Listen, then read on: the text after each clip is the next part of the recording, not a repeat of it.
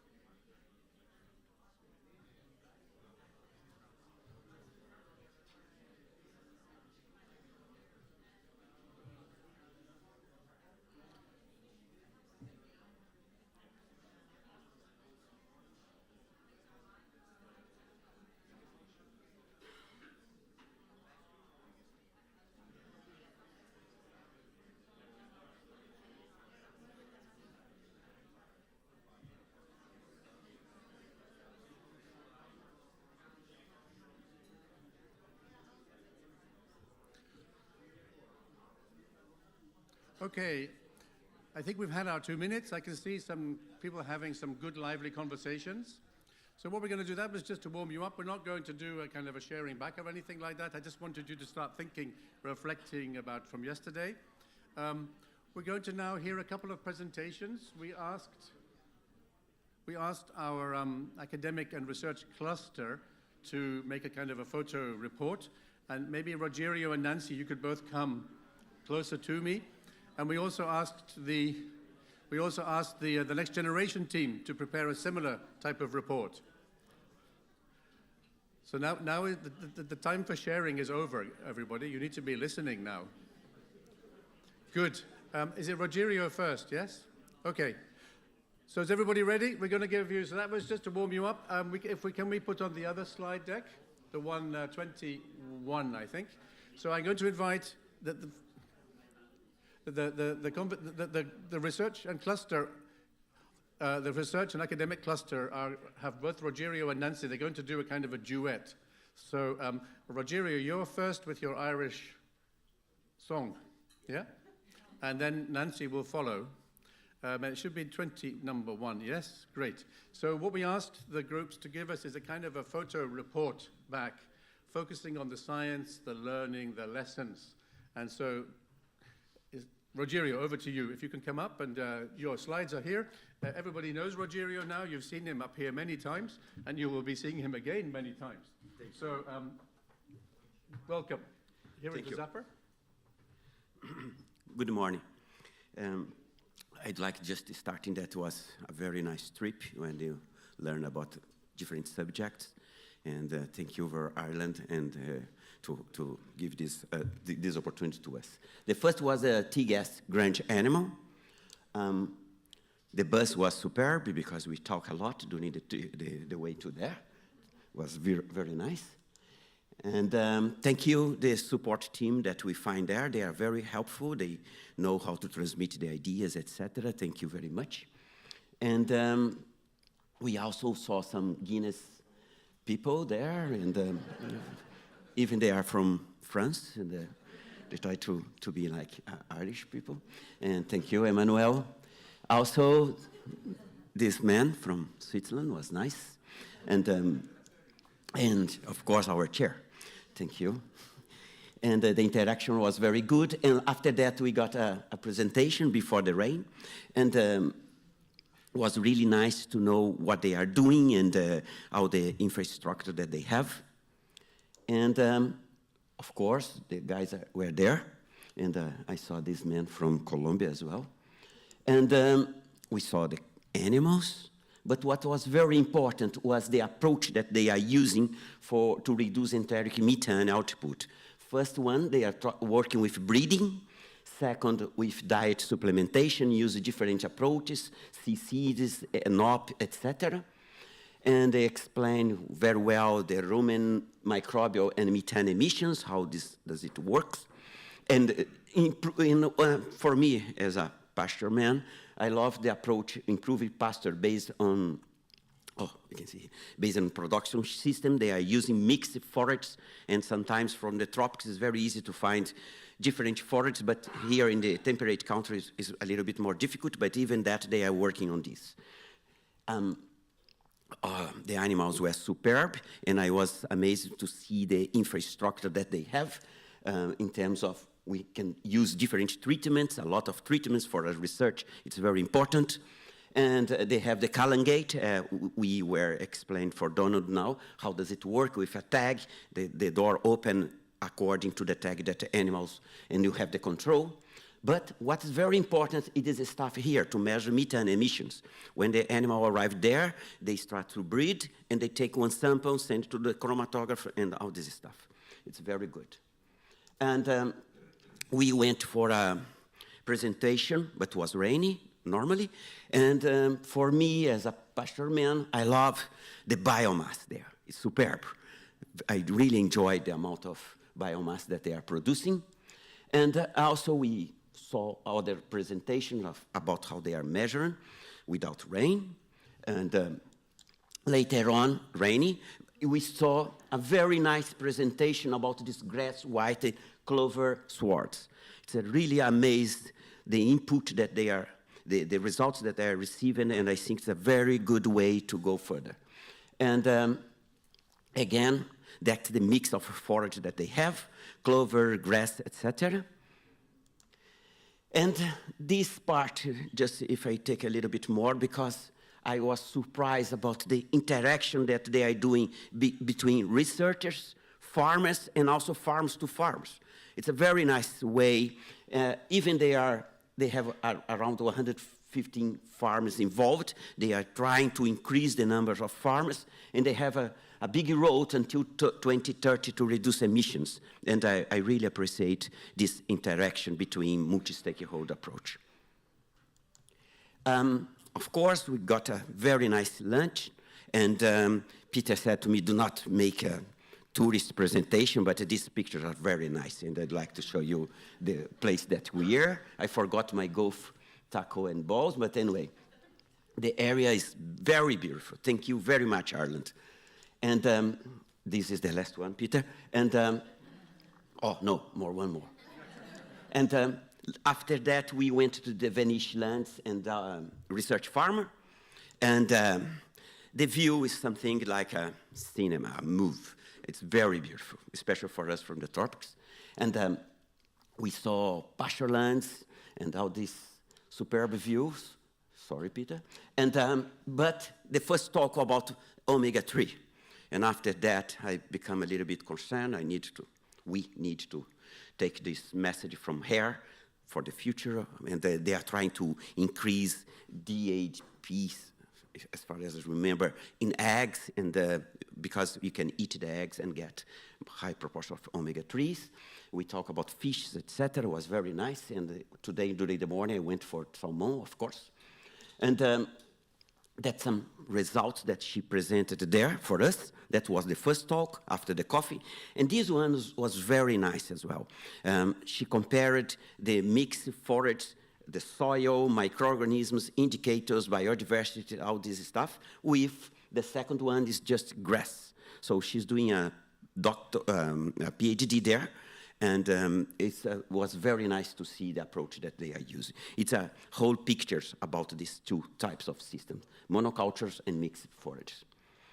And that's one first impression that you can see the biomass and the types, the species that they are using. So, sorry, Peter, it's a very beautiful area, and it starts to rain. We ran out to get some support, to be under the trees, and I saw these circular fences too. It's a nice idea. I do that somewhere, and this nice picture as well. And after that, after the rain, we went to this presentation that they are reducing nitrogen and increasing other, for example, legumes, other approach to reduce emissions. And the idea is to arrive in zero nitrogen chemical fertilizer. And I really enjoyed it. It was very well presented. And also you can see the treatments and the forage that they have there. And again, sorry, but it's so beautiful, the area, and we really enjoy it. And also we have some opportunity to eat some berries. And thank you very much. Sorry, I asked Nancy to take over now.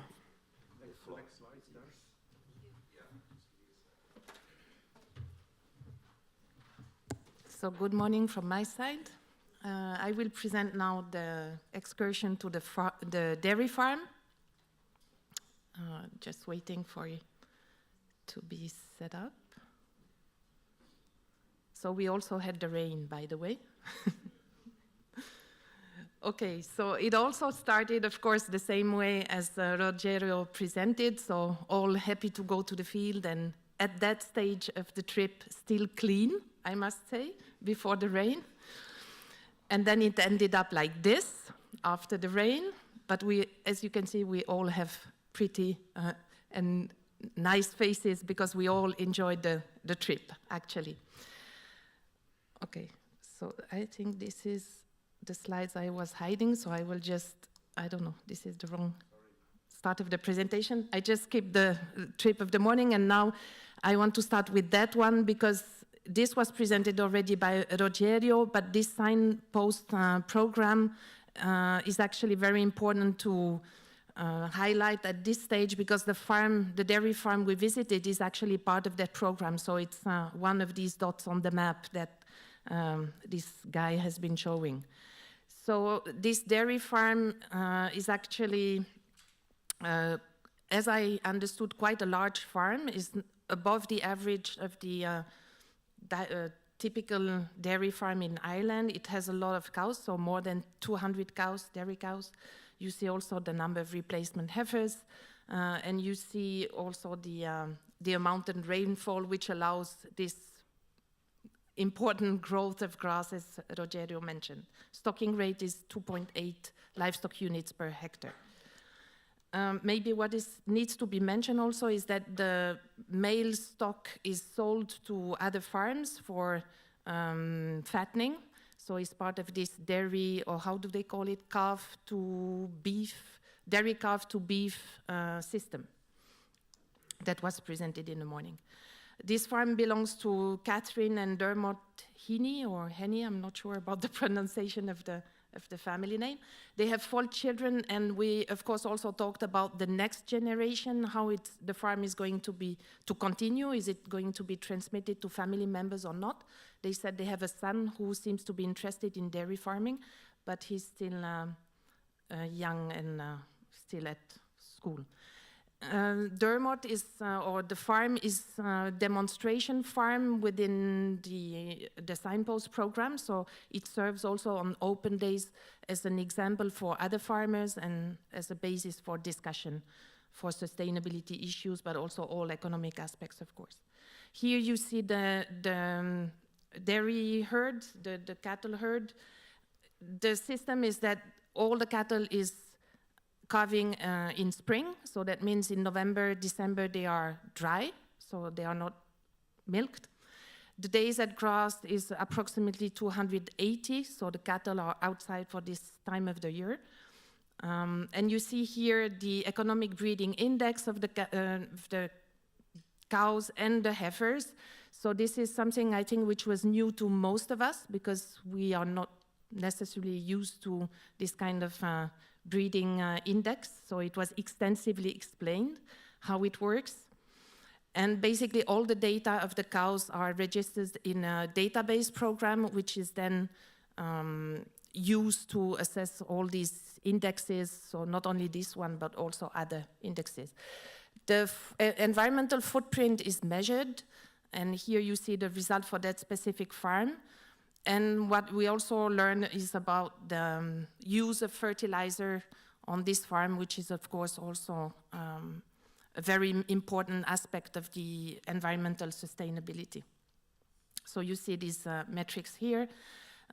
We also talk about the different means to reduce ammonia and nitrous oxide losses to the environment.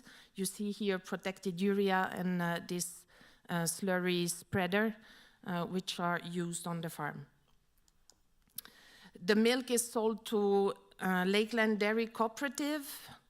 The animals are milked twice a day. I asked how long they have to milk these 200 cows, or over 200 cows, and Catherine said about 2 hours.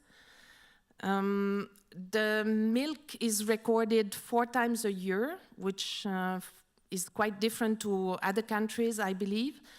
And the recording is actually done by the farmer, which is also something a bit unusual, at least for me coming from Switzerland. And the data is fed by a technician into the system. Samples are taken for protein and fat measurement, and these are, of course, processed later on to assess also the profitability of the farm. What was quite interesting, that at all stages of the discussion, it was, of course, a lot about environmental sustainability, but we all the time kept in mind the economic sustainability, or the economic pillar of the sustainability, and we also talked about the social one, so the next generation, and what does it mean also for the farm, for the farmer's family. Can they make a living? They are very profitable. They also belong to the elite of these dairy herds in Ireland. So for me, that was a bit a takeaway message. These 3 pillars of the sustainability were highlighted throughout the discussion and the presentation. So with that, I would like to thank the colleagues who participated to the trip and wish you a good day. Super. Thank you, Rogerio. Thank you, Nancy. Did we see solutions? Can you just give me a kind of a thumbs up or a thumbs down, or a thumbs up? We saw solutions. Nancy, did you see solutions? Many. Okay, good. Okay, so now we're going to shift the generation, and we've also asked some folks from the next generation team to give a similar story. So, Saren, are you presenting this one? Mackenzie, where is Mackenzie? Oh, there she is. Good. Mackenzie, over to you. This is your one, yeah. Is it just yourself, or are you doing a joint venture? Joint. Okay, that's super. Good morning. I know you guys have been making slides all morning, I think. Last night. Oh, last night, okay. Over to you. Yeah, you can do that. Wonderful.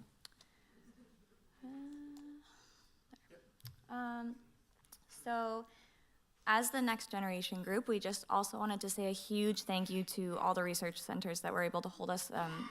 I don't want to butcher this, but the Chazek Grange Animal and Grassland Center was very, very impressive. From a Next Generation perspective, we added some photos. The grass quality that you guys have in comparison to a lot of different countries is incredible. It's something that myself from Canada, it was absolutely flooring, and we put a pretty big focus on native grasslands in Canada and grass forage quality, so it was world-class grass quality, so that was extremely impressive. We found it very interesting learning about your feed formulation systems. You're very unique in the sense that you silage your grass, which was a foreign concept to me, and the red clover for silage systems and the white clover from grazing systems to manage your nutrient quality was very impressive, and it was very innovative research. We found that the research that you guys presented to us was extremely innovative. You had really great data regarding emissions and efficiency and reducing your methane production, which honestly, I think you're really on track to hit your sustainability goals, which is very impressive and not something I think that is always so evident. So it was wonderful. We also enjoyed looking at the feeding trials with the green feed system and the in vitro studies. For me, a really neat call-out was the individualized animal stalls with the bells. We have something similar in North America. It's called GrowSafe, but it's not as individual for your trials. So that, to me, that really stood out. It was very impressive.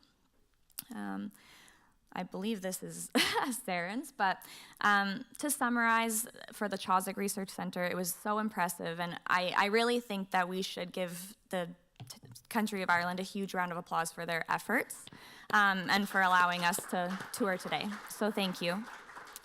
All right, Saren, I think you're next. Yeah.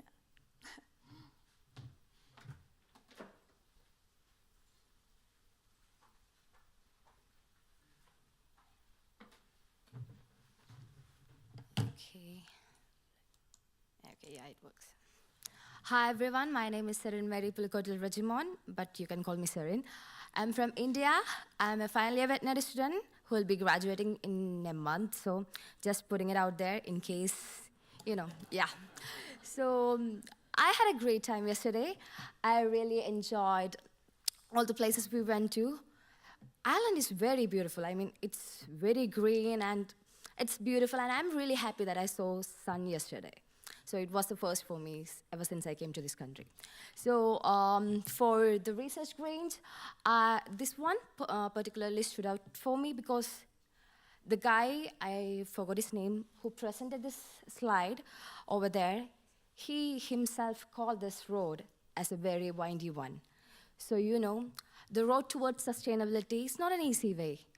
Sustainability in terms of environmental sustainability, economical sustainability, social sustainability, it's a long way to go. So here they are focusing on the climate action map, and I really enjoy the fact that they had signpost farms all across Ireland which demonstrate they're actually like the light bearers of change when it comes to environmental sustainability. So I really liked how the farmers themselves are taking initiative. So I would like if each and every one of you would give all the farmers of this signpost project a big round of applause because they deserve it. Yeah. And it was really exciting to see many youth involvement. The slide said they had lots of student involvement as well. So it was really exciting for me as well. Sorry, this is not my slide. Yeah, I'll jump to here. So in India, we don't get that many beef farms. So when Dr. Nitya Godge asked me to go to the beef farm, I was really excited. But what I found there was not just a single beef research farm. It was a true One Health project. So a few days back, Cynthia had talked about the fact that One Health doesn't come up that often in this year's GASL meeting, so where did One Health go? And I think at, the Doubt Research Farm at Devonish Lands, they are doing a great job. So they are touching on each aspect of human health, animal health, and environmental health, and that's amazing. And the place is quite a beauty.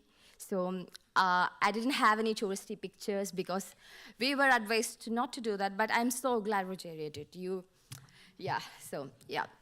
The One Health project was great, and they also did biodiversity conservation and archaeological conservation as well. So that was really interesting for me. So that makes this project the most unique One Health project I have ever seen. So for the human health aspect, they had an innovative research done on alternative sources of omega-3 fatty acids. So the presenter, Dr. Stanton, she specifically said people doesn't like to eat oily fish. I don't, so I completely understand. So what she suggested was enriched poultry meat as well as eggs to replace the omega-3 fatty acids that are not in adequate quantities in the diet. So they did a randomized blind trial study, and over a 6-month duration on 141 people. So they did trials with enriched chicken and eggs, and just enriched chicken, and then just enriched eggs. So they actually had a great result on the group with the group where they fed enriched poultry as well as eggs. So I actually raised a concern because enriched food might mean it will be costly, it will be more costly. So how will the low and middle income countries afford this? How can they? And they are the ones suffering from the omega-3 deficiency the most. So what she said was, we can focus more on eggs. That's a good way to start. So just wanted to put it out there as well. Sorry for butchering the word sword. I got back to the hotel late last night, so yeah. And they had multi-species swords with leguminous plants as well. And it was an interesting fact. They didn't even have a single report of leguminous bloat. I wonder why. I'm a veterinarian, and I wonder why. So I hope they come up with a research or a study to support their findings in that part as well. And they didn't even leave soil behind also. The work they're doing on soil microbiome as well as macrofauna is really impressive. I forgot her name, but her PhD work is really great. And she's not only looking at the elemental contribution done by the multi-species swords, but she's also looking at the microbiome of the soil as well as the macrofauna, the earthworms and the nematodes as well. So Devonish farms, they were really, really good. So thank you for taking us there. So that's it for me. I'll hand over to Leslie, I think. Thank you for having me.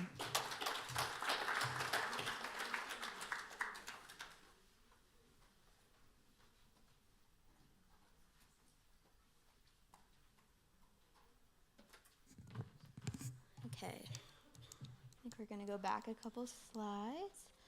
Okay, hi everybody, my name's Leslie. I'm from the United States, and I'm from Delaware, which is on the East Coast in the Mid-Atlantic region.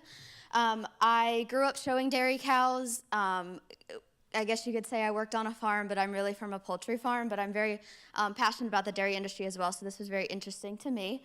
When we first arrived at the dairy farm, we were informed on their sustainability practices and biodiversity, and then we were able to see the lovely cows who were very friendly and wanted to see us and get their picture taken. So some highlights of the tour.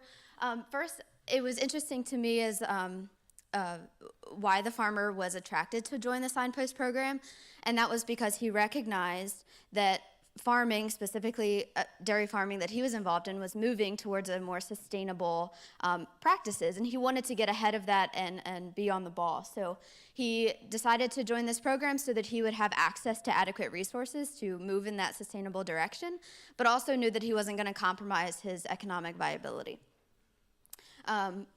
Secondly, I thought it was interesting how he used the economic breeding index to really increase the quality of cows on his farm.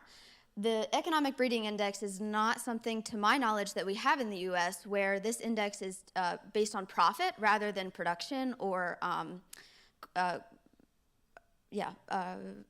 blanking on the word, but production is normally the index that is used in the United States. And then also the nitrogen and phosphorus conservation practices that they were using, for example, application methods of manure or using uptake by plants such as red clover was enlightening to me to see that they're also using that here. However, it has a different driver, I would say, as to why they're adopting these practices, which is specifically cost and also emissions as well. But in the United States, we have a big water quality issue, and that is one of the main drivers of trying to limit chemical nitrogen or phosphorus application. And finally, myself and Katie, who's also from the US, we were very interested in the breeds of the cows. We saw all the Holsteins, but they were very small. Holsteins in the United States are large animals. So we were talking with some of the students, and they informed us that these cows are a British strain, which makes them a lot smaller, and they're also crossed, some of them are crossed with Jersey as well, which makes them smaller. And if they were the large animals in this region, it would destroy the pasture lands and the soil structure. And as a soil scientist myself, I could appreciate the use of smaller animals. Well, in summary, I just want to thank the farms for taking on this large task of bringing on everybody, a lot of people to their farms. I know it's not an easy thing to do, coming from a farm myself. So just thank the farms, and thank you for a wonderful day.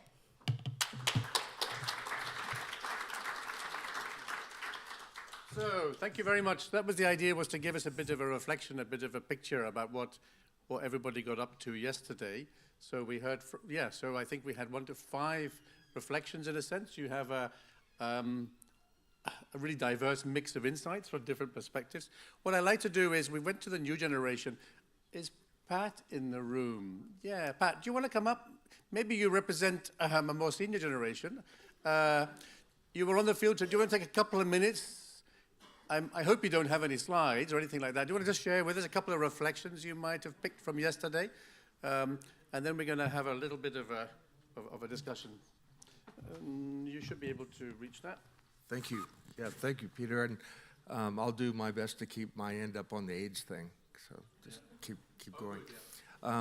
You know, it's interesting to me. This is my first time here, and I'm so inspired by the different stories from the different parts of the world. Quick story, the ambassador to Ireland from the United States a few years ago was there because he was appointed because of conflict about livestock in the United States.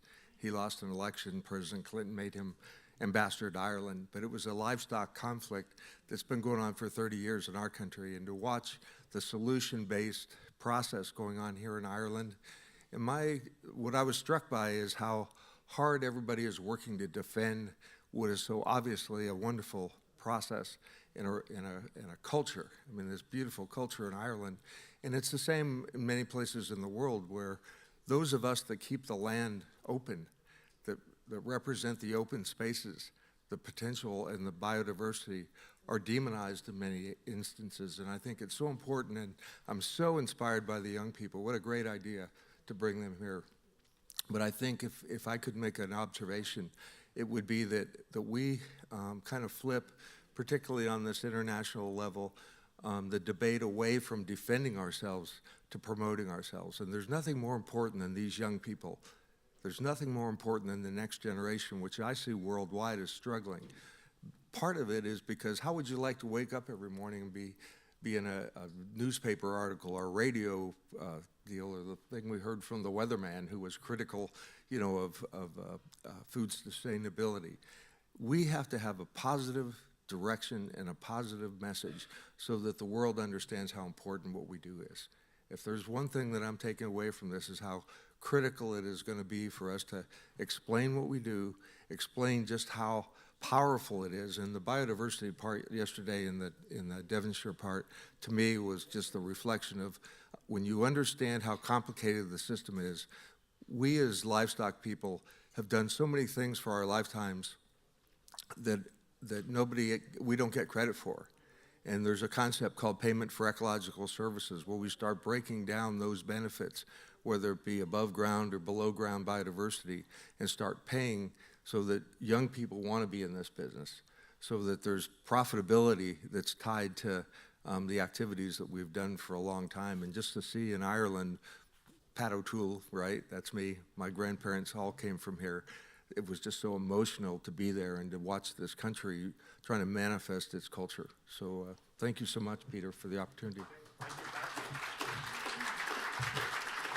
Good. Can you put my slides up again? So we're very efficient with our time this morning. We started a little bit late, and our reflections have taken less time than I anticipated. I don't know whether we could just take a break in a few minutes, but I have a couple of announcements I need to do that before that. So we've had our reflections. We're going to take a break, I think, and come back in half an hour. What I want to do is just give you a couple of important announcements. This taxi sharing, we've been advised yesterday that taxis in Dublin are not as immediately accessible as we may hope always. So if you expect to kind of walk out and pick up a taxi, that isn't how it works. You need to kind of call ahead and book ahead. So the organizers were saying it would be really good if, as people start to leave already today or tomorrow, that you think about your taxis. And if you want to do some taxi sharing, Juliana is happy to collect times and dates. Juliana also has certificates of attendance for everybody. So if you want a certificate, please don't send an email to Eduardo or anybody like that. Juliana has all the certificates at the registration desk. The other thing I've been asked to mention is when we come back, we're going to have a policy forum. Some of the speakers will be speaking in Spanish. So if your Spanish is not up to scratch, we have fantastic interpreters and we have fantastic headphones. Yeah, so if you want to listen in Spanish in your own language, that will be after the coffee break. You need to have a headphone on. So I don't know whether we want to go back. I mean, I could go back and look at this conversation here. We've heard from some of the people in the room. I'm going to take just a couple more minutes.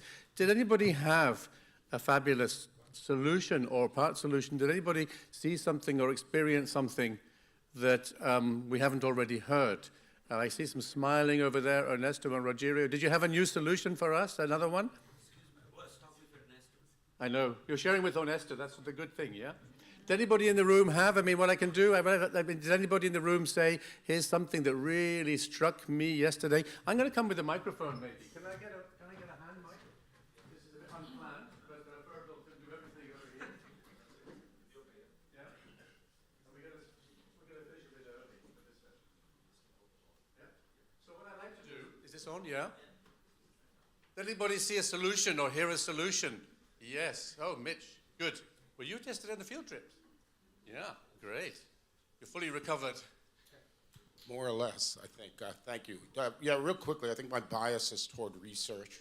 And I think at the Chagas Center hearing, I think it was Dr. Sinead Waters speaking about the research that's ongoing in various areas to try and mitigate greenhouse gas emissions was impressive to me, and I see real solutions in that research. Maybe not going to happen tomorrow. These are long-term issues, but I saw that as a real potential solution, the amount, the quality of the research that they're doing at that center. Is that the windy road? Is that that research, or is that something else? It was a bit later. It's related to the windy road, to be sure, but this was a presentation a little bit later during that visit where Dr. Waters spoke about the microbiome and various other topics, issues they're working on that have research implications. So solutions coming our way soon. Anybody else? Yes. Yeah, thank you. I think the most interesting part was really to see the amount of data that are collected for each individual animal to mainly measure the economic breeding index that is helping farmers to take decisions on how they conduct their dairy farm and how they conduct their herd and how they will do the replacement. So that's is really looking at how farmers are informed and how they get information on daily basis is something that is unique, and I really appreciate that. And I think that's we cannot achieve sustainability if we don't have data. So data is the basics, and I see that there is a huge gap out there on accessing data. And this example we saw in the dairy farm was really impressive. Thank you. Thanks very much. That's a new perspective. Anybody else? People at the back of the room always hide away. They don't want to be near a microphone. Anybody else from yesterday? An insight? Oh, yes. Walter, you're at the front. That's good. Thank you very much.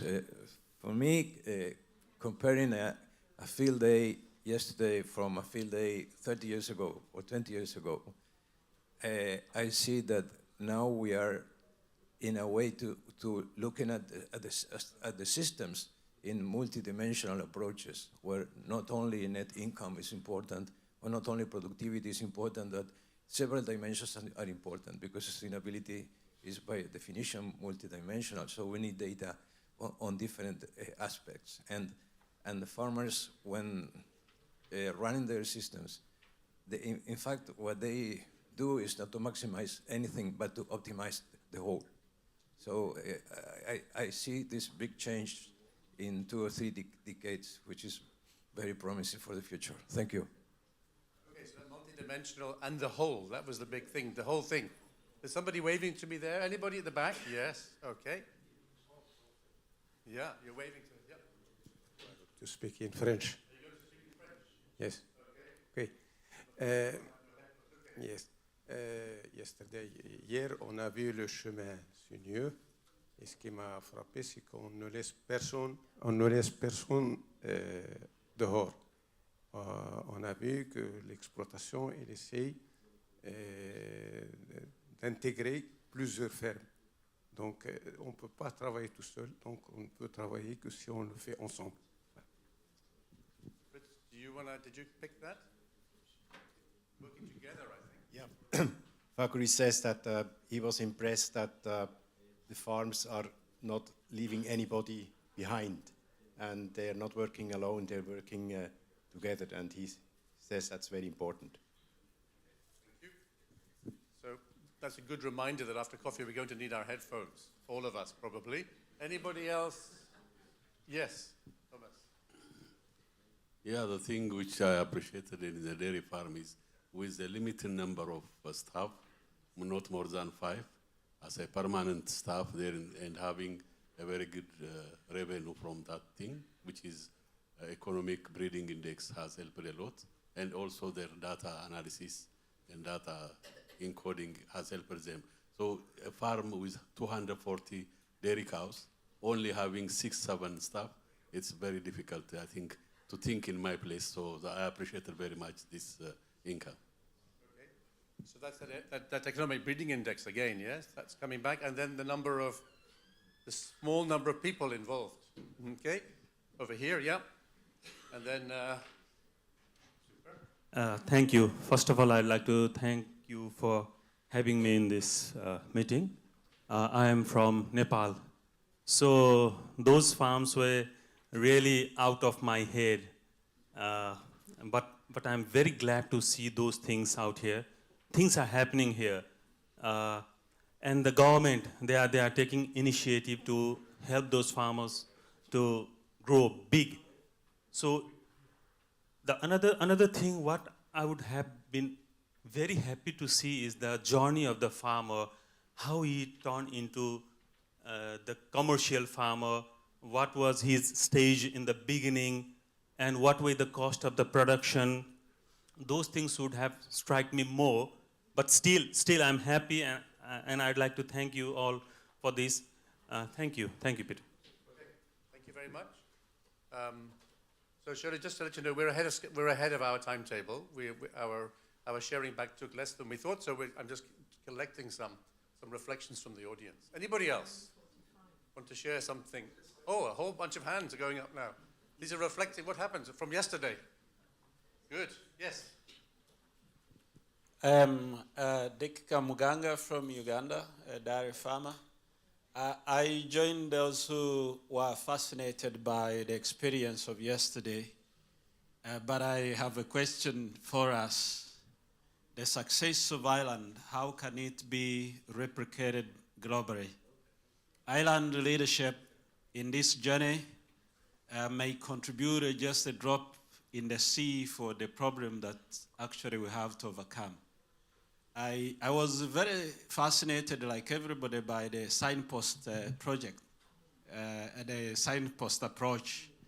And in the design, I don't know, as a community in Gazelle, in the design, how would we create a country signpost in this sense that would create a critical mass of successful countries that are moving? Of course, I do not have the data on other nations that are doing as well as Ireland, but replicating this within the livestock corridor, that is countries that are focusing on livestock, would be a good development agenda for Gazelle. Thank you.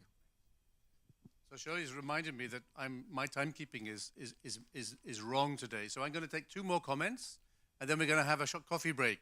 So I'm going to take 1 over here, or I have 2 here, and 1. I'll go 3 comments. Quick comments, please. Can you come around here so everybody sees you? Yeah. Thank you very much, Peter. My name is Bernard. I'm from Kenya. There's one thing I saw. Farmers are saying things are getting difficult. But the most critical thing is that they are responding to it. And they're responding to it by working with all the relevant partners. If it's research, if it's government, they're all working. But there's something that was said, and maybe it has not been mentioned. This road is winding, yes, but it is both ways. That we can go up, but we can also go backwards if we don't work hard enough. 2-way traffic, okay, good. Yes? Thank you. Mauricio Chacon de Costa Rica. I'm sorry, but my English.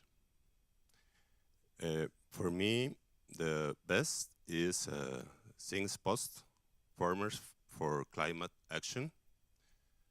I believe the people join work for the people is the best, and think that this experience may change the service of the station service from Costa Rica. I will promote the LAO project to transformation for our service.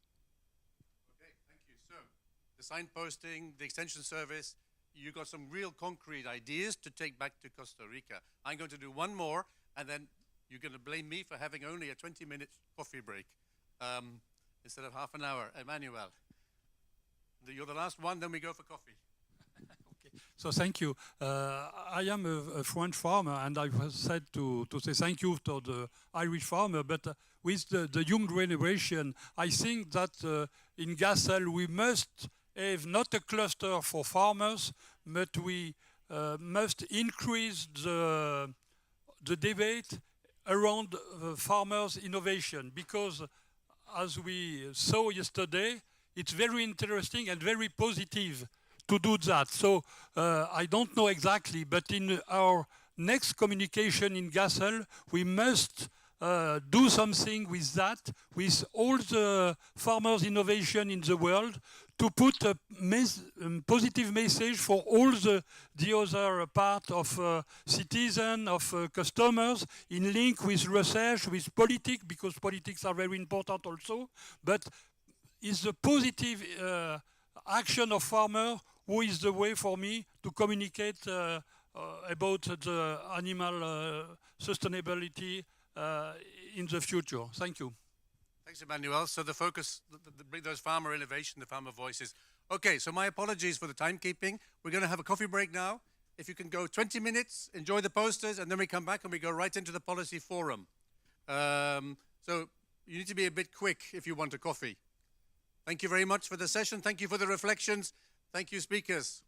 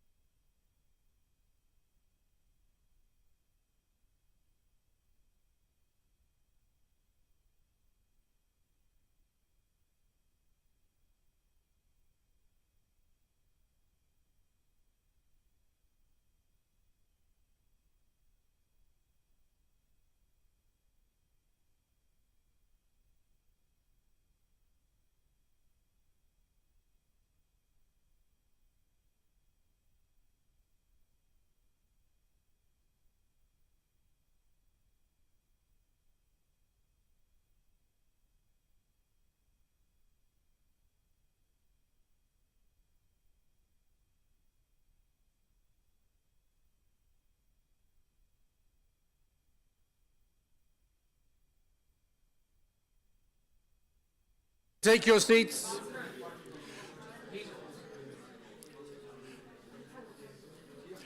Please be aware, please remember that part of the next session will be in Spanish. So if you do not follow Spanish, you will need a headset. Yeah, we're just having some photographs and we're getting organized. So we will start in about 2 minutes. If your Spanish is not good, you need a headset. And they're outside the door there. Good, and I think most people are here.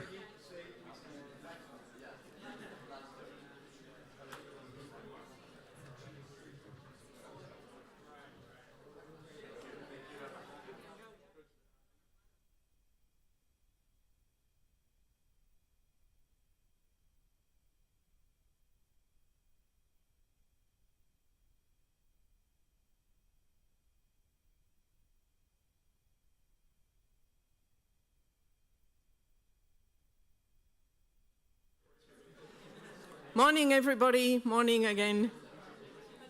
Welcome back. We could just come and take our seats, make sure we're ready for this session. Good. Welcome. So welcome to our policy forum. Martin Hayden, Minister of State, Bill Callanan, Chief Inspector from the Department of Food, Agriculture and the Marine, Ambassador Carlos Cherniak, Permanent Representative of Argentina to UN agencies in Rome and Chair of the Subcommittee on Livestock, Thanawat Jensen, Director of FAO's Animal Health and Production Division. Partners, colleagues, welcome. Let me get my water.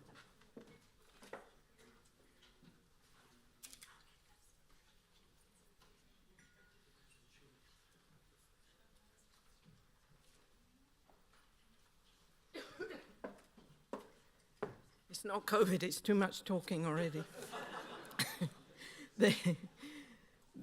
This policy forum is something we've tried to do at every GASL meeting that we've had, at least in person, to get a sense from the country we're in about the challenges and opportunities in the policy environment for sustainable livestock.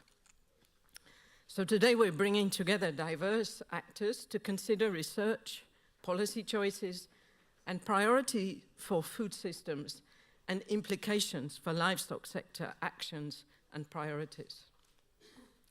As we've seen this week already, sustainability discussions often highlight multiple competing goals and may surface apparently conflicting outcomes depending on how those different goals are being addressed. Facing the challenge of multiple trade-offs among production, environment, food and nutrition, security, food availability, livelihoods, human and animal health, and welfare must nevertheless all be part of sustainability discussions, and thus they must be explicitly included in policy options. So we need research, policy, global engagement, and our three opening speakers are going to touch on all these dimensions. So it gives me great pleasure to welcome Martin Hayden, the Minister of State for Ireland's Department of Agriculture, Food and the Marine, who's going to touch on the research agenda for sustainable livestock. Martin, please.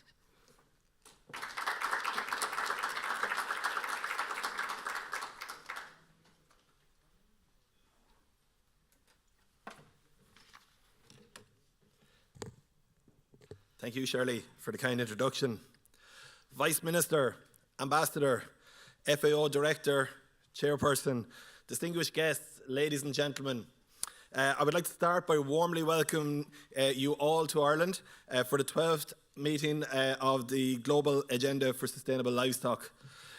I want to add my thanks and commend the organisers for their hard work over the last number of months to bring this meeting here to Dublin. Both my own staff in the department and those in GASL and FAO, I would like to sincerely thank you all for your participation and travelling to Ireland to be with us for this week.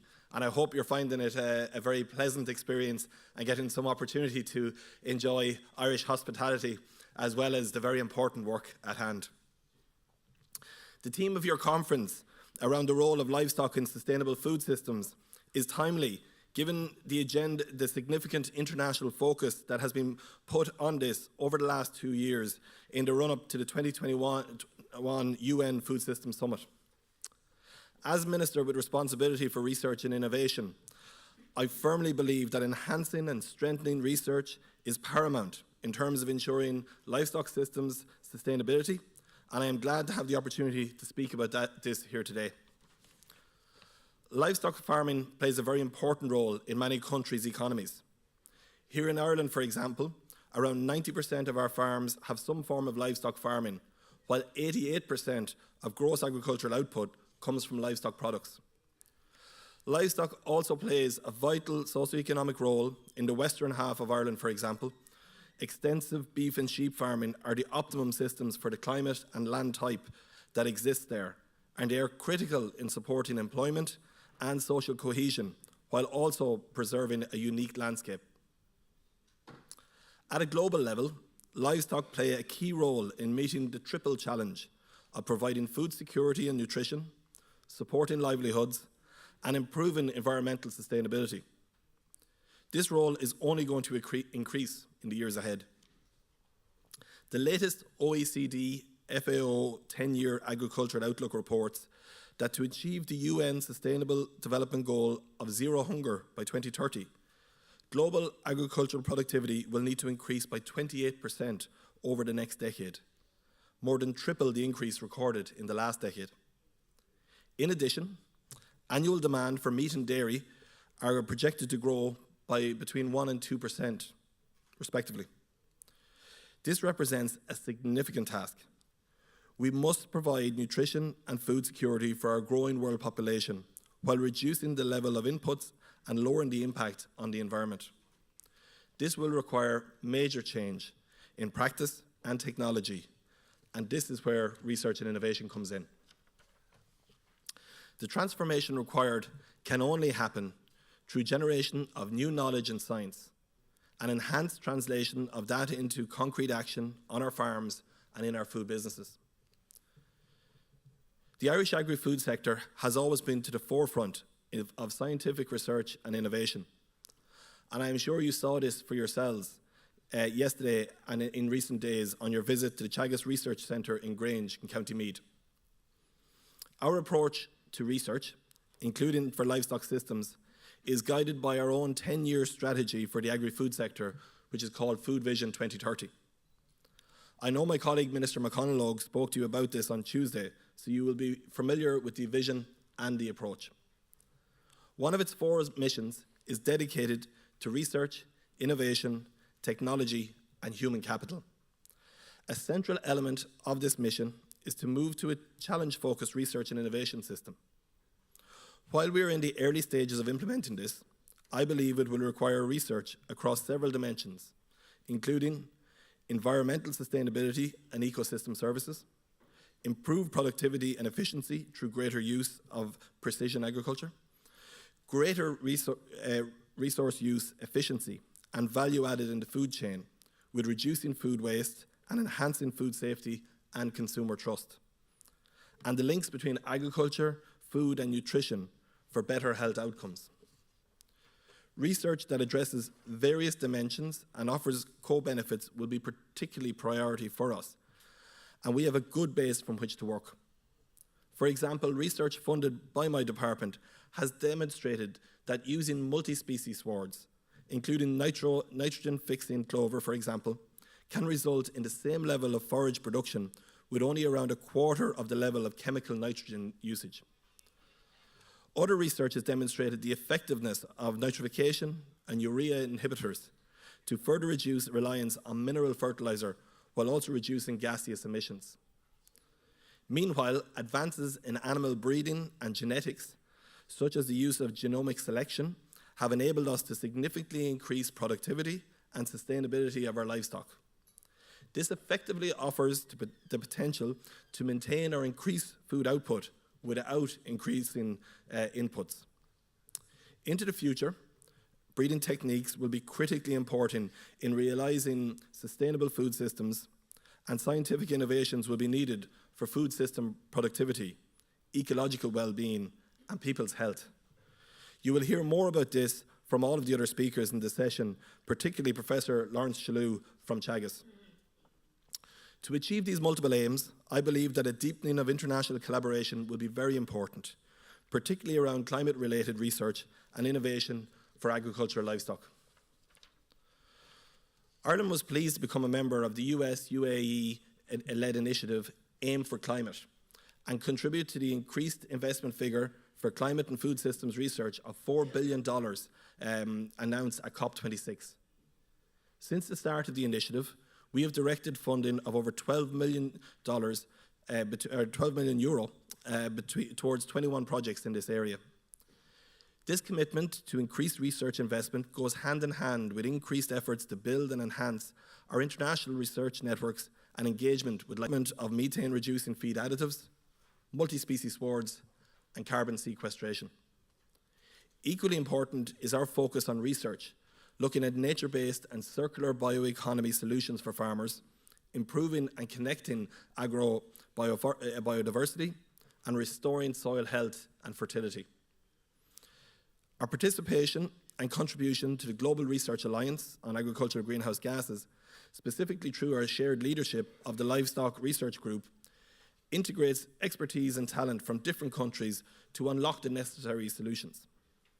I also want to highlight the launch this year of a new joint research mechanism between Ireland and New Zealand in climate and agriculture.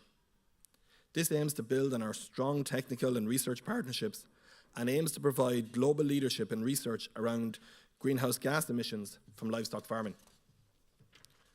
We will soon be announcing the first set of research projects that will be funded by both countries under this new partnership, and I am confident that this will develop further in the period ahead.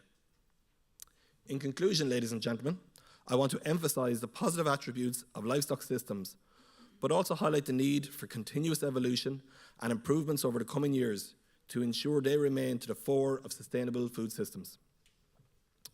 Working together in a spirit of partnership with common purpose, I am convinced our science and innovation community can provide solutions to reconcile our food system with the needs of our farmers, climate, environment, agri-food industry, citizens, and many others who participate in it and depend on it. Now, to make the translator's life kind of difficult here today, I'm going to say there is an old Irish saying, Murray glucky to san Eric, ni fanid to san fervor. If you do not sow in the spring, you will not reap in the autumn. And the seeds of innovation we sow today will provide the harvest of solutions in the years ahead. I want to wish you all well in your discussions and deliberations this week. I hope you are enjoying your time in Dublin and most importantly getting a chance to benefit from the social programs that have been organised for your evenings. Thank you again to GASL and to Shirley, and I have no doubt that the remaining sessions of your programme will be fruitful as we work together on this shared agenda. Thank you very much.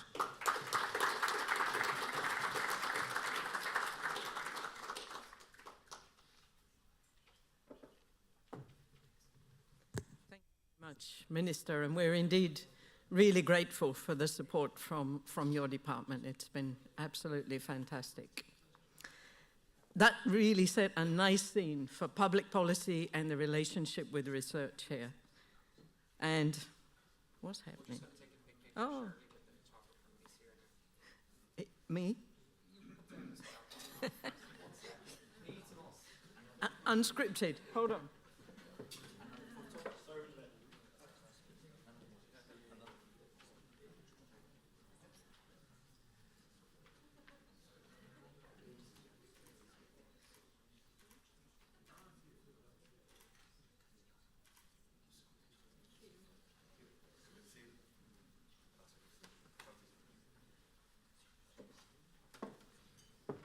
Okay, we were in the space of public policy and research and the fantastic description of that happening right here in Ireland that we just heard. So it perhaps is really excellent now that we have Ambassador Carlos Cherniak, who is, as I said, permanent representative of Argentina to the UN agencies in Rome, but he's also chair of the recently formed subcommittee on livestock of the FAO Committee on Agriculture. Ambassador Cherniak's going to say a few remarks right now, and then he will join the panel that we'll have in a short while. Ambassador, please.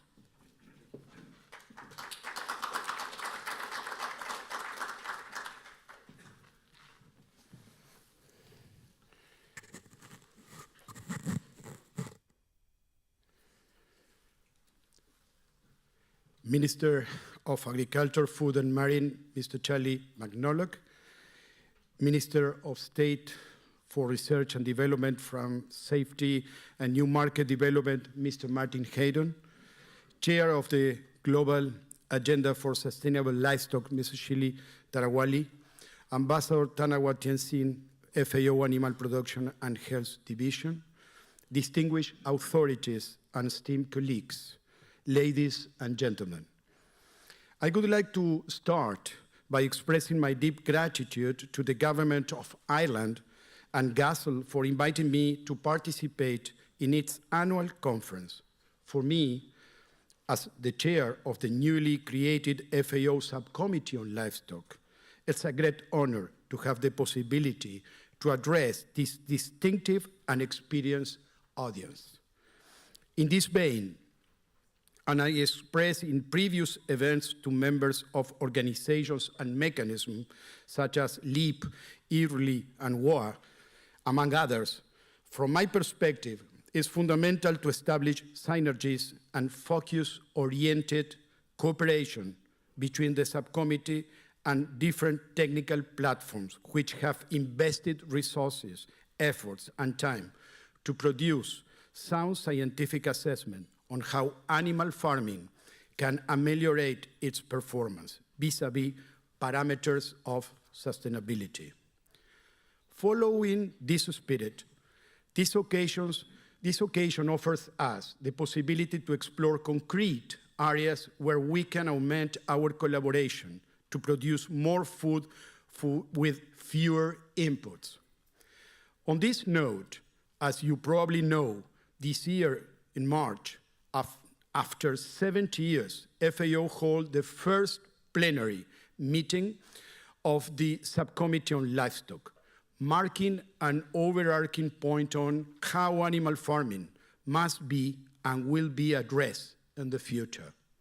So now, countries and stakeholders have at their disposal a powerful tool to discuss, debate, and design solutions to promote sustainability throughout the livestock sector. In parallel, on one hand, during 2021, we have been through the process of the Food Systems Summit, where it was the intention of designing a roadmap with a particular perspective without taking into consideration all the actors and factors related with the food systems in general and the livestock sector in particular. However, in order to have a constructive approach, we could use this summit as a momentum to get some lessons learned. If we agree that it's necessary to go forward with a transformation of the food system according to different contexts, realities, and capacities, it will require at least A, to have an holistic approach, B, to have countries and producers involved, C, to assume that no one solution fits all, and in particular, in relation with livestock, A, to treat this important matter from a science-based approach and not from an ideological point of view, and B, to take into consideration that livestock producers do not only produce goods, but also are representative of historical cultures and traditions which must be respected. On the other hand, the last FAO SOFI report clearly states that the world is moving backwards when it comes to ending hunger and malnutrition in all its forms, due to the impacts of COVID-19, conflicts, and economic shocks, among other destabilizers. And I could say it's not capturing the consequence of the war, because Sophie 2022 is talking about what happened during 2021. Given this complex and challenging horizon, with more than 811 million people facing hunger and nearly 1 in 3 people in the world affected by moderate or severe food insecurity, it's essential to consider how animal farming can improve its contribution to food security, healthy diets, nutrition in different contexts, necessities, and priorities, in particular in developing countries. In this regard, we should bear in mind that when we discuss livestock and its derived food products, we are addressing a sector that at least contributes 33% of proteins and 17% of calorie intake of diets globally, with uneven participation among regions, gender, and income levels. These figures, in my view, give us a pretty clear picture of why this sector is fundamental and paramount to achieving zero hunger and the development of the economic, social, and environmental dimensions of sustainability as established in Agenda 2030. However, the artificially created international narrative around livestock tends to ignore the enormous contributions of the sector to promote regional economies thanks to their multiple value chains, the key importance of animal proteins to facilitate healthy and cognitive development across the human life course, in particular within developing countries, the impacts of livestock production and its articulation with job creation and social well-being, among other positive externalities. Please, do not misinterpret me by underscoring the benefits of animal farming. I'm not disregarding or neglecting the challenges that the sector is facing. We have the obligation to properly address the effect of methane emissions on climate change, the consequence of the irresponsible use of antimicrobial medicines, the risk of new zoonotic disease outbreaks, or the fundamental necessity of eradicate the so-called peste des petits ruminants. We have a titanic job to do in order to enhance livestock production systems and their sustainability. There is no doubt about it. Still, from my point of view, it's imperative to first establish balanced and objective parameters from where to start tackling these challenges. If we decide to permit ideology to drive our efforts, we will fail. For that reason, the subcommittee must build its goals and recommendations on science. Science, colleagues, guarantees to deploy actions and programs under principles of efficiency and realism. Since I mentioned the relevance of science, who better than platforms such as GASL to collaborate with the subcommittee and share the data, diagnostics, and solutions already elaborated by your work. As I clearly expressed to Dr. Tarawali, it is not my intention to foster or allow overlapping between the subcommittee and the existing organizations or mechanisms. Instead, my goal is to promote synergy and articulation, avoiding silos. Paraphrasing the United Nations Secretary General, when he stated that there must be one United Nations to improve the efficiency of the system, I propose you here, to all of you, advocate for having one livestock approach to be able to nurture ourselves with all the scientific advances, innovations, and good practices developed by the different actors of the productive chain, which will ensure the sustainability of the sector without competing, but working together. On this note, during the first plenary meeting of the subcommittee. We have taken the first step in that direction, since in its final report and in the framework of its recently approved multi-year program of work, aligned with the 4 domains of sustainability promoted by GASL, it was firmly indicated: A, the necessity to continue developing the component of the documents, contributions of livestock to food security, sustainable agri-food systems, nutrition, and healthy diets. The overarching importance of FAO to strengthen the collaboration with GASL, GRA, and LEAP to address, for instance, the interrelation between animal farming and GHG emissions. C, the imperative need to recognize the role of small-scale livestock producers in contributing to food security and nutrition. D, the prominence of developing technical and policy action for improved biosecurity along animal value chains. E, the benefit of collecting scientific evidence on alternative feeding practices and promoting the responsible use of antimicrobials. On all of these points, there was a strong consensus among members on the key role of GASL in collaborating with FAO and the subcommittee to conduct and stimulate synergic activities to materialize these concrete goals. This is the reason for me to be here.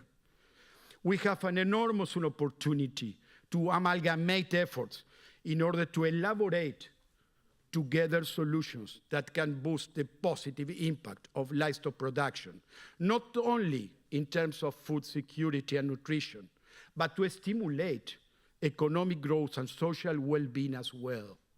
It is up to us to take the best of this challenge, and we should not allow ourselves to lose the significant golden chance. I would like to take this occasion to reiterate my firm commitment as a chair of the subcommittee to further promote collaboration and joint work with the Global Agenda for Sustainable Livestock to tackle these crucial challenges by potentiating our comparative advantages and learning from each other's experience and expertise. That is my proposal to you. In my view, it would be unthinkable to foresee the accomplishment of any of the goals of the subcommittee without a robust articulation with GASL and its members. Again, we have an opportunity and a well-oriented roadmap, and now it's just up to us to achieve our common goals. Count on me and on my tireless efforts to crystallize this mandate. I will count on you and your hard work to boost sustainable livestock production for feeding the world. Livestock is part of the solution. Livestock must be part of the solution. Thank you very much for your time.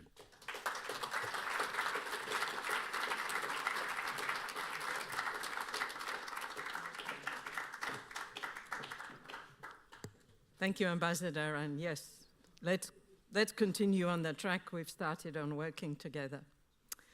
Let me now invite the third of our opening speakers to give his short remarks to start this policy forum off.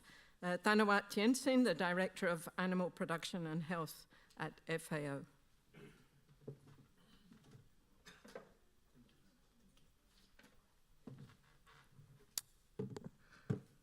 Very good morning, honorable ministers, friends, colleagues, ladies and gentlemen.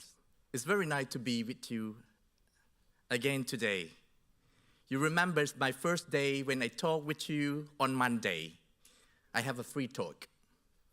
But this morning when I woke up and I start thinking, what should my message that I want to deliver to all of you today, it really not the 30-day report in the office at FAO Animal Production and Health anymore, but it's our futures that we will build together. Okay, because I have to make sure that I finish within the time that they allocate to me, start my timer. Today we will discuss with Policy Forum But in the meantime, we also need policy actions. And that's why yesterday we start our policy talk, not only among of you, but with our farmers, with Irish farmers, that they have solution, that they are in making progress, in action, how to make things happen. And that's why we know that we have the chair of subcommittee on livestock, Ambassador Chanyak. We have the chair of Global Agenda for Sustainable Livestock. It's a platform for talk, discuss, making a global policies in the plenary hall of FAO or any other green room, red room in FAO. We talk there. We get solution. We get action that we need to perform. We know that during the UN Food System Summit, during the COP26, livestock is one of the issues that has been criticized. But livestock has been criticized before. And we learned that we also make some mistake, perhaps. That's why people don't understand us.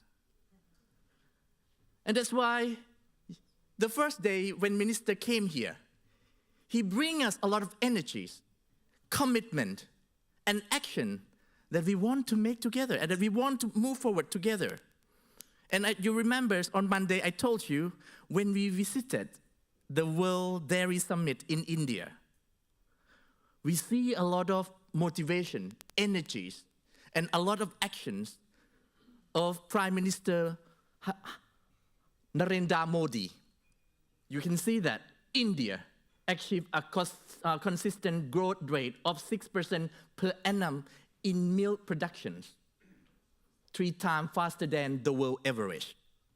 And India milk production increased by more than 44% in the last 8 years. But his plan is much more ambitious. Within next 10 years, India will increase double or triple of the milk productions because they want to support their small-scale farmers. Because 80 million dairy families involved in these sectors, times by 3 or 4 per family members, is about 200 or 300 million. And that's why yesterday we visited our dairy farmers, our research institutions of Ireland. And we see a lot of commitment made by the government of Ireland. And we see a lot of actions, a lot of movement, a lot of success stories. And that's why from the talk at the global level need to be translated into the national policies and at the end have to be the pathway to action.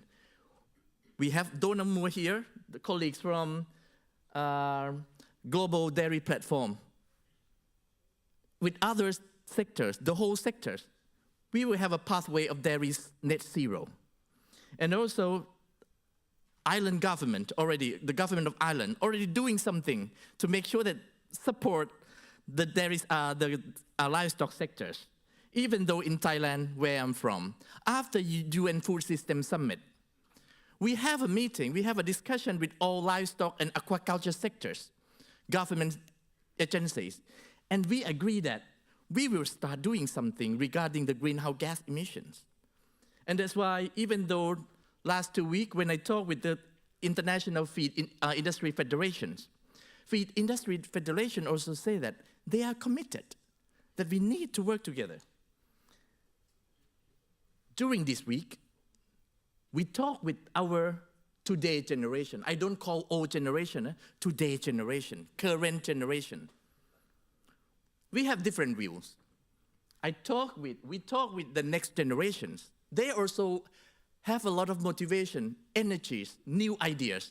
They want to be part of solution. They want to be part of futures of livestock productions. And I can see all of you. You are the next generation. Can you stand up? All of you are next generation, not only young, but all of you who sit here are next generation. You will build our futures together. You look at the face of our farmers, And I remember my colleagues also talk with the farmers, oh, we will support you. Because our farmers, they are a solution. They are not a problem. Yep. All the young next generation farmer from Mexico, from Ireland, from Netherlands. I told you on Monday, now they are crying. They don't see their futures. But if we work together, we will bring them better futures, bright futures. During the UN Food System Summit, or even though before, has been criticized a lot, as I told you. But we want to have someone write our narrative. Or we will together structures write our own global positive and balanced narrative. Oh, sorry. For sustainable livestock transformation together. You see that? Let us tell our stories. We are solutions. Positive narrative and pathway to sustainable livestock transformation have to begin now, tomorrow, and the day after tomorrow. We will go together for 4 betters of agri-food system, livestock play roles, and contribute to the food system. We will have a sustainable livestock transformations for better productions, better nutrition, better environment, and better life. Our road is not easy, like yesterday. We have rain, we got hail. Yes, you see, it's not easy. Sometimes it's difficult. But we will walk together, and you are not alone. Thank you very much.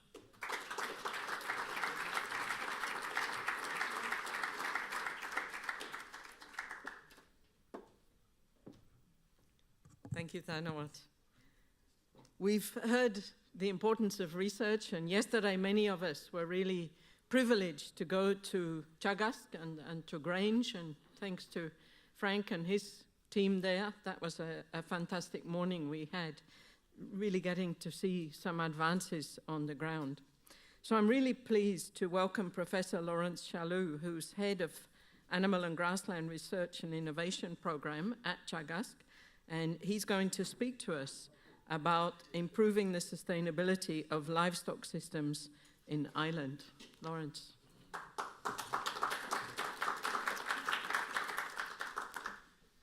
Thanks, Shirley, and thanks for the invite here. So I'm just going to watch my time as well. I won't have any alarm, Dale, but I'll try and keep on time. So what I wanted to talk about was improving sustainability of livestock systems, and particularly in Ireland. And I'm going to focus on dairy. You got beef and grains yesterday to a large degree, so I'm going to focus a little bit more on dairy systems. So I suppose to start that, and this is a slide I put up fairly regularly in terms of what we're trying to do in terms of ruminant agriculture. And what we're trying to do is convert a feed that we can't eat as humans into something that humans can eat. And once we look at our system that way, we get a much clearer perspective of the system that we're trying to operate. So net human efficiency, or net efficiency, human edible in versus human edible out. So really important when we look at global food security. Probably wasn't so important. You know, we weren't thinking about it as much in the likes of Western Europe until this year, probably becoming much more important again. When we look at our systems, and this is based on a French, and that slide is after jumping a bit, but anyway, when we look at, there's a French paper that was published in 2018. And basically what the study showed was a TMR, total mixed ration, how 85–90% of milk is produced globally, compares to a grass-based system. So if you look at our TMR system there, again, French study, international study, it was coming out at roughly 1:1. So 1 kilo of human edible in, you were getting 1 kilo of human edible out.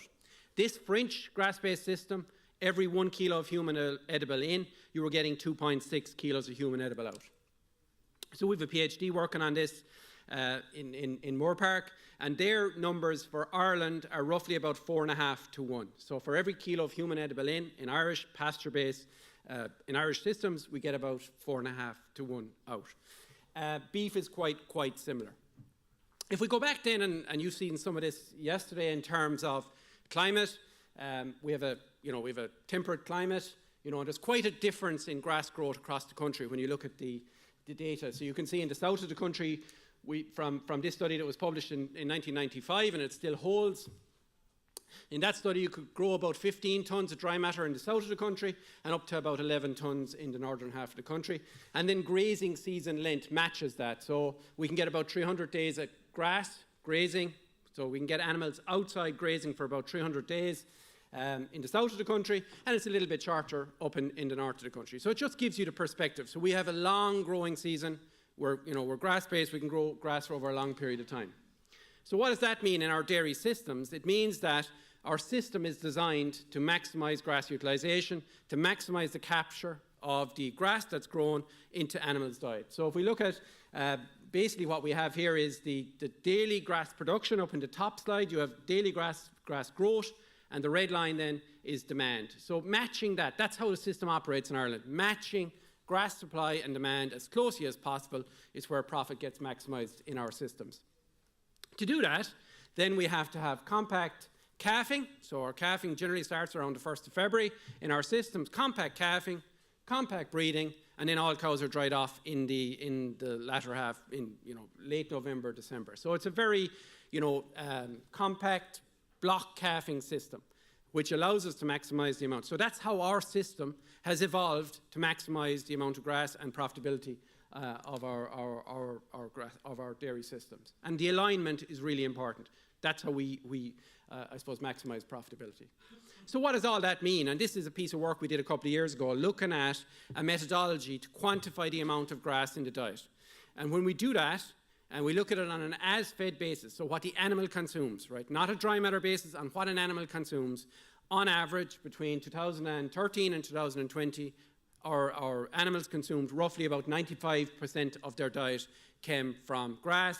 The remainder, about 5%, 4.2% from concentrate, and about 0.7% from alternative forages. So a very large proportion of the diet is grass. If we looked at it on a dry matter basis, it's roughly about 82% instead of 95%. But just really large proportion of the diet is coming from grazed grass, and it's pretty consistent. It's not changing across years. Yes, we have year-to-year variation. In 2018, we had maybe what we would call a drought.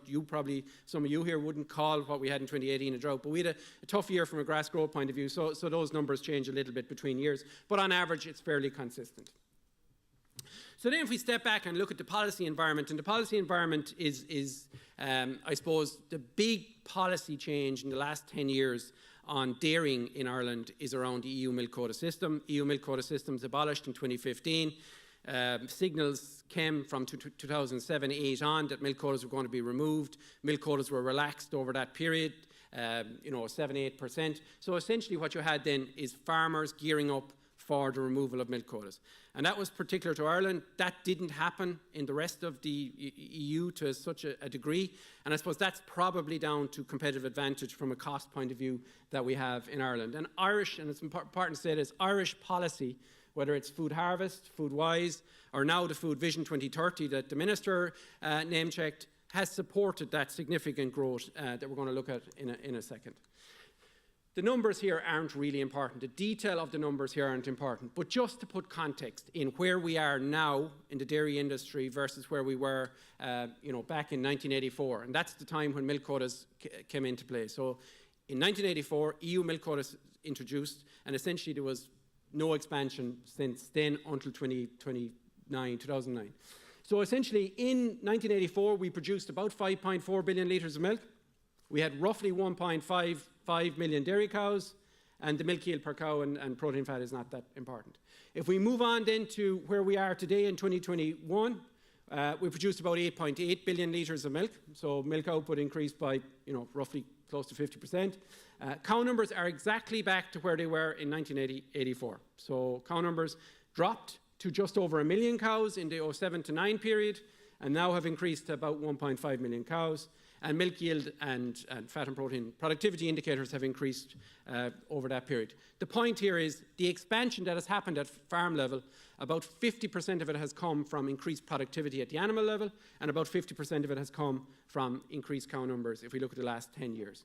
So, just if we stand back and look at policy, and look at the impact policy can have on the system and on the farming operations, we can see here that there is significant, policy interventions, and that has implications for the system and the farm. So then we move on to greenhouse gases, and we talk about where we are from a greenhouse gas perspective in terms of our carbon footprint. And this is a paper we published this year in Journal of Dairy Science, and basically what it does is it charts a journey in terms of the carbon footprint of our milk in terms of model updates. And these model updates that we talk about are based on the most recent science we have. They're generally, if not wholly, all included in the inventory before we include them in our carbon footprints to ensure that we have, I suppose, robust numbers. And essentially what it's saying here is, as the science becomes clear, and you saw some of it yesterday, around emission factors, nitrous oxide emission factors, and we'll talk in a second about methane emission factors, we get a much clearer picture of the footprint of what we do. And when we compare to alternatives, it's very important that we have accurate information. So just to put it in perspective, our carbon footprint was roughly about 1.1 kilos of CO2 equivalent per kilo of fat and protein corrected milk before our update, and after our update it's down to 0.97. So big changes in terms of the overall numbers. So Tom, I saw in one of the pictures, Tom O'Dwyer in the signpost talked about this yesterday, but we have a very distinct I suppose, plan at national level, or not plan or a strategy, and where we need to go. So if we look at 2030, we need to reduce emissions by 5.75 million tonnes relative to 2018, so that's about a 25% reduction. If we look at where we are today, mainly around chemical nitrogen, level, and the use of protected urea, I presume Tom talked about that yesterday, we think that we can reduce emissions by about 1.5 to 2 million tonnes. And that plan is in place. That technology is there, I suppose, to be rolled out at farm level. And the message here is, from an extension point of view, we need to get that technology on farm. If we look at technologies then that are in research, and you would have seen some of these yesterday, whether they're around feed additives, whether they're around strategies around earlier age of slaughter, we think there's another 1 million to 1.5 million tonnes in that bucket that potentially could be rolled out at farm level. So that means that we're short. And to achieve that 5.75, we're short, somewhere between 2 and 3 million tonnes. And that's the gross numbers. That's what research today needs to deliver by 2030. And that's what you saw yesterday. That's the focus of what all of us, and Frank will probably talk about it in the panel, that's the focus of what we're all doing in the research environment, whether it's here in Teagasc or whether it's UCD or wherever. That's the focus, to bridge that gap that we're looking at there in front of us. And I suppose the other point here is, by 2050, we're going to be climate neutral. So how do we do that? And we'll talk a little bit about that. So what I want to talk about for the next few minutes is what the research is doing today. And I suppose what we're finding, and we're not going to go into too much detail here, just to give a kind of a synopsis of what we're talking about. So currently, within our inventory models, we use an emission factor for grazing of about 6.5% of the energy of the gross energy that an animal consumes is lost as methane. And that's pretty standard. It's used in lots of models around that are being used to calculate inventory. It's a tier 2 approach. And in our silage, when animals are indoors, we're using an equation from Northern Ireland. What we're finding is that when we look at the data and when we do different studies comparing across grazing season, and some of these studies we've done in Teagasc, some of them are done in UCD, some of them are done in Northern Ireland. What it's basically telling us is that we're probably overestimating the methane of our animals. So if we look at across all the studies that have been done in the last 10 years, 5.75% is probably closer to what we should be using than that 6.5. So there's research refining the inventory models that are used to generate the footprints. And this is really important in terms of generating absolute robust numbers and giving farmers confidence that what they're being asked to do is the right thing to do. The next one there is grass silage. I won't talk about it, but again, similar type, we're overestimating the methane in our grass silage systems. Sorry, I added in a slide. So just quickly going into it, the inventory model is saying that we're producing about 285 grams per day when animals are indoors on silage, but what we're measuring highlighted in the red circle is significantly below that. So some positives there, and again, there's conversations with the EPA on how we get this into their inventory models, and these have to be published. But again, it's important that the research is highlighting these effects. What does this mean? What it means is, if we look at our national, we talked about it a second ago, a footprint of 108, going to 0.97, If we put these new emission factors into the model, that would bring us to 0.87. So as we refine and as we get more robust data, we become much more confident in the numbers. The next one here is feed additives. And again, we won't go into too much detail here, but just to talk about what we're doing in feed additives, you heard about it yesterday, some of it. This is a study that's just complete. It's using a feed additive. I won't name the feed additive. It was a 10-week study. And basically what we can see here is that we can reduce methane quite substantially after we feed the material. So the material is fed twice a day. Here, those red line drops are essentially what we're seeing a significant reduction in methane after those events. So again, very positive. Now the question is, how do we make that last longer? So that's the next research question. How do we ensure that we can get that effect for longer in the diet? So can we protect it, or what can we do to make that more robust? So that's our next question. Or do we look to feed the material when the animals are at pasture? Do we put a feeding station out in the pasture where animals can feed this on a more continuous basis? So they're the next questions that might ask. Manure I won't deal with because we just probably don't have time, but there's lots and lots of work going on in terms of manure, and there's some really positive there in terms of reducing both nitrous oxide and methane from manure. But genetics I'm going to deal with a little bit more, and I'm going to talk about the EBI, our economic breeding index. So that's our genetic index we use to select animals. And essentially what that tells us is that we select animals to become more profitable, and you can see from this paper, as we do that, we're reducing the carbon footprint. Our elite animals, our animals that have higher genetic merit, had a lower carbon footprint than our national average animals, our animals that weren't elite. So we're reducing our carbon footprint by genetics. However, unfortunately, if you look at the top line, we're not reducing overall emissions. So our overall emissions from our elite and our national average are the same. Why? Because the milk yields are higher for our elite animals. So one is counteracting the other. So positive, but also, it could be better. But that then asked us the question, but what happens now if we start measuring methane for these elite animals versus our national average animals? And you can see here is that when we look at our elite versus our national average animals, there was no difference in methane per day. So both groups, same methane per day. But we've seen in a second ago that our elite animals are producing more milk. So no difference in methane, but 8% higher milk solids for our elite animals. We move that on and look at our inventory models. We've never told the inventory models that genetics was giving us this effect. So how could the inventory model take this into account? It couldn't.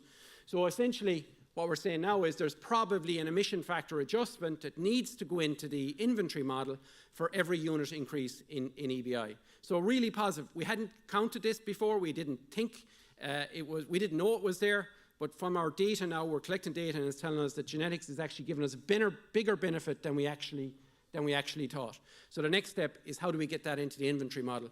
This data is based on a full year from last year.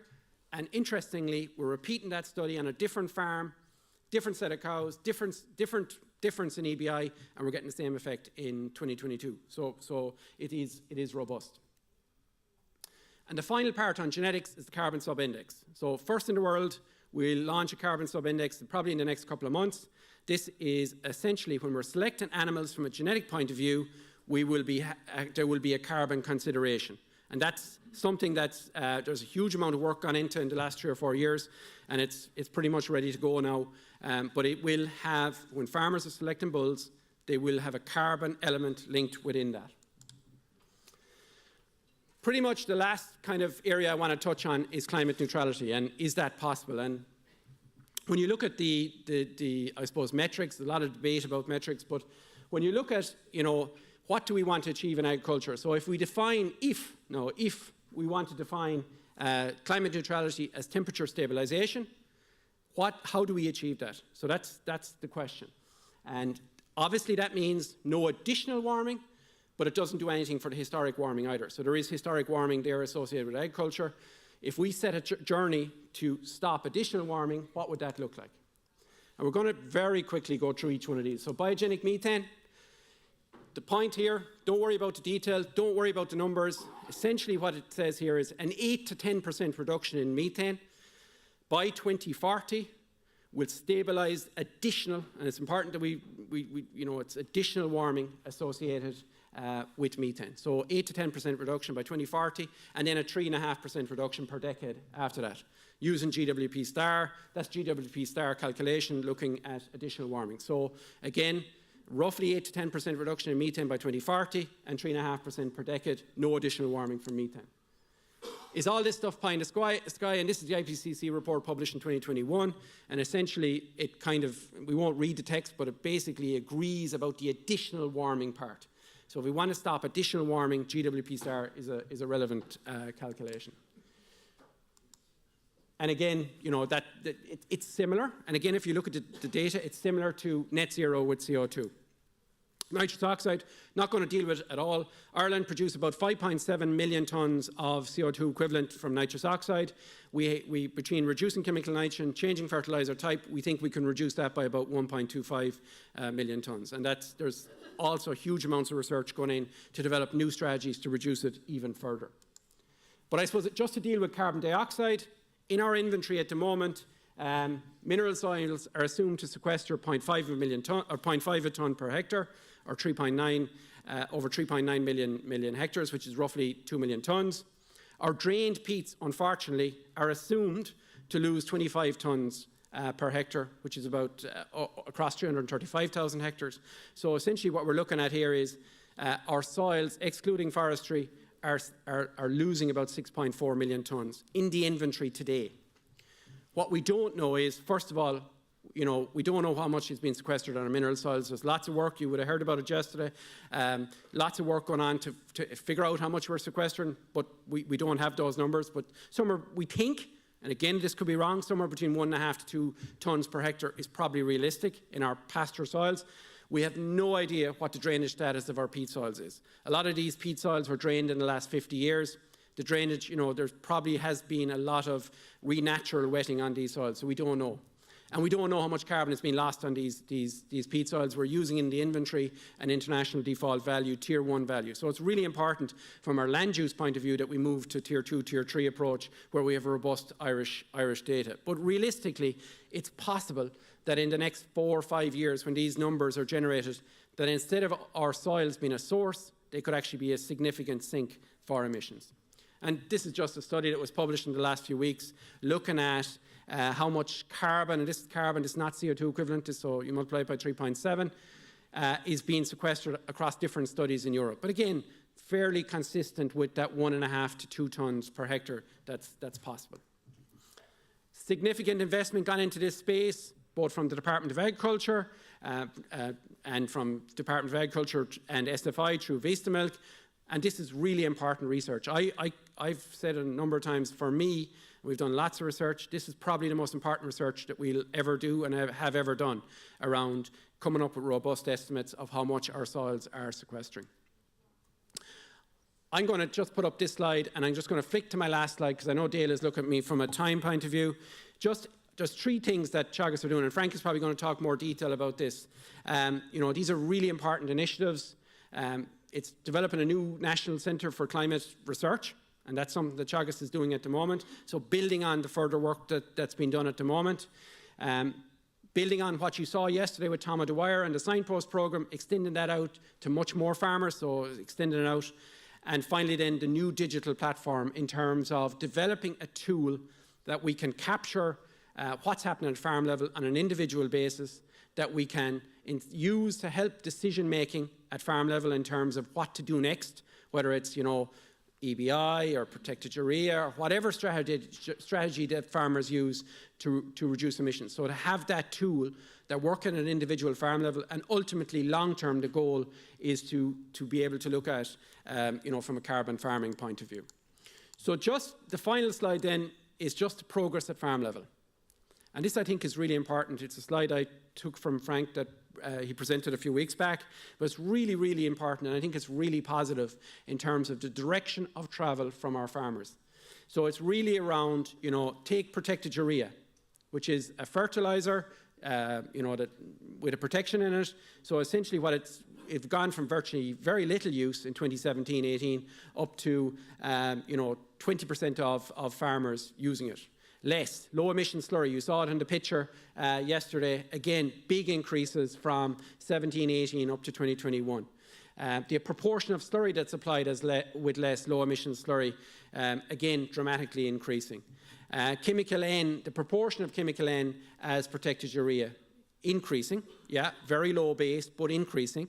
And finally, the number of farmers that are applying lime, and we want to see that grow even further. And it is growing further. If we look at national stats on lime usage, is increasing. So there is progress at farm level.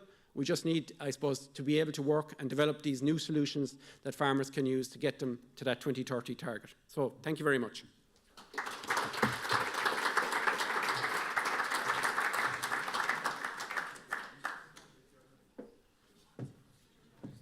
Great. So much that science can do. So now we're going to have a panel discussion that's going to unpack even more some of these research and policy priorities for sustainable livestock. So I'm really pleased that Bill Callanan, who's the Chief Inspector of Ireland's Department of Agriculture, Food and the Marine, has agreed to moderate that panel. So I'm going to hand over to Bill, and he will invite the panel up and then continue there.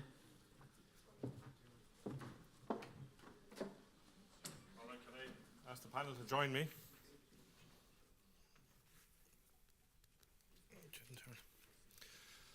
Okay, everybody. My name is Bill Callanan. I'm Chief Inspector, which is effectively Head of Science in the Ministry, and my job is, I suppose, translating science into policy and an understanding for the political system, and then implementing government policy once that's agreed. And I suppose just trying to frame this conversation, and what I'd like to see out of it is, we've had a number of speakers and the introduction here in relation to what collectively we need to look at in terms of livestock production. And from an Irish perspective, our policy objective is, just in the context first, agriculture is a key element of our economy. We have quite a rural economy. It's about 8 to 10% of overall gross output. But it's also a very significant impact in terms of the environment, which has brought a particular focus. It's about 1/3 of our national emissions. It also is significant in terms of pressure on water and biodiversity, and that has brought it to the centre in terms of that political conversation. And our approach really is threefold, which is, how do we reduce emissions? How do we remove emissions through sequestration? And how can agriculture and the broader land use area contribute to areas like energy production, to the bioeconomy, and to, I suppose, alternatives to fossil-based chemicals, fuels, etc. So it's a very broad approach, and in delivering on that, we have a clear focus in terms of what the science is telling us and how do we bring that science forward, but also to engage internationally. And that's where our engagement with the FAO has come from, which is, importantly, what knowledge can we share with people, but importantly, what knowledge can we learn from people, the likes of yourselves in this room. So really delighted, on behalf of the Ministry, to have created this opportunity for that learning and sharing. So from a policy perspective, the objective, we have a number of people. We have the chair, Ambassador Cherniak, who's the permanent chair to the, is the ambassador to the FAO from Argentina and is the chair of this subgroup. We have Vice Minister Gonzalez from Paraguay, who's going to give us an understanding of the maybe policy pressures, etc., or a different perspective from South America. We have Zoe Kavanagh, who's head of the National Dairy Council, which represents dairy farming, and our farming in Ireland, while we're quite developed, is family-based and is critical that it remains that way, including even processing and how milk is brought to the market is generally family farm-based and owned. And finally, we have Professor Frank O'Mara, who's head of our Research and Advisory and Education Agency, Teagasc, whose key focus is around development of the science and bringing that to farmers.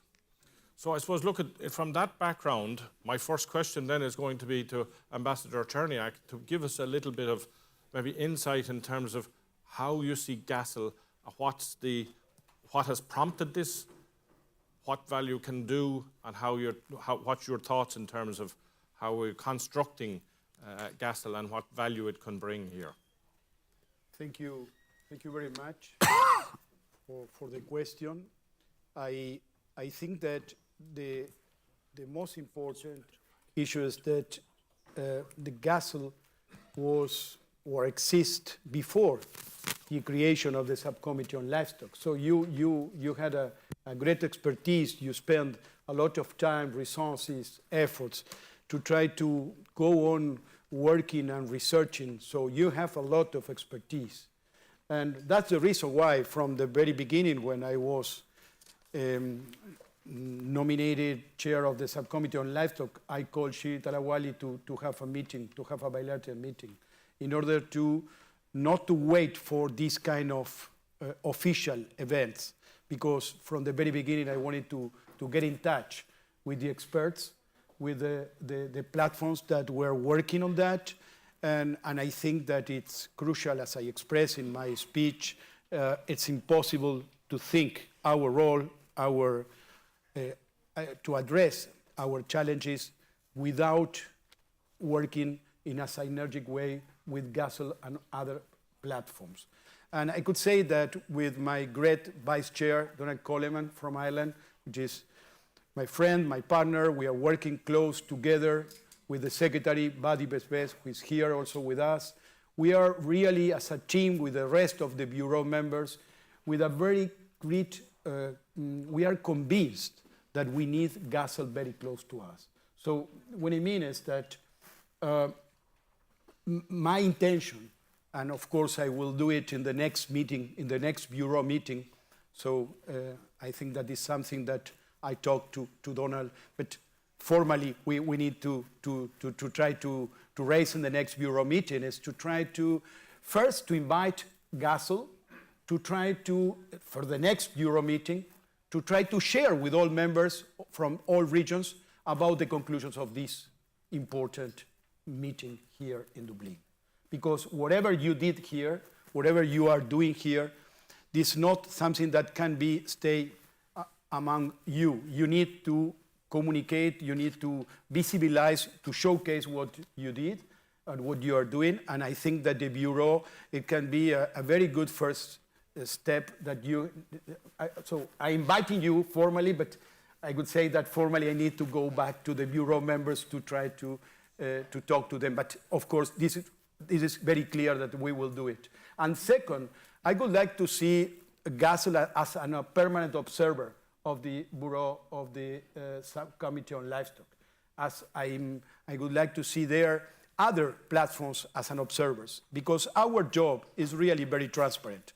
We don't have anything to hide. We need to join and to invite all these mechanisms that are related with livestock from different perspectives, and I'm sure that we will enrich each other. And of course, you understand that the role of the subcommittee is to try to facilitate the best practice to all members in order to try to be appropriated by governments and to put in practice the best policies. So this is what I think is what we can do just now, but I'm very, very open.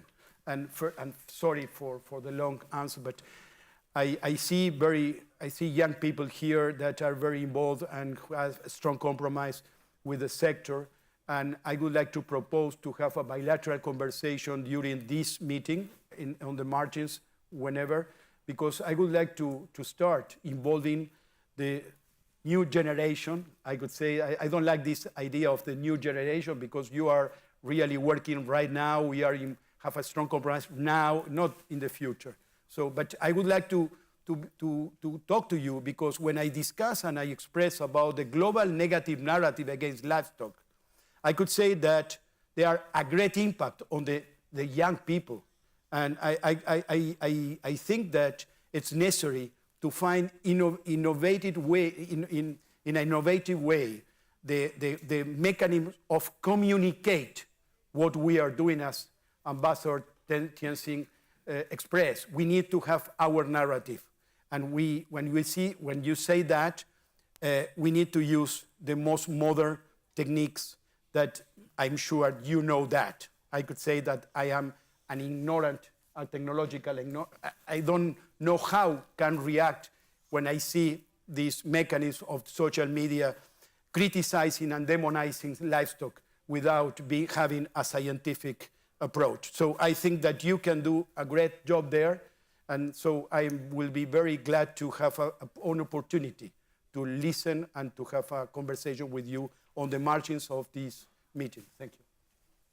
I think that's an invitation for anybody then afterwards who wants to have a word with Carlos. So look at, I think we have over 43 countries here, and there is a variety of production system, livestock production systems encompassed with that. But I think talking to people on the margins, there's a universality of the challenges, whether it's around food security, whether it's around the economic sustainability, the environmental sustainability of those production systems. So, Minister, if I could ask you maybe just to give us your perspective of, okay, the production system in Paraguay, but also the policy challenges in particular around that, you know, from a political perspective, if you would, please. Yeah, thank you, Bill. Good morning, everyone. It's a pleasure to be here with you, with all of you again, representing the government of the Republic of Paraguay. First, I want to put in context the importance of sustainable livestock in Paraguay. Paraguay have a great export profile. We are exporting about 70% of our production to all over the world. In 2021, we exported 265,000 tons of meat, of beef. And if we look at numbers, in 2009, the export was 163,000. So we did a lot of growth in the amount of the meat that we exported. So our population is 7 million, and we're consuming just 30% of our meat, and the rest is exported. So it's huge important in our economy, the export of soybean, corn, meat, and the main markets are pretty much Chile, Brazil, Taiwan, Israel, Uruguay, European Union. So all those countries are very high requirement in terms of many achievements that we have to do. If we look at, according to the environment, how to be linked with the production in Paraguay, we have many policies. I bring some of them, I highlight some policies. According to, in Paraguay, from 73, we are, the Congress has bring out law to protect the forestry. And now, recently numbers are telling us officially that we have 40% of the territory with forestry cover. So for a country, for a developed country as Paraguay, it costs a lot of money to maintain and to go to use those properties accordingly. Another number is the map of forests cover a change in land use, cover 90% accurately with the help of FAO and United Nations and all those international institutions that help us to bring these numbers. From between 2017 and 2020, we changed the use of land in the equivalent of 2% of the total territory. That's our recently official numbers. So we changed from forestry to agriculture, 700,000 hectares. And recalling to the law recently in 2020, the Congress extend for another 10 years until 2030. They prohibit the activities of transformation and conversion of surface with forest cover in the eastern region. And in the western region, which is 60% of the territory, all owners or private property owners have to leave 50% of their property without any action activities. So all these things are as Europe or United States. And if we look at the policy of from a production side with the dairy sector, all the actors were sitting in a table, decided to design a law. The law said that the government will use only a national product in order to satisfy the government social programs. So that increased the amount of milk that the government buy from the producers or the factories. Also, amount of money from every liter of dairy products, it's going to a bag, and that is facing some health diseases as tuberculosis, brucellosis. Also,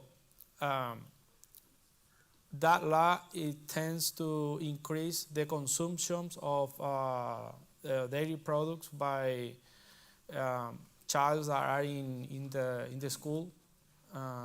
That it drives the milk consumption from 62 liters per year per person to 140. So in 10 years we achieve a lot of result with an according law.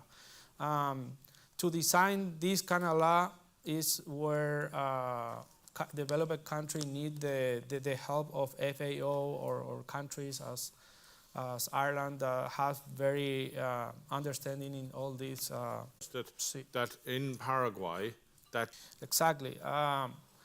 In a developed country, if as authority or as a government, if you are going to talk with producers, a small scale producer, they are the average of a dairy, they only have 20 to 40 cows to milk daily.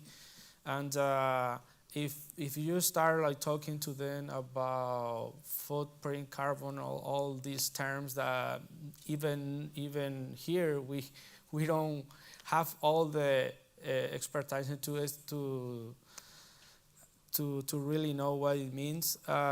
It is hard. I mean, if they need to be secure in all they need it, they need to send their child to an education. They have to have a human health access accordingly to the new times. So it's hard for a developed country, as pretty much everything in Europe and in the United States understand this reality.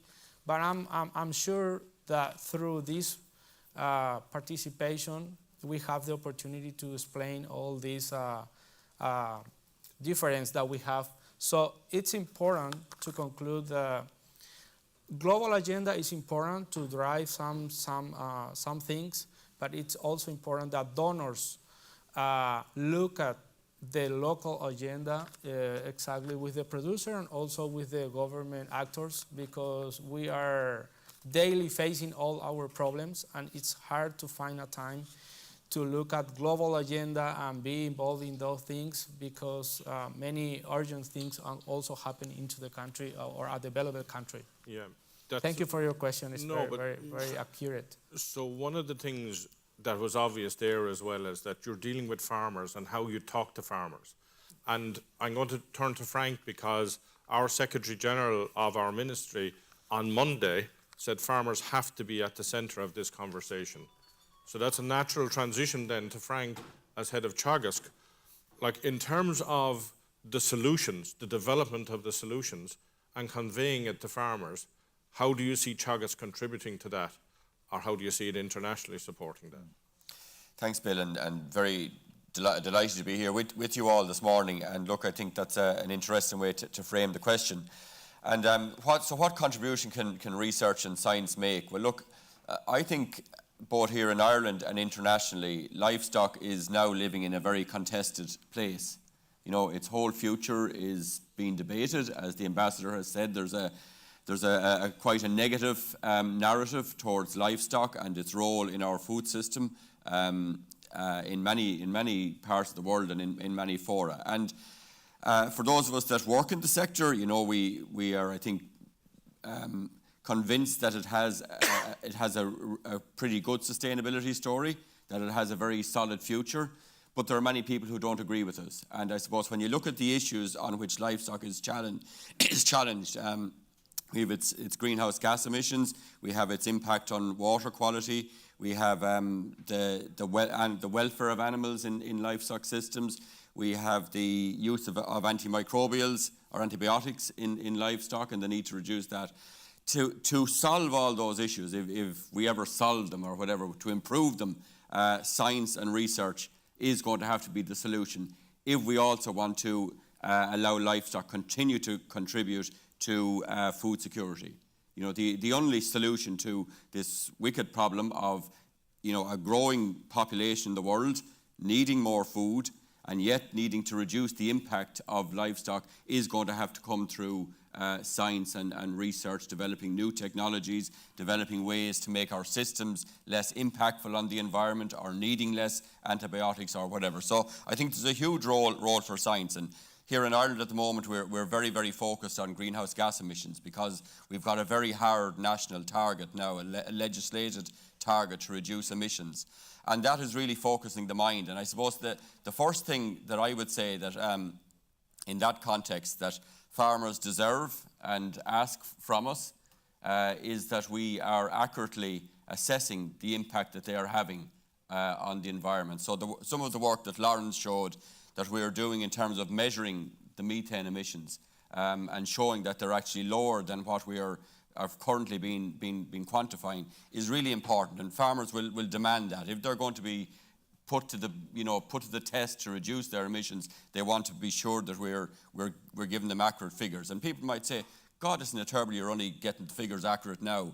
But you look at the difficulty of measuring agricultural emissions compared to measuring, we'll say, emissions from transport or energy, where all you have to do is work out how many litres of fuel are burnt in the country or burnt by our cars, and you know the emissions from transport, or the same for electricity generation.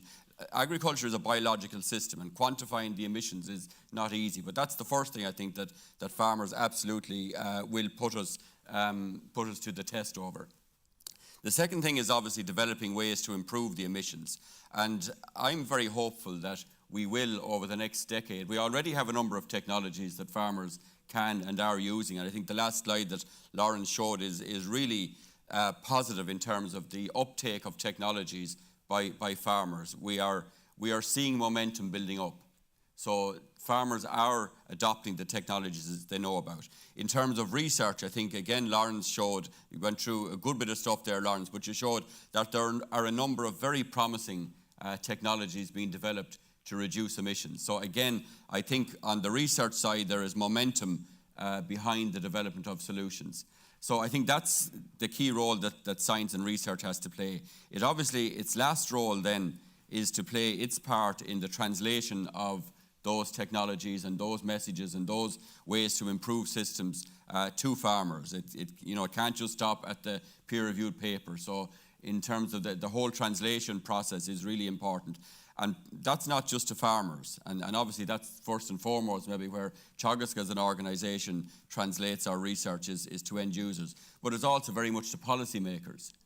to support, I suppose, the development of effective policies around dealing with whether it's greenhouse gas emissions or water quality or whatever. It's really important that policymakers have the tools and have the knowledge and are able to develop the proper policies then as a result.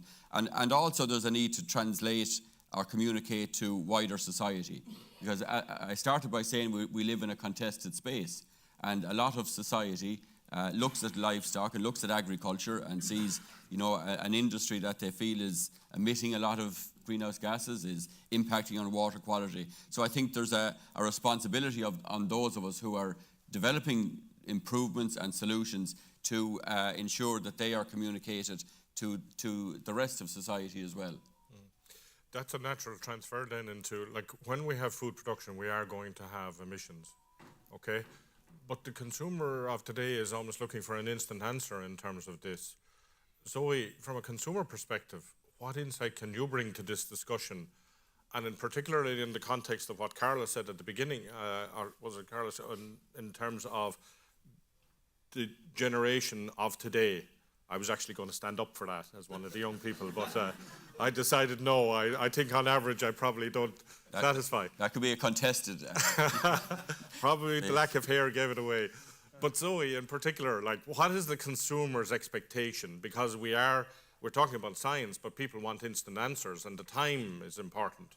And how are people influenced by it? What's the expectation in relation to it, particularly around that livestock? Thanks, Bill. And I'm delighted to bring the consumer or concerned citizen agenda into this room this morning, because I think it's a really important consideration. For the first time, I would say, in decades, livestock has a new inspector, a new scrutineer, and it is the concerned citizen.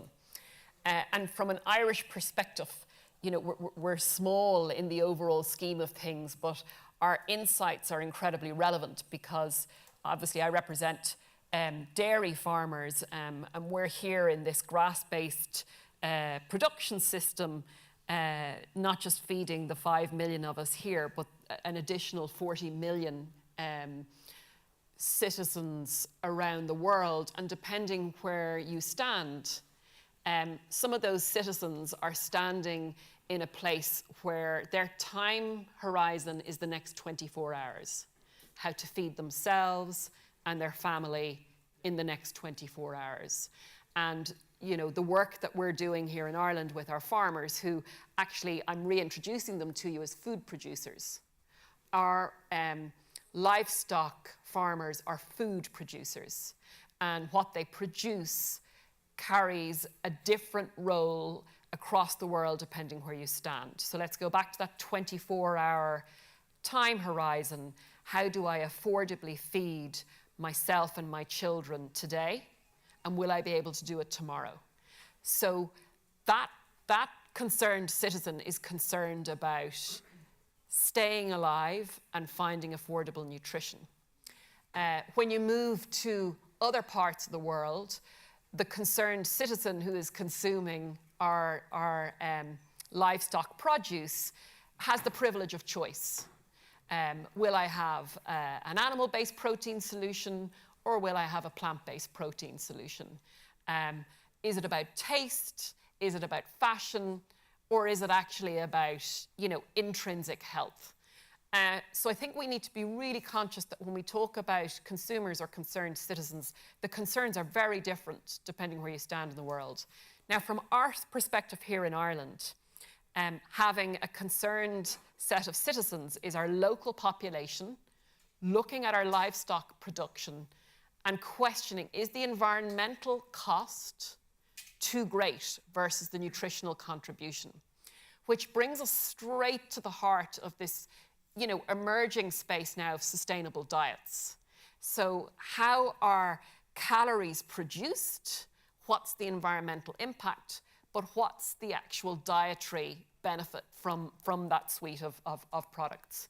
And what we need to ensure here in Ireland is that we are having a more transparent and direct dialogue between the food producer, i.e. the livestock farmer, and the concerned citizen, our Irish consumers. And they have questions. And actually, their questions of concern rest in the production system. Is it sustainable? Is it right? Are we using our climate and our resources in the right way and for the right purpose? And actually, their questions around the product portfolio are much more, what should I say, positive. It's like, just how nutritious is it for us? And here in Ireland, the dairy portfolio alone provides the population with 40% of its calcium requirements, 44% of its iodine requirements, I think about 30% of its protein requirements. But that's quite a sort of sophisticated discussion to have around health benefits and population health. So for years, as a communicator between farmers and consumers, it's been in that space of nutritional contribution, taste, versatility, and joy around a food portfolio. Now it's around reassuring that questioning consumer around the environmental impact.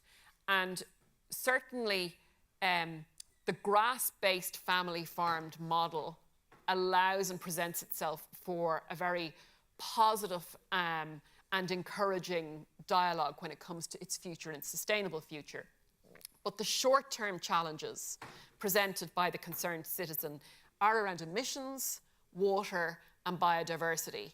And what we're realizing is we need to be really, as I say, honest and balanced around where we're good and where we need to get better.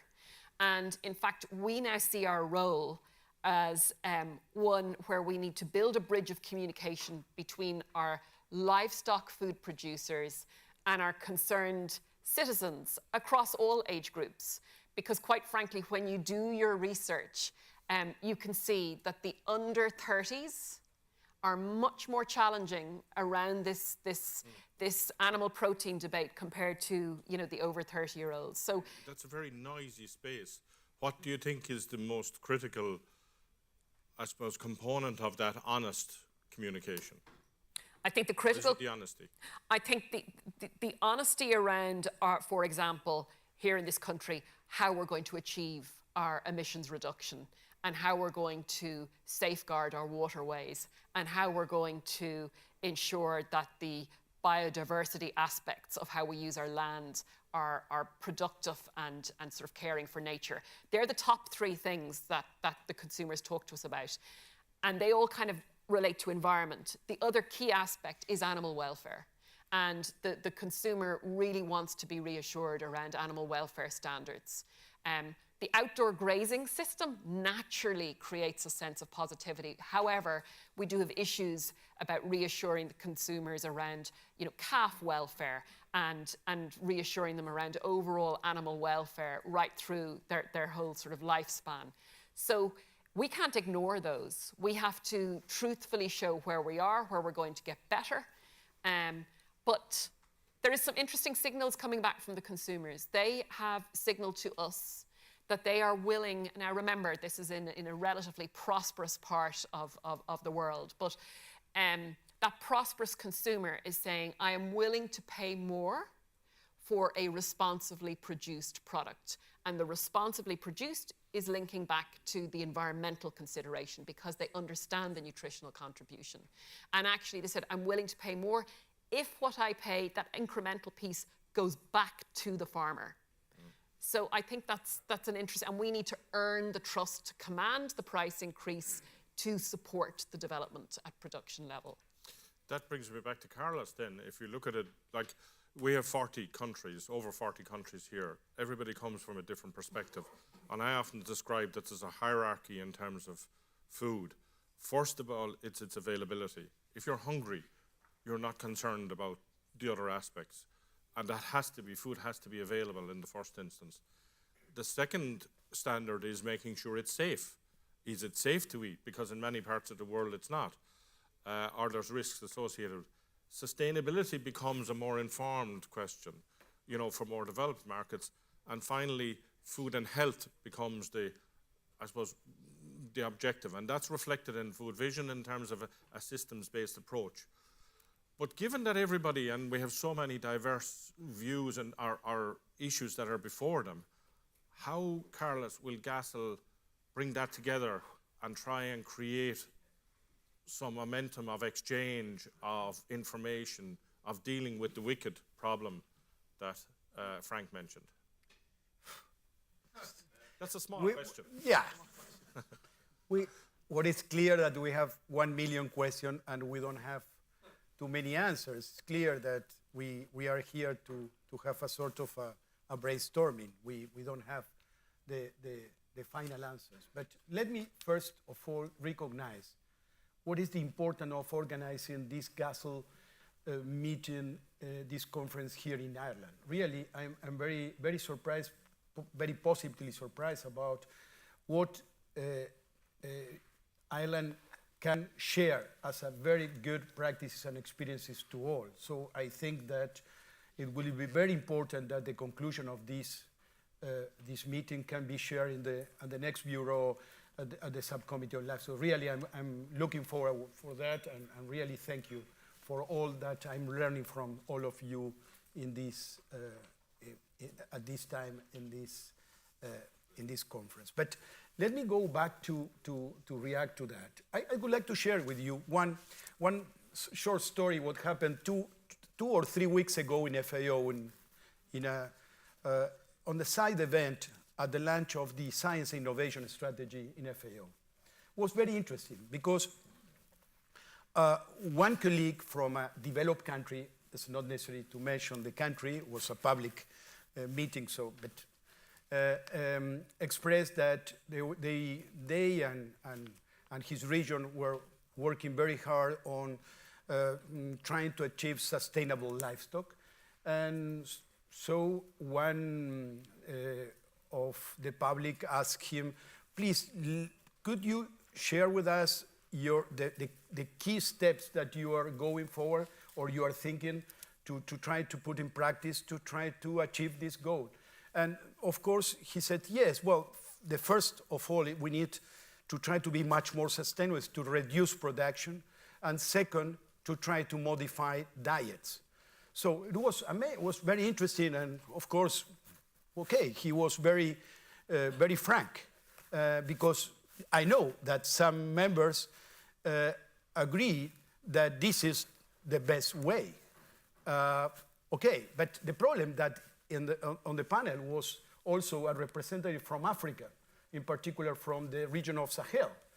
And she said, I'm very surprised about your suggestion, because, you know, for us, the problem is that we need more production and more animal proteins because our people is dying. We need more.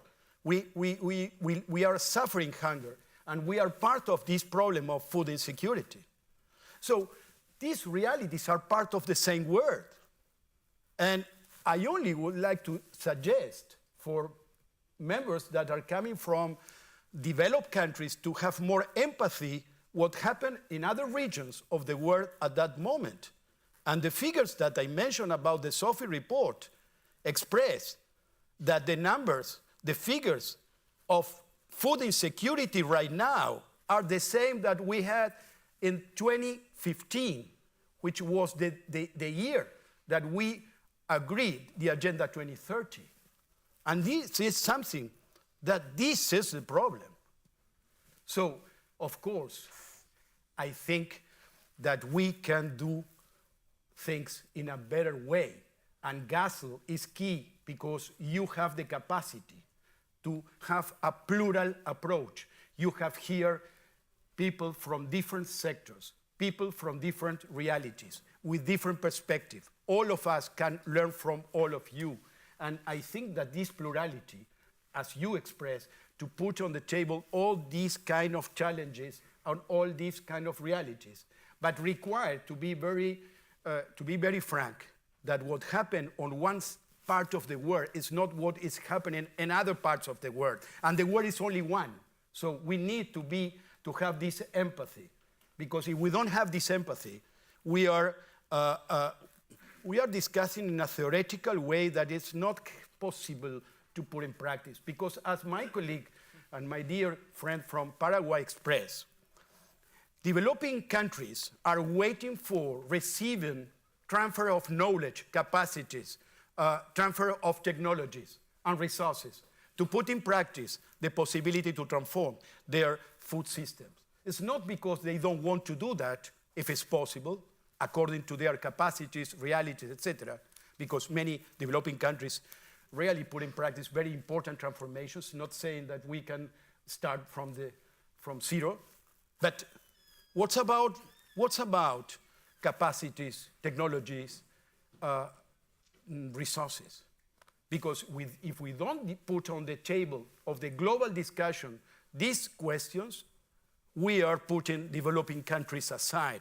And it's not possible to, to try to say that there are countries that don't want to be aligned to these kind of parameters, at very high standards. It's very difficult, my dear friends, for developing countries to achieve those goals without having the means. So I think that the challenge is how can all we are discussing is to create a strategy to try to go directly to the ground and to put in practice according to the different contexts, different national realities, et cetera, et cetera, et cetera. So this is my point. Okay, so just to bring that point down to a country level in Paraguay, Minister, you face your people, your population daily in terms of policy to solve the challenges of society or of the people. What is the balance in a way between livestock as a critical element of that food security discussion and livestock as a challenge in terms of environmental footprint, whether it is, taking land or that debate? What's the balance like among the people? Because I'm sure it's not one single position. It depends on where you are in society, I presume. Exactly. Equilibrium is important in our life daily, right? And it's important in the government policies too. We are supporting all those practices that are good for environment, but it's also good for the economy of that farm, of that farmer or ranchers. And also, some policies are also going forward and take social actions and involve the local society with creating job opportunities, all those things. If all these three things for sustainability are together, I mean, it makes the equilibrium to have to make the decision that go a little bit forward in production and a little bit less in, for example, in some natural resources. It's a way that we are doing or making a decision in pretty much in South America. Sometimes it's hard to face some, as you said, one single side coming from some other place of the world. For example, from early 90s in Paraguay, it's 90% adopted the direct plant systems. I mean, we don't remove anymore 3.5 million of hectares. We use all those technology because it's economically accordingly to have run a farm. So if everything is going well, we don't do any policies. I mean, we don't have policy for that, but it happened in our country, and so we don't write down that in papers or in communications. So it's something that we need to do as a government, write down everything that we're doing good, even though if it's not into a special policy for achieve something like that. Another thing is it's important to mention that we are a producer of soybean, corn, and wheat in the same space, and we are growing with specific research that we are doing, and also we are taking for our neighbor from Argentina and Brazil, that those big countries are having office that do a good research for our environment, and so we're taking those, and it's a way that we're sharing, that we're sharing in information. And another thing that is important to tell in this room is that Paraguay and most countries in South America is responsible. For example, Paraguay numbers exactly is the emission is 0.009 or 0.005, something like that. So what for? I mean, I'm gonna like pushing a farmer to thinking only in that way. I mean, it has to be in equilibrium, and also we have the opportunity to maintain everything in equilibrium, but it's sometimes it's hard to communicate all the system that we have to do in order to create a good policies. But the way that we're doing is we put together in the table producers, factories, governments, and also some organizations. From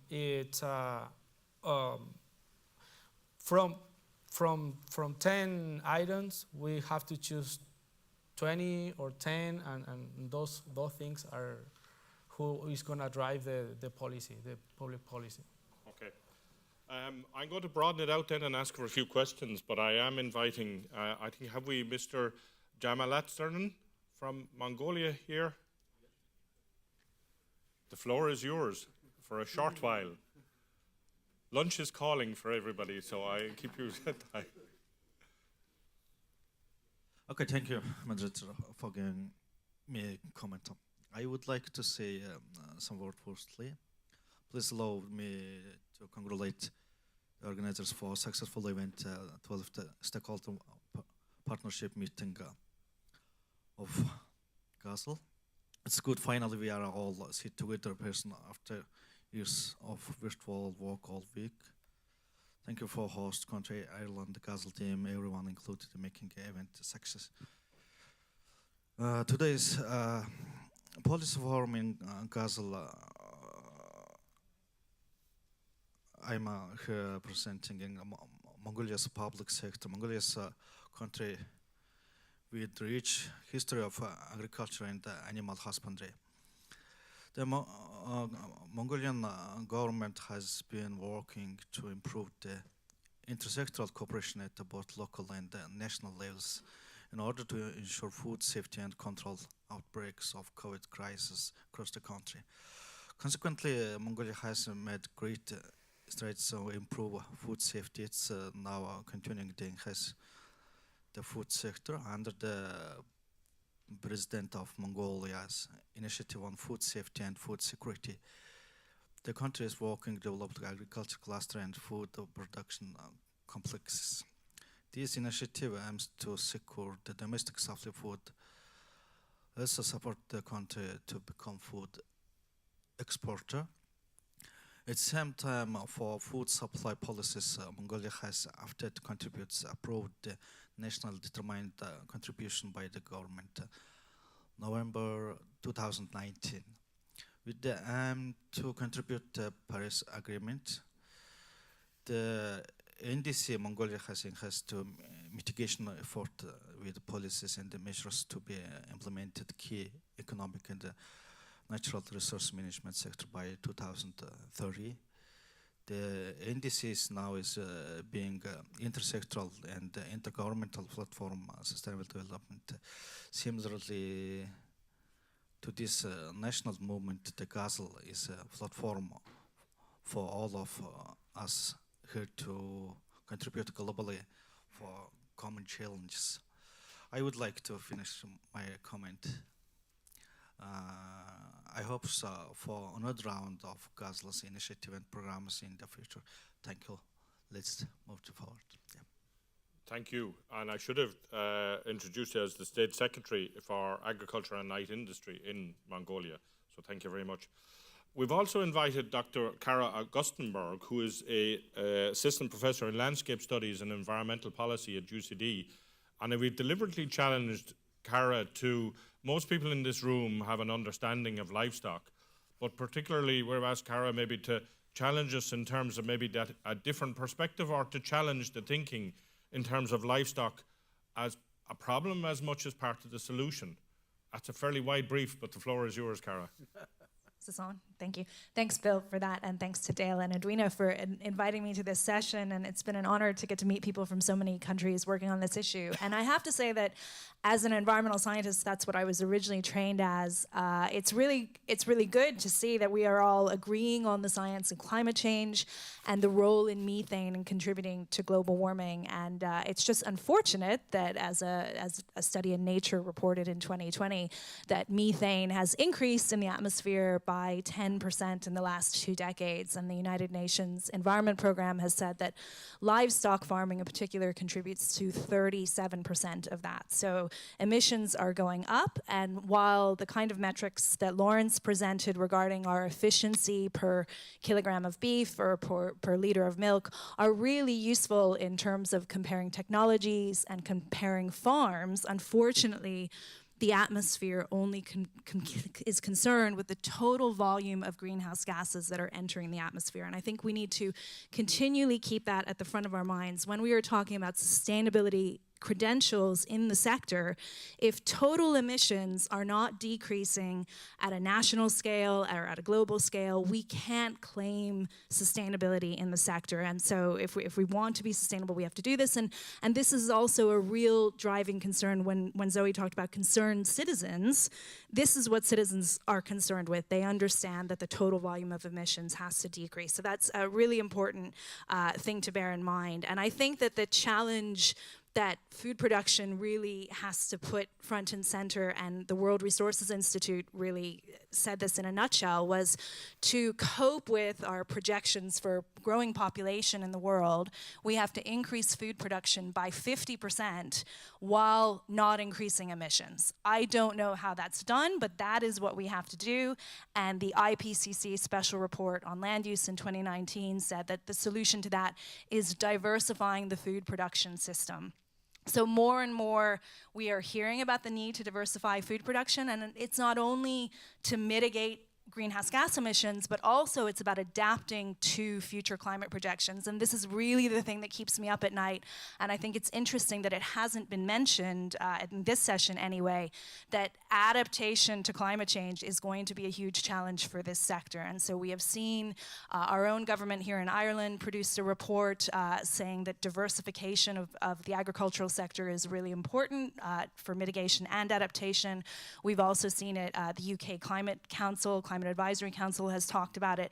So we need to talk about diversifying, and we need to reiterate that this crisis is not the fault of family farmers, that particularly in places like Europe and in Ireland, family farmers were following policies and were following incentives to expand their livestock herds. And now, in the same way that we are talking about a just transition for fossil fuel workers, we also need to talk about a just transition for farmers to move them to more sustainable practices and opportunities to be carbon farmers, to contribute to supporting ecosystem services and enhancing biodiversity and water quality. And these are the kind of things, the opportunities that we need to provide to them. So my concern as a citizen and as somebody who works in media is that this sector in particular is facing some reputational damage if they don't acknowledge the need to reduce total emissions. So we need to be seen to be reducing the total volume of emissions, and it's also a missed opportunity if we don't do this, because there are opportunities for farmers to get new sources of income and revenue by doing this. So my urgent call to action, and I think particularly for countries like Ireland and New Zealand, where thankfully we don't have the same kind of food security issues that have been highlighted in other countries, and in the words of our former Minister for Agriculture, Simon Coveney, we produce luxury products for luxury markets. We have a real opportunity here to implement the technologies that we know work for reducing emissions and the policies that we know work. And I think Lawrence has showed us, and the Teagasc analysis has showed us, we can get about 80% of the way to meeting our targets if most farmers in the country implement these technologies. And that is the real problem. And this is a problem in all sectors that I see in climate policy. Implementation is not easy, and we can see it here with electric vehicles in Ireland. We have a target of nearly 1 million electric vehicles. We only have about 45,000 in the country, and we have to reach that target by 2030. Those kind of implementation challenges are 10 times greater in agriculture. So here in Ireland, we have an opportunity to show how we implement those technologies at a massive scale and actually show our total volume of greenhouse gas emissions in the sector decreasing. And of course, this crisis is happening now. The longer we wait to address it, the harder it gets to reduce those emissions, the more extreme the measures have to become. And I would hate to see us in a situation like we saw in Texas this summer, where the climate was so bad, the drought was so bad, that farmers were having to cull the herd by 50% because they simply didn't have enough water to feed those thirsty cows. So I think putting adaptation into the mix here and talking about how we adapt in the sector is equally important. Thank you. Thanks, Cara. I'm going to open it. Is there anybody else has a question for the panel? Everybody is waiting for lunch, I presume. No, it's Pablo. From Argentina. Okay. Hello, Pablo Freire from Argentina. Two short questions. First, to Carlos. As you mentioned, Gastel could be a key collaborator to the subcommittee, no? So, how do you think the ideas, proposals, solutions from all regions all around the world could be shared or better shared with the subcommittee? And to Frank, and so the roadmap, the signpost you share is not from TGASC, no? I think I feel that is an Ireland plan, no? And that's amazing. Do you think that this commitment of all stakeholders is the key to factor to its success? To be, I think that this is one the best lesson learned about my visit yesterday. How, but all the sectors are the same commitment that we feel yesterday and with you today. All the sectors of the are commitment with this plan, this to change. That's the two questions. Thank you very much. I take that as a question because I'm going to ask Carlos maybe to address the comment from Cara, but talk about the signpost. And I suppose I've always found farmers are doers, but they need to be told what's to be done in some regard. So how do you integrate that or make it available at an international level? Yeah, okay, well, and maybe just thanks for the question and the comment. And indeed, you were very perceptive to recognise that the signpost programme, which we have, is not a Teagasc programme. There are 50 partner organisations in that, which includes all the people who purchase milk from farmers and purchase meat from farmers and suppliers of inputs to farmers and other agencies and so on. And that is hugely important, you know, because there are many people who influence farmers, including themselves. You know, peer-to-peer learning is hugely important. So it's really important, I think, that farmers are hearing a consistent message and that they're part of generating that message. So having that full whole of industry involvement in our signpost programme is really important. I suppose it's one of the things we probably do well here in Ireland is involve the whole of the system, the industry in initiatives. So maybe we don't think it's that remarkable as you do, but it's good to hear that. And look, I think that's maybe if you can take that away from your visit to Ireland here, that trying to get a whole of industry approach is hugely important. And look, I think you see initiatives like that in other parts of the world. We're not unique in having that, and it is very important in its success. And I agree with Bill. I think farmers are very anxious to try to, you know, maintain their businesses and pass on to the next generation. That's the goal in life of most farmers. When you sit them down and talk to them, it's okay, they want to have a comfortable life and so on. But their real objective is that the farm continues on to the next generation. And they see climate change, they see water quality, biodiversity loss as big challenges. And they want to be able to address those while still keeping their farming activities going. So that's the job for us in an organisation like Teagasc and others, to provide them with the roadmap as to how they can get their business to a place where it is sustainable and where, as Cara said, it's making its contribution to reducing overall emissions, which has to be done. And I think farmers are very much up for that challenge. Zoe, I suppose, look at Ireland is a developed country, but it was very agricultural. So we're increasingly, the consumer of today didn't grow up on a farm or didn't have grandparents who farmed. So they're more urbanized, the same as a lot around the world.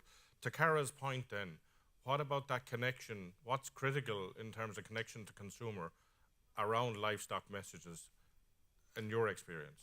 Yeah, look, very simply, our role is to build a sort of bridge of communication between livestock food producers and concerned citizens to earn the concerned citizens' trust. If I'm to hang my hat on one metric, it will be trust.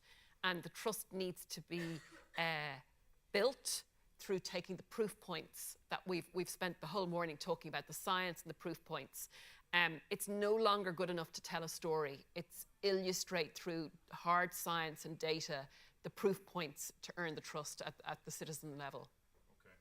I'm being told to get off the air here, right, because everybody's running for lunch. But I'm going to leave a final point then to Carlos, because we're hearing, is livestock the problem or the solution? Can you give us a sense of maybe Gassel and dealing with that challenge? I will try to be very short. First, what Cara raised is very important, but let me be precise about the concepts, because at least in FAO, in our discussions in this intergovernmental organization, when we talk about sustainability, we are talking about 3 dimensions that are indivisible, and so whatever you do in terms of transformation, in terms of having a sustainable approach, you need to take into account not only the environmental dimension, also the economic and social. So this is very important, because this is a way of having a very balanced approach to the problem. Second, I think that perhaps, of course, I expressed in my speech the subcommittee and all these mechanisms or platforms that are related with the livestock sector. We have to work on the direction that you mentioned, and I express and recognize that. But I think that perhaps we need to have to learn from other sectors that are the main responsible of climate change, which is industry and energy, because perhaps we need to learn from them how they communicate what they are doing, that perhaps we need to improve our capacity to communicate what we are doing. Because although it's not a question of only having a defensive strategy, I think that we are doing very good. We are going forward trying to transform and to do good practices in the sector that perhaps are not very well communicated. So I think that we have to work on that, and I think that I have the opportunity to talk to the young people here, and I'm sure that I will receive very good advice and very good suggestion from them.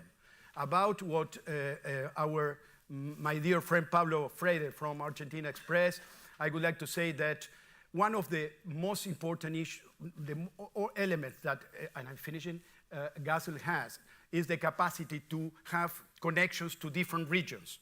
So it's very important for all that Gassel can capture what happened in every region, because what happened in every region is different. And also, it's not in every region, it's in sub-regions. We have different realities in every region. So it's very important that Gassel can capture these differences, these dynamics, because then when you can put on the table all the conclusions from every region, I'm sure it will enrich the subcommittee with your inputs. So, and really thank you for all you are doing in terms of transformation in Argentina. I know that, and I think that you are on the positive side of this coin. You are part of the solution. So thank you very much. So,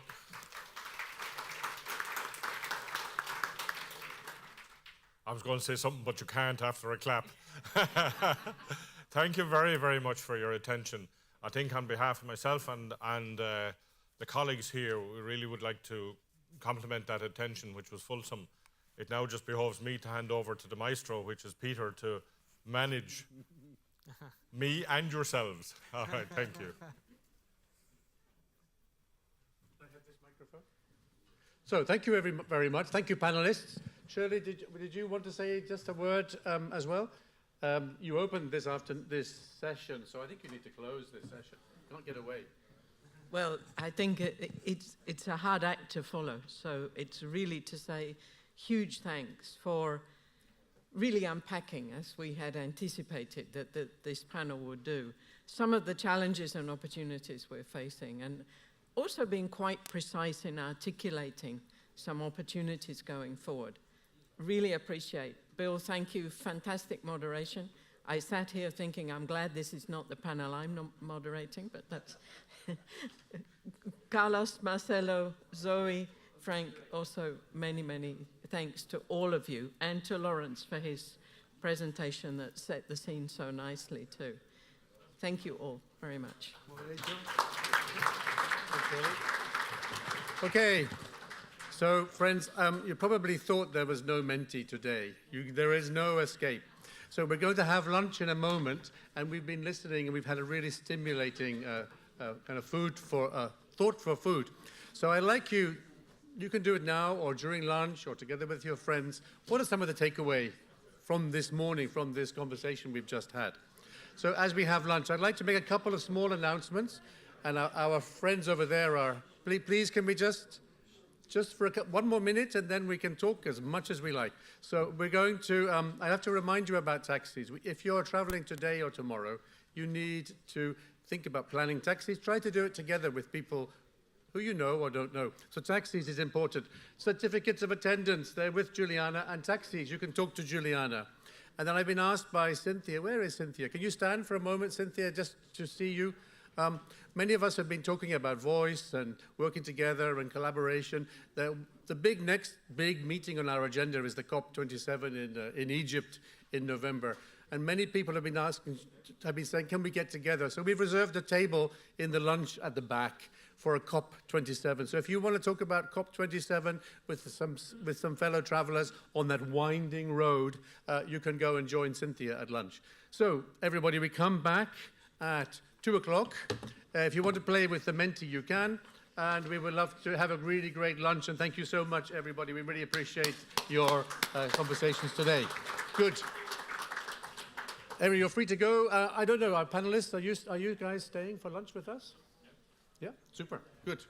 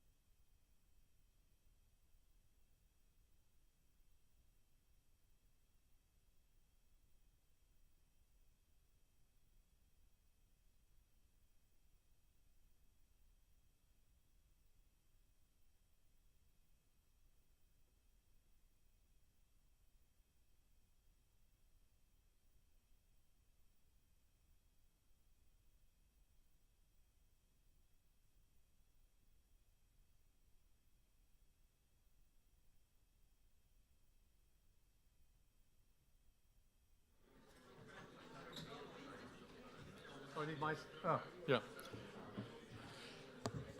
Good afternoon, everybody.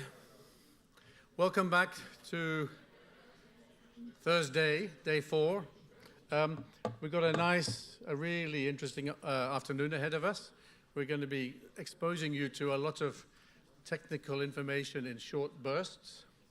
We're going to follow the same process that we did yesterday with a series of short presentations combined with some commentaries.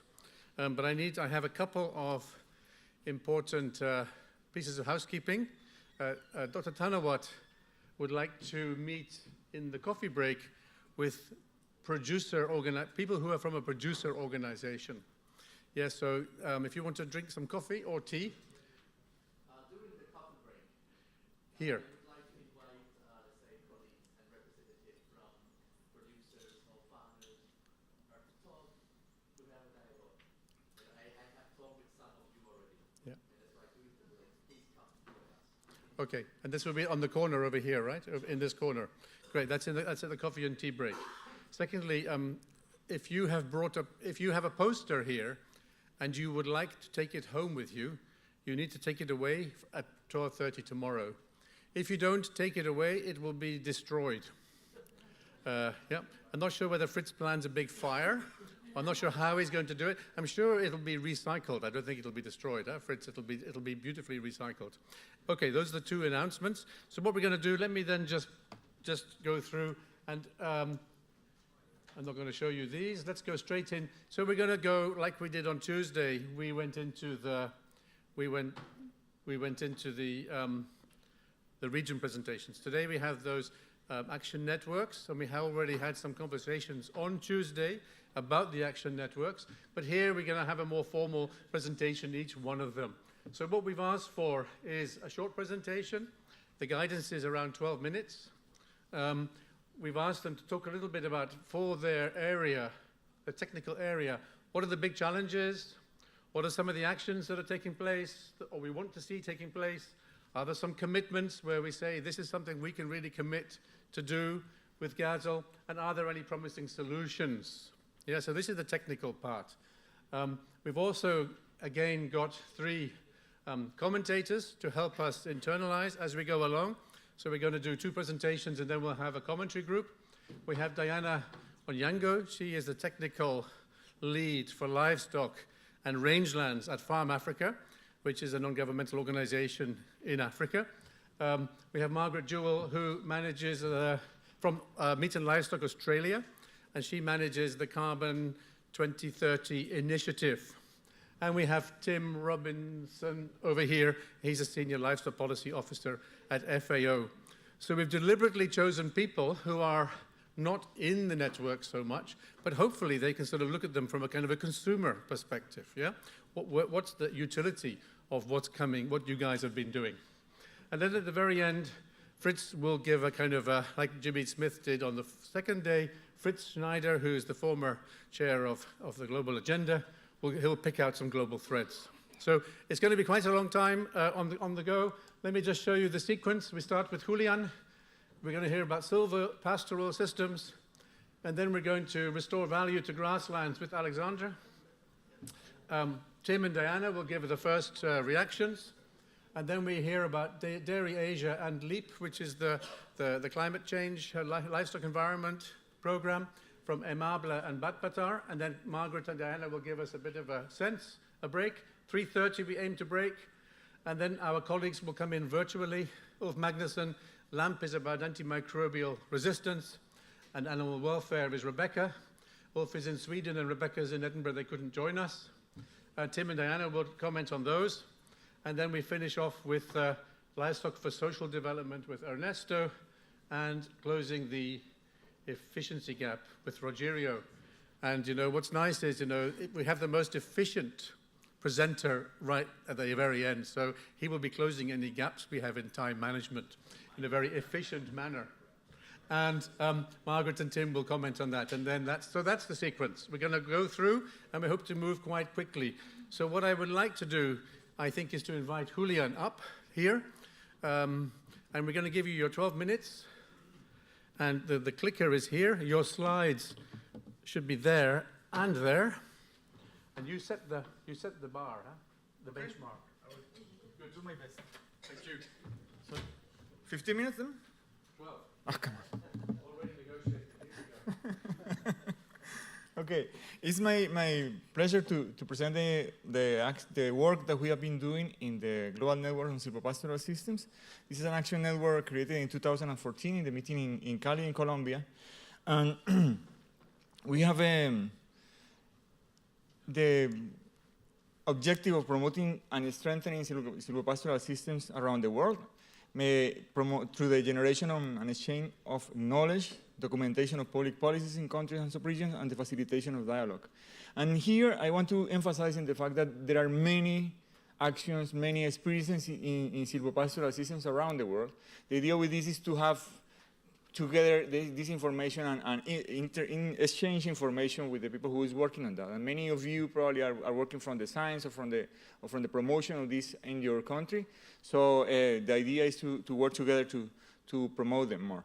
And I would say that since 7 years ago, when we started the Global Network, there is a growing interest in that. First of all, it was like something from the tropical countries and something from Colombia and Argentina. And nowadays, there is a more interest both in North America, Europe, and Asia on the silvopastoral system. So, but as half of you are new to GASOL, I would like to show very briefly what a silvopastoral system is. This doesn't work, is it? Okay, it's a combination in which there could be agroforestry when you combine crops and trees. There could be mixed farming where you combine livestock and crops, and there is silvopastoral system where you combine trees with livestock. And that could be towards the side of the trees when you work on forestry areas where a bit of a small amount of animals, or towards the livestock sector when you have a great area covered or surrounded by trees. So it's an intentional integration of trees, shrubs, pastures, and livestock with intensive management, intensive management, and a lot of interaction. That's important because there could be, I mean, if you allow your cows to enter the forest, you are destroying the forest. You are not creating any silvopastoral system. So it has to be intentional.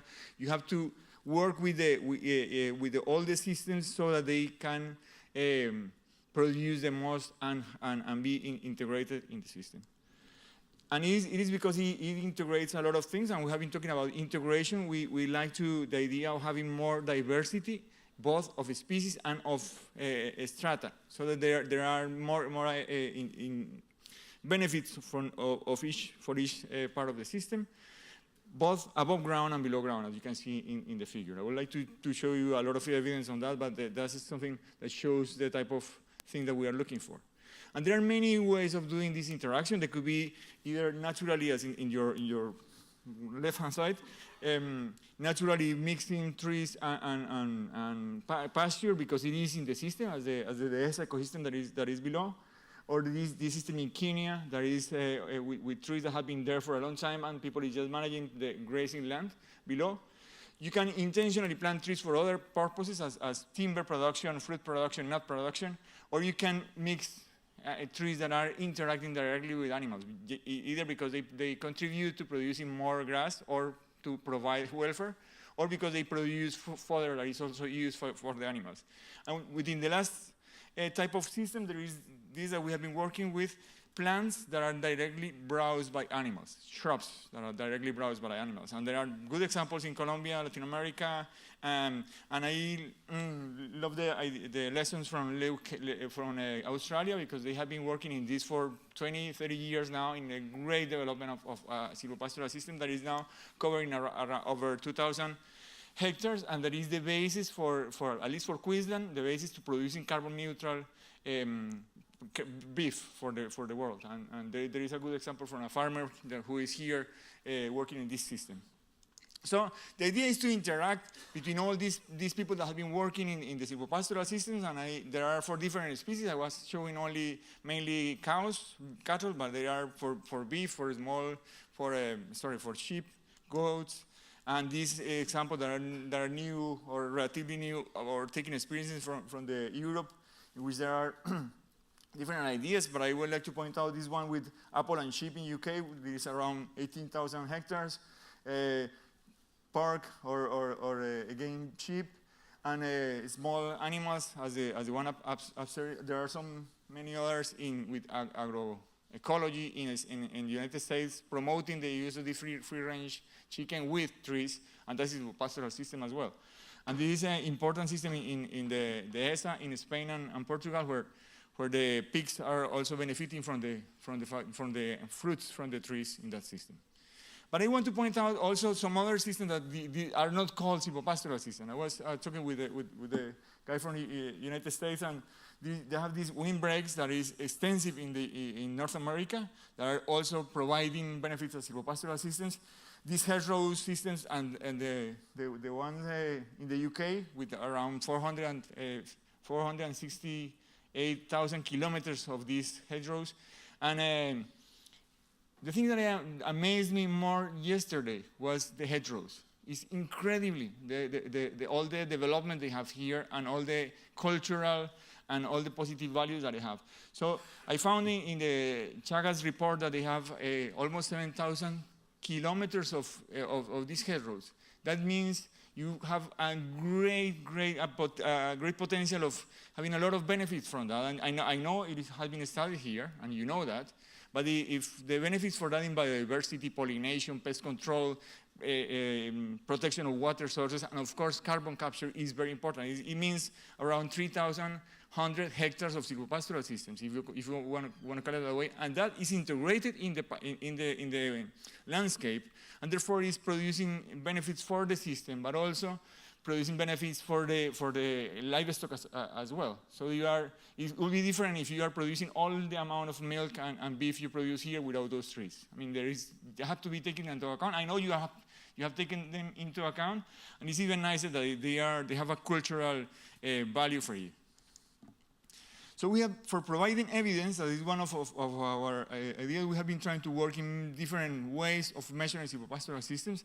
And one thing that has happened recently is that whenever we talk with people working in new developments in silvopastoral systems, new studies, they want to see how they are performing. So it's important to create how to measure them. So this is a project that we are developing in Colombia with the help of the Ministry of the IKI in Germany, but with some other partners, trying to measure different things when you combine this silvopastoral system in the landscape. So it's called sustainable land uses, and it tried to find what are the indicators of that in those biodiversity conservation, productivity, reduction of deforestation, increase of carbon sequestration.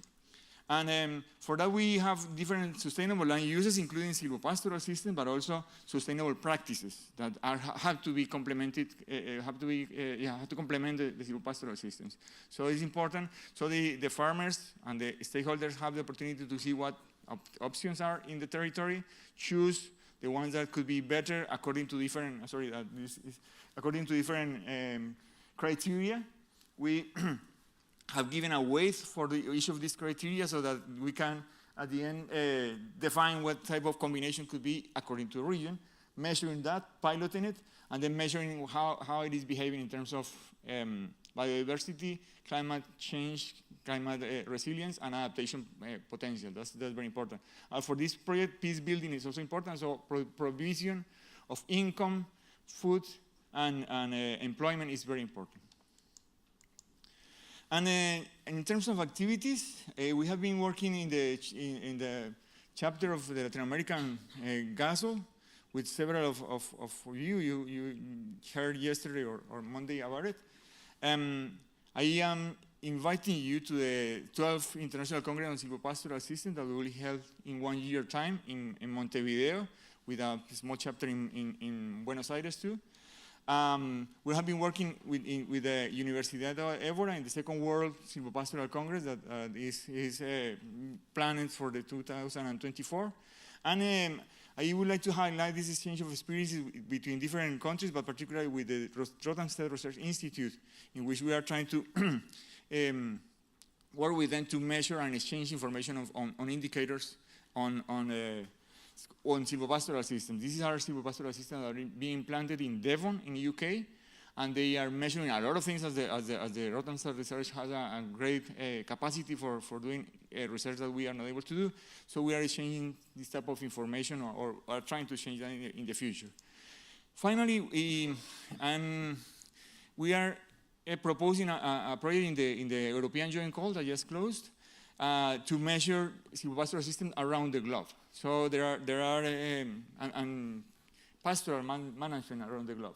So the aim of this project is to measure soil carbon, nitrogen cycling, and health of the soil across the globe, accounting for climate change effects, maintain existing soil carbon potential and carbon sequestration, that's an important thing. We want to provide a good data set of information on 10 sites around the globe that are working with or without silvopastoral systems, and see how we can provide information and models to define what factors are more important to increase carbon sequestration and provide soil health in different contexts.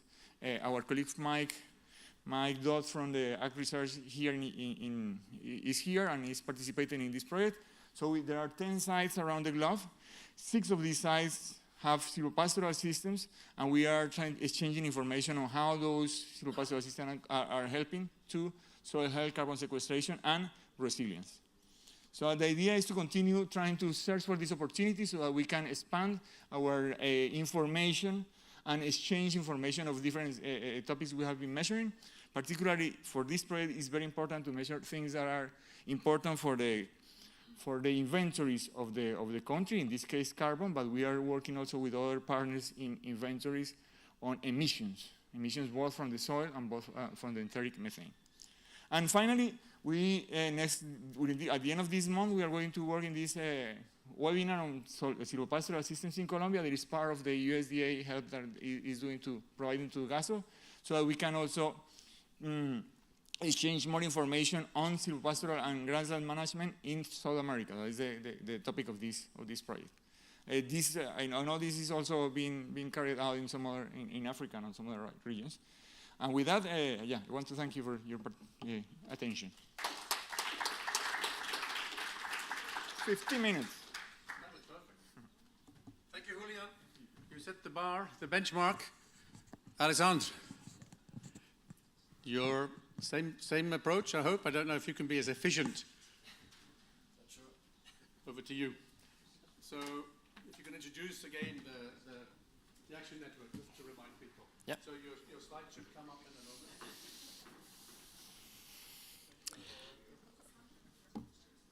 Okay, so I can start anyway. Yeah, okay. So, hi everybody. So I'm Alexandre Kovic from CIRAD in France, which is a agricultural research institute for cooperation with developing countries. So I'm co-chairing this action network, Restoring Value to Grassland, with Liz Wedderburn. Liz Wedderburn is from Ag Research, and she's also a sociologist in livestock systems. So what is this action network?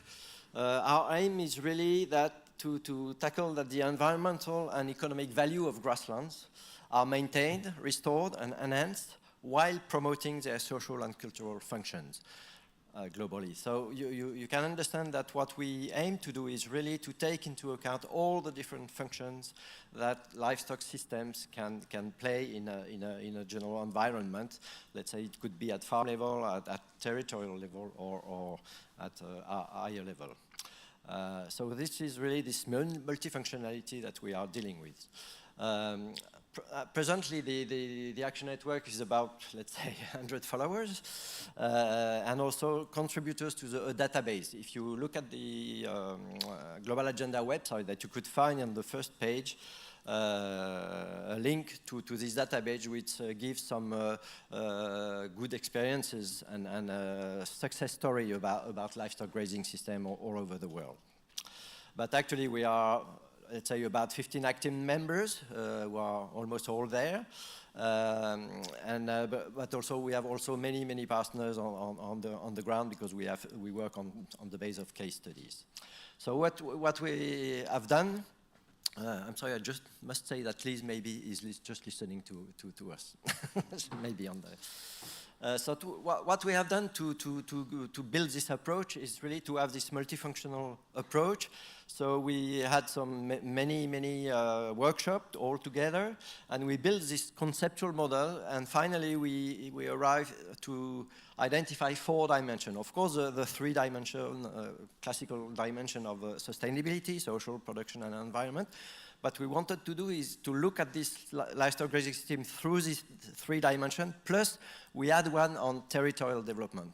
Because the fact that the livestock grazing system rely on large area of grassland, rangeland, different type of land, so that they have a very big footprint on the environment and also on the local development of territories at different dimensions. So we built this model for in each of these dimensions. We identified functions, we identified indicators that we can, where we can gather data.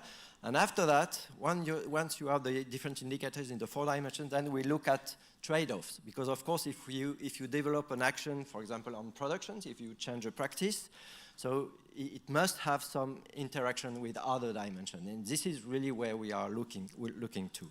What are the interactions between these dimensions, and what are the trade-offs that you have to deal with? Yeah, so how we are organized? We organize our future work plan, 22-24, in 4, let's say, work streams. One on communication, on this multifunctionality approach, and of course, try to grow the network. We have a work stream on looking at processes, so this is where really we are working on the ground to develop this multifunctional approach and build dialogues, diagnosis on the situation, so we will see about the case study later. We have a work stream on developing tools, which I will also show some example of these tools. It could be modeling and indicators, guidelines, etc. And finally, of course, a work stream on documenting and build synthesis on all this work.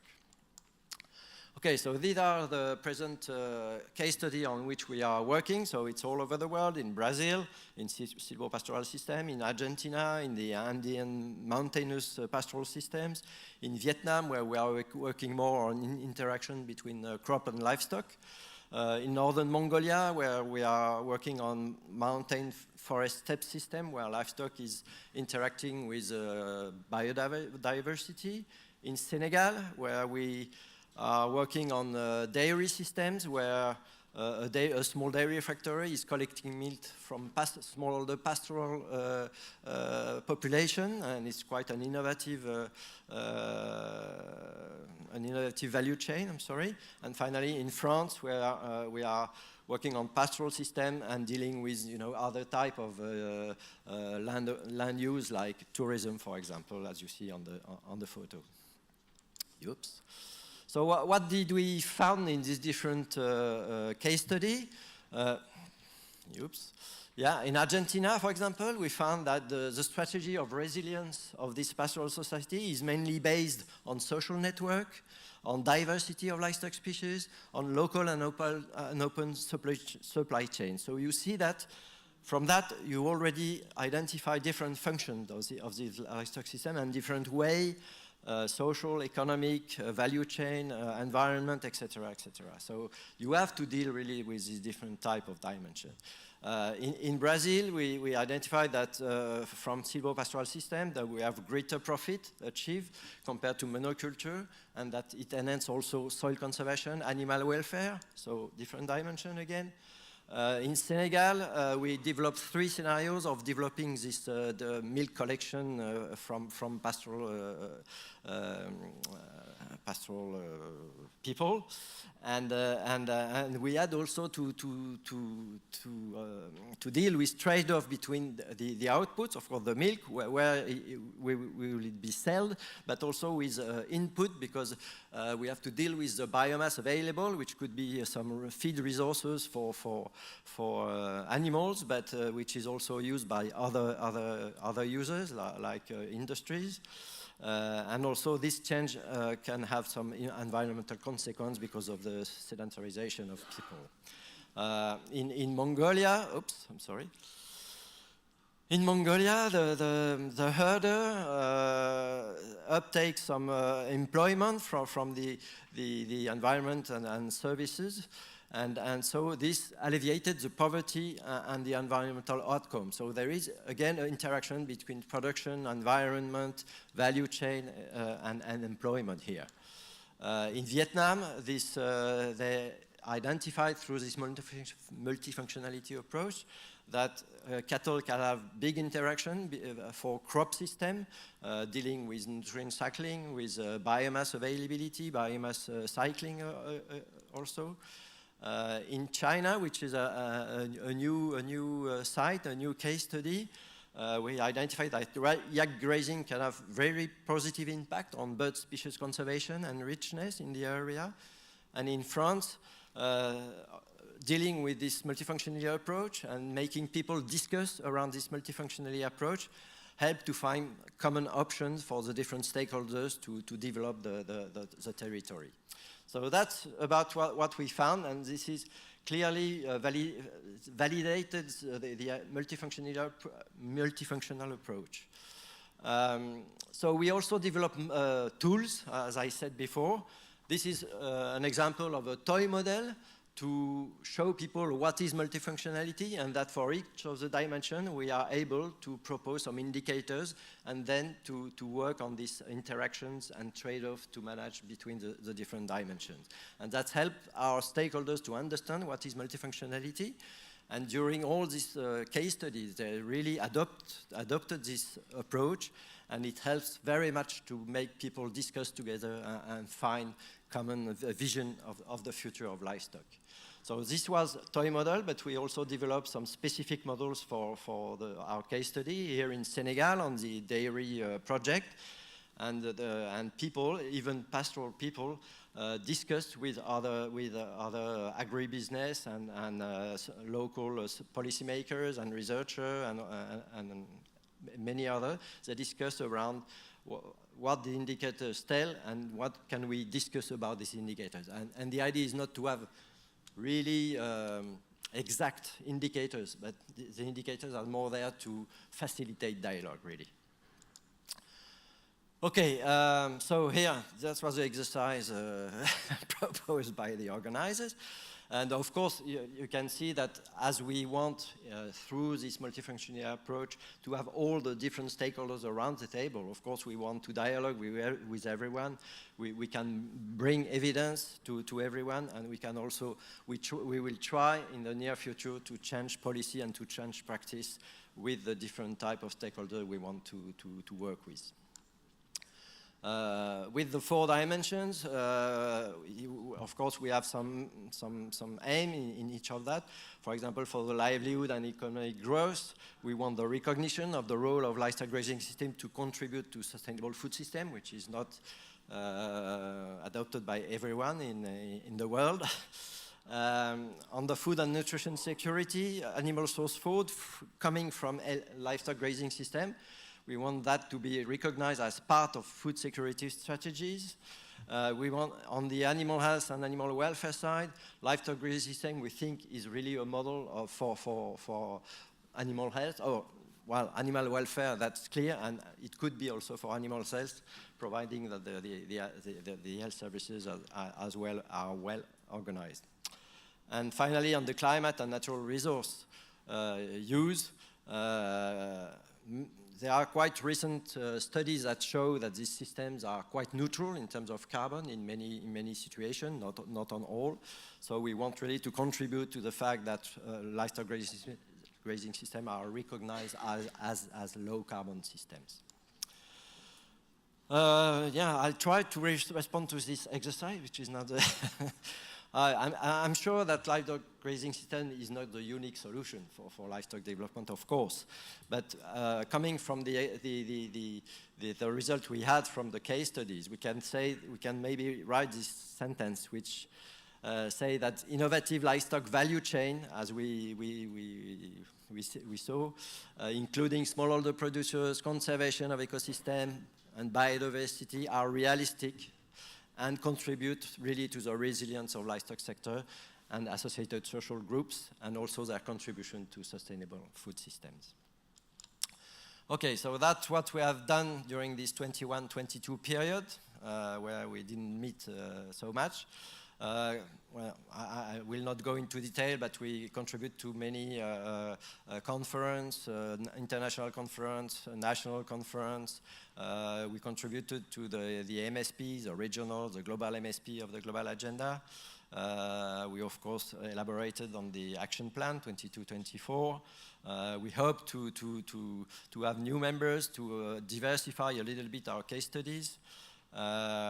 We build tools, we propose tools, we build this database, and we also write some papers on for international conference, like the International Rangeland Conference, and on scientific papers. So you will see this. I don't go into detail. You will see that in the PowerPoint.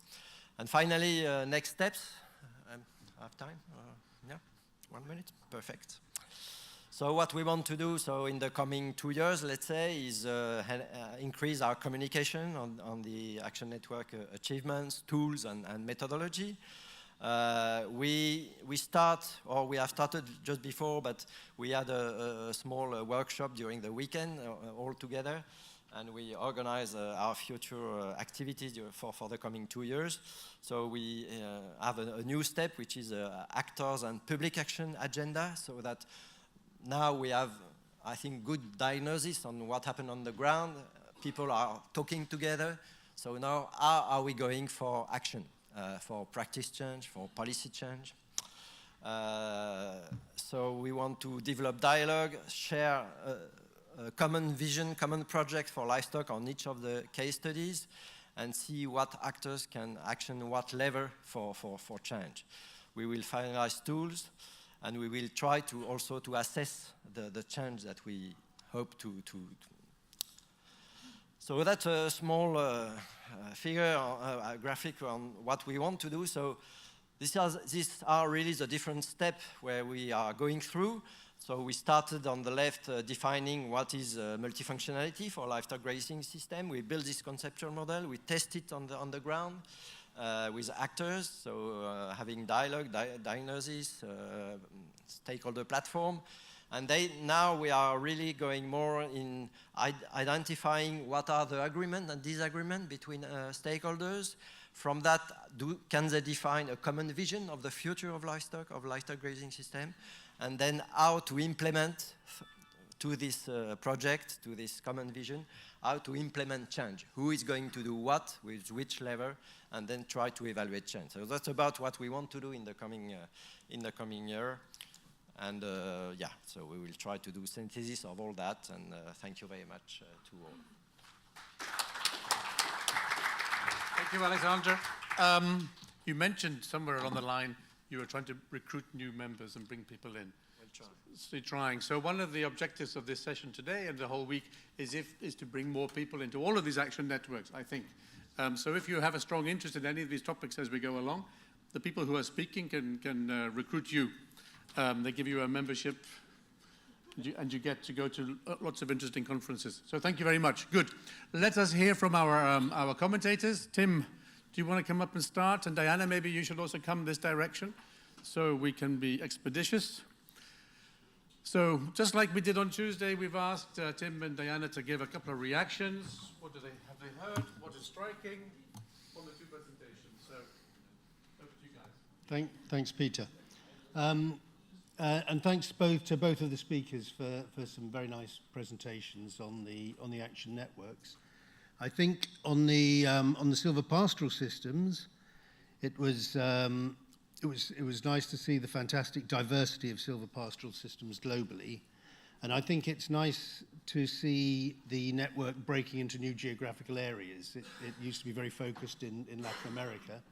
And I think it's nice to see it taking into account silver pastoral systems across the globe and systems that we wouldn't normally consider to be part of that group of systems.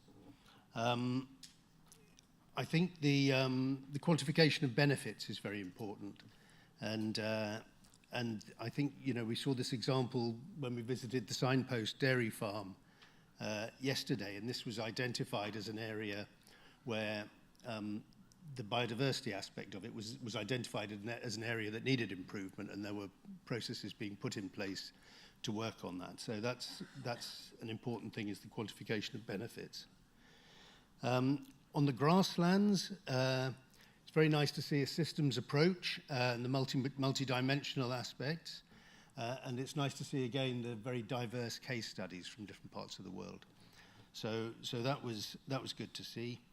And there's a lot of overlap between the two networks, obviously, which needs to be, acknowledged and built on.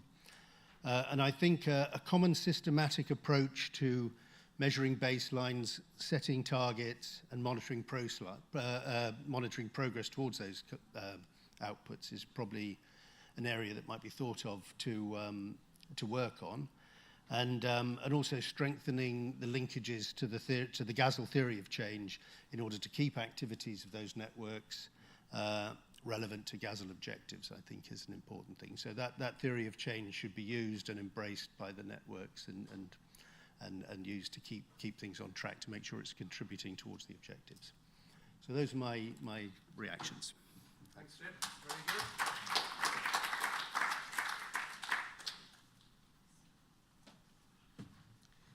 Okay, good afternoon, everyone. My name is Diana Onyango. I work with Farm Africa, as Peter had already introduced me. Thank you.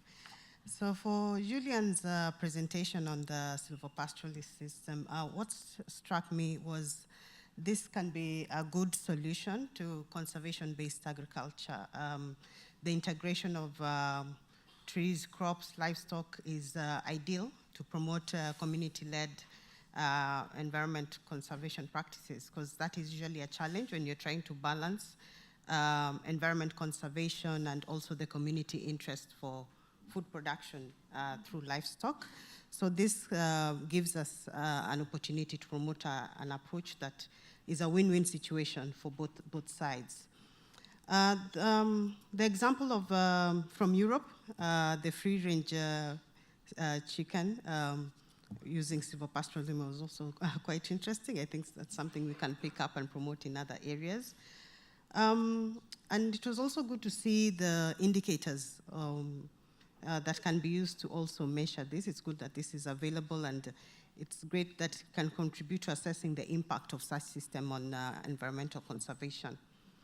For Alexandra's presentation, it was good to see the inclusion or integration of sociocultural considerations in environment conservation, as well as the emphasis on the pastoralist system, integrating the silvopastoralism approaches in this approaches on restoring values to grasslands. On the case studies, we could see across the case studies the importance of social networks and integrating this, especially for livestock value chains, for environmental conservations. And it was also good to see that through this system, there's also enhancement of animal welfare, which is also one of the key things that we try to aim to achieve in pastoralist systems. And for both, Peter, you had actually preempted my question, how can organizations become members of these networks? Because there are many NGOs that are working in this sector, in environmental conservation, trying to also integrate silvopastoral systems. And how can we become members of these networks and also learn from each other and also for collaboration opportunities?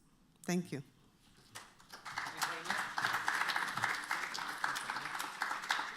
Okay, thanks, Diana. Thanks, Tim. Okay, how can we become members? So, Alexandra, Julian, you need to speak to Diana at least.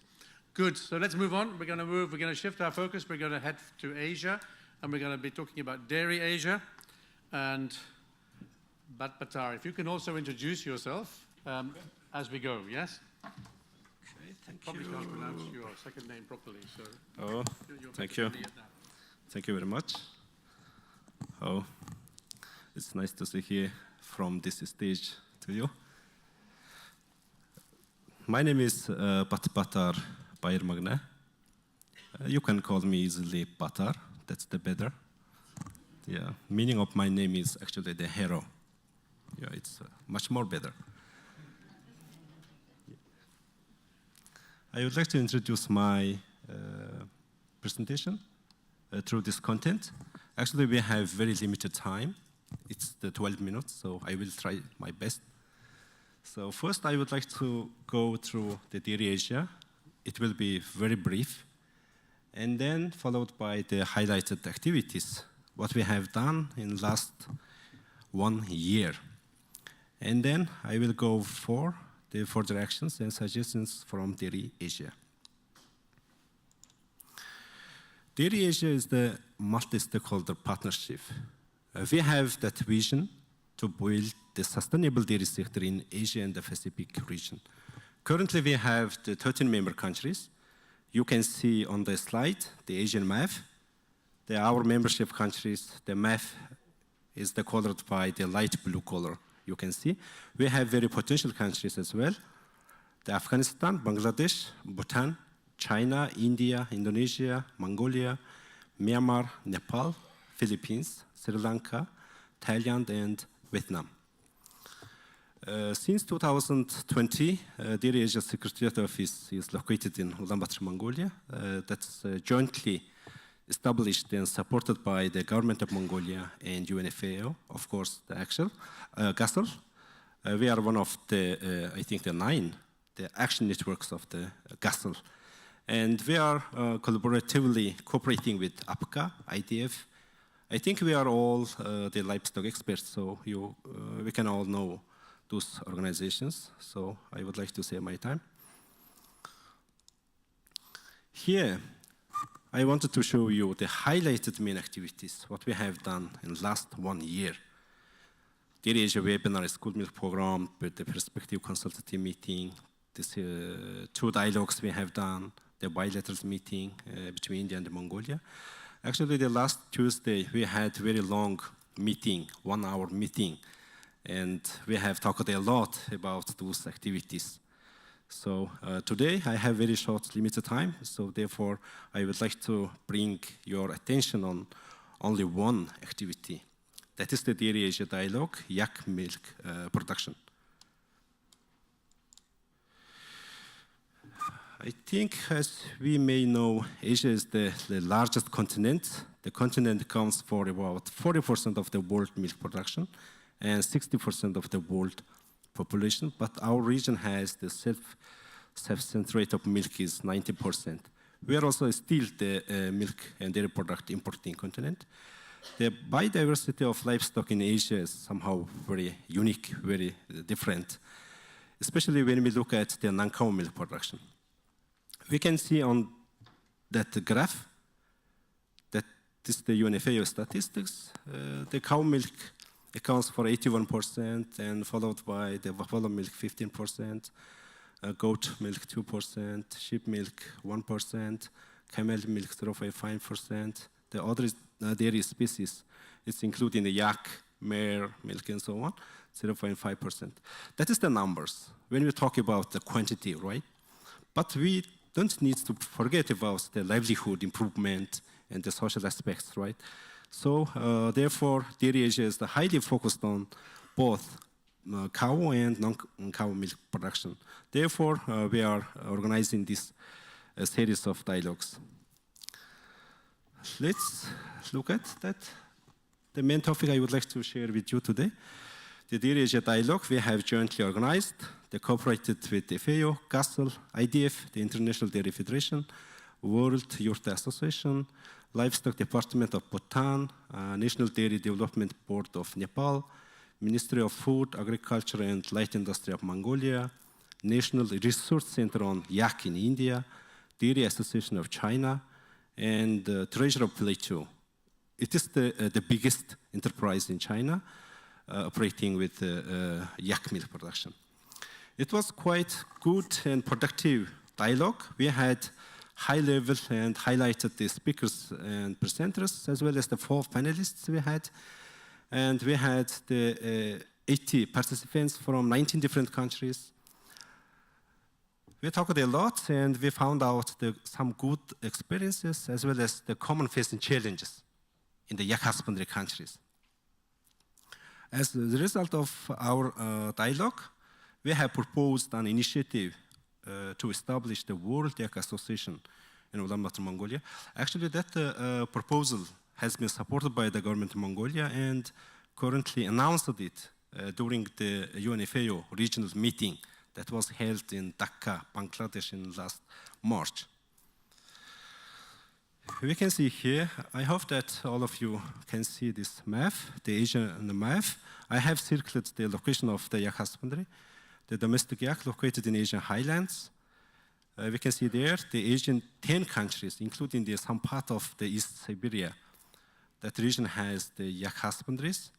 And yak population in Asia is the 17.3 million. The sector has the potential milk production over 800,000 tons. But we need to think about the commercialized milk, it's much less, about 120,000 tons of milk from yak husbandry. The main products of yak milk is the yak liquid milk, cheese, yogurt, curd, ghee, and butter. Those are based on the traditional knowledge and the technology. We found some good experiences. Example, I would like to mention Bhutan. Nowadays, the government of Bhutan is aiming to develop the cooperative system in the country.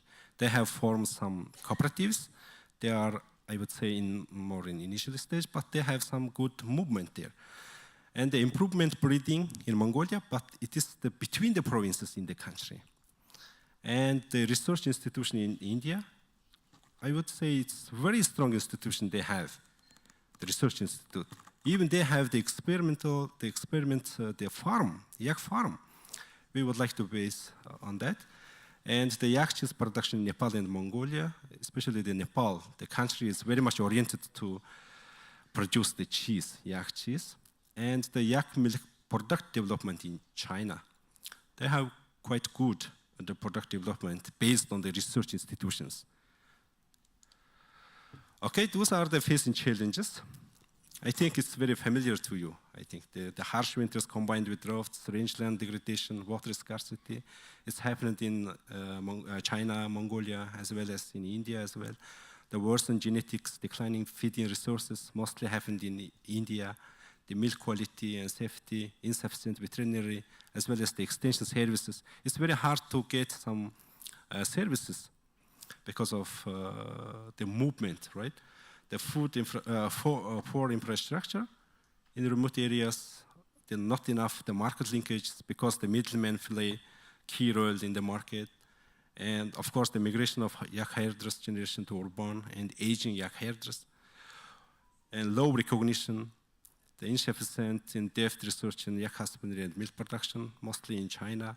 Lack of the economic incentive to production and policy and the regulations and so on. Those are the common facing challenges we found out that. And I would like to mention the one thing. We had that initiative, the joint establishment of World Yak Association. We have got that proposal. And nowadays we are working on that. So far we have found out that we would have the main functions.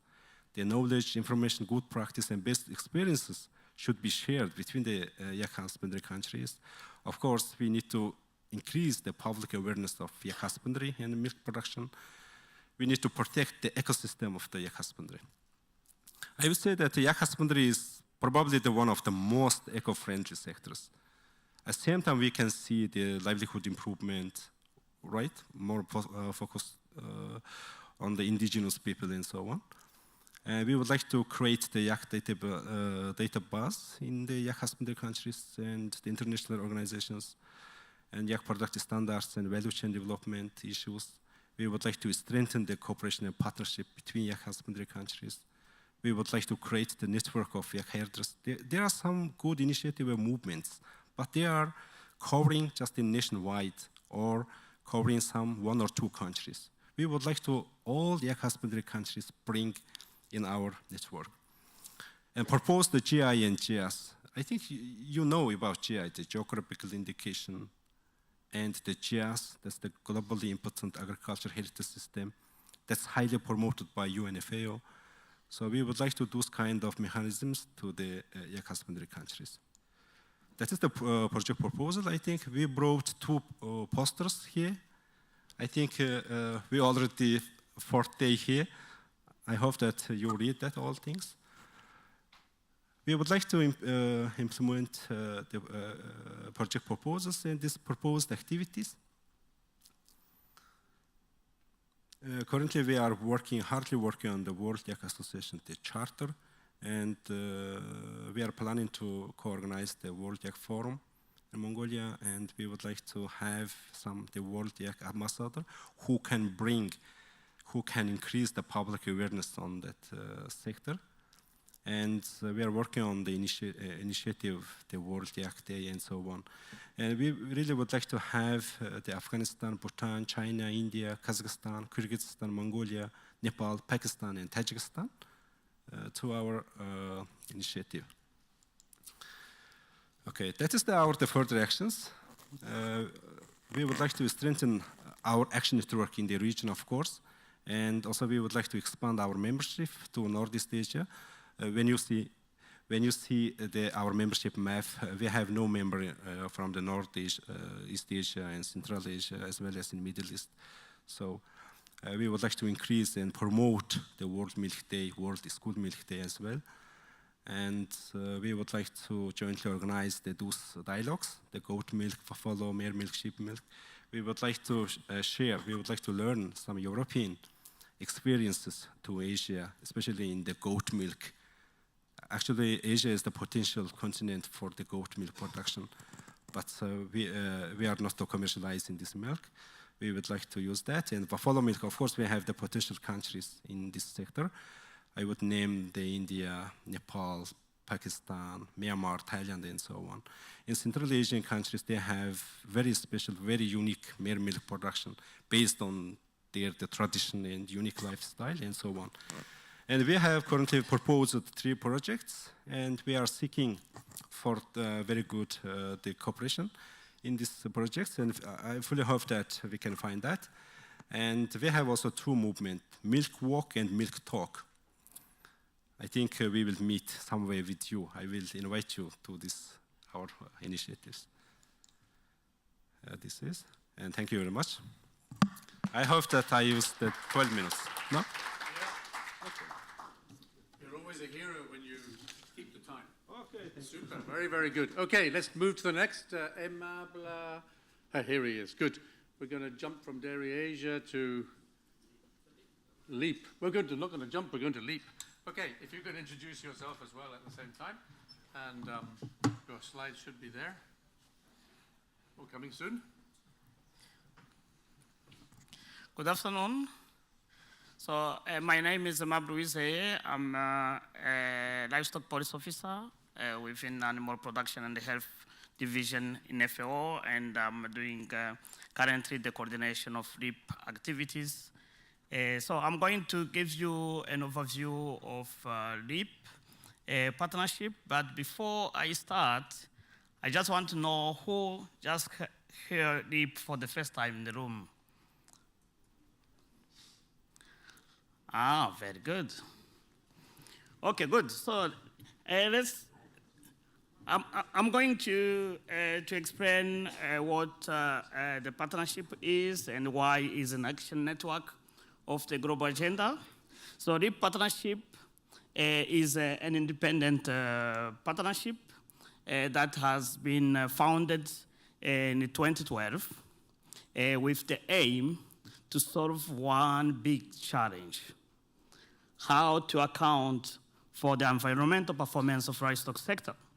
As you know, there are many methodologies and metrics used out there to quantify the environmental performance of livestock sector, but the problem was that most of those methods used were not similar, comparable, and sometimes confusing.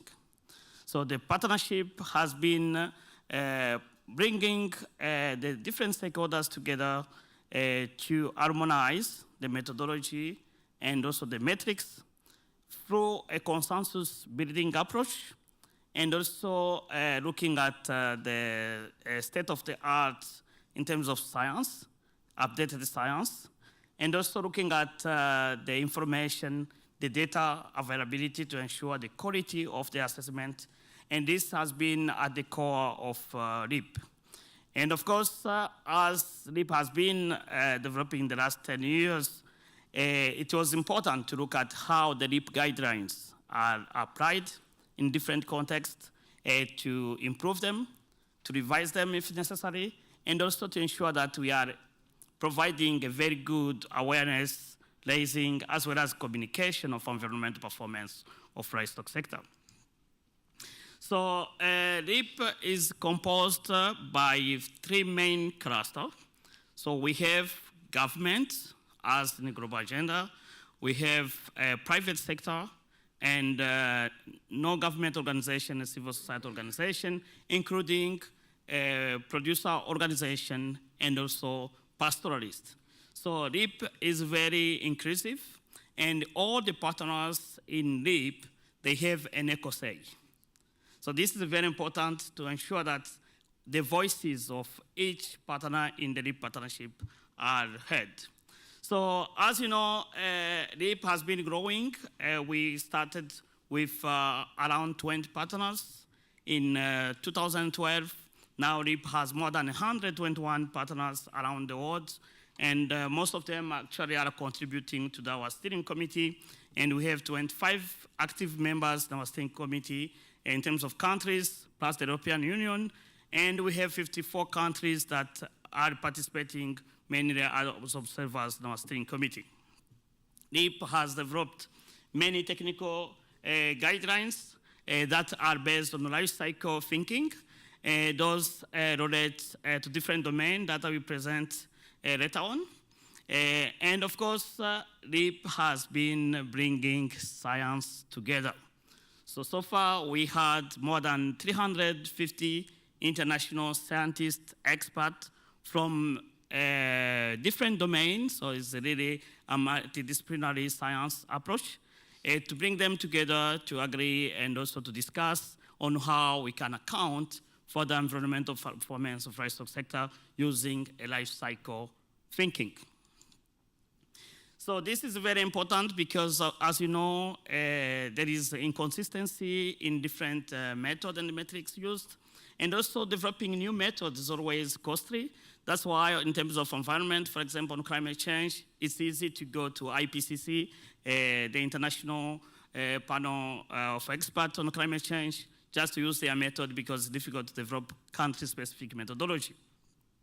However, the objective of RIP was really to link to the main objective of the United Nations Framework Convention on Climate Change by increasing accuracy, transparency, consistency, comparability, and completeness of the results that are produced in RIP. Thus include different domains beyond also climate change.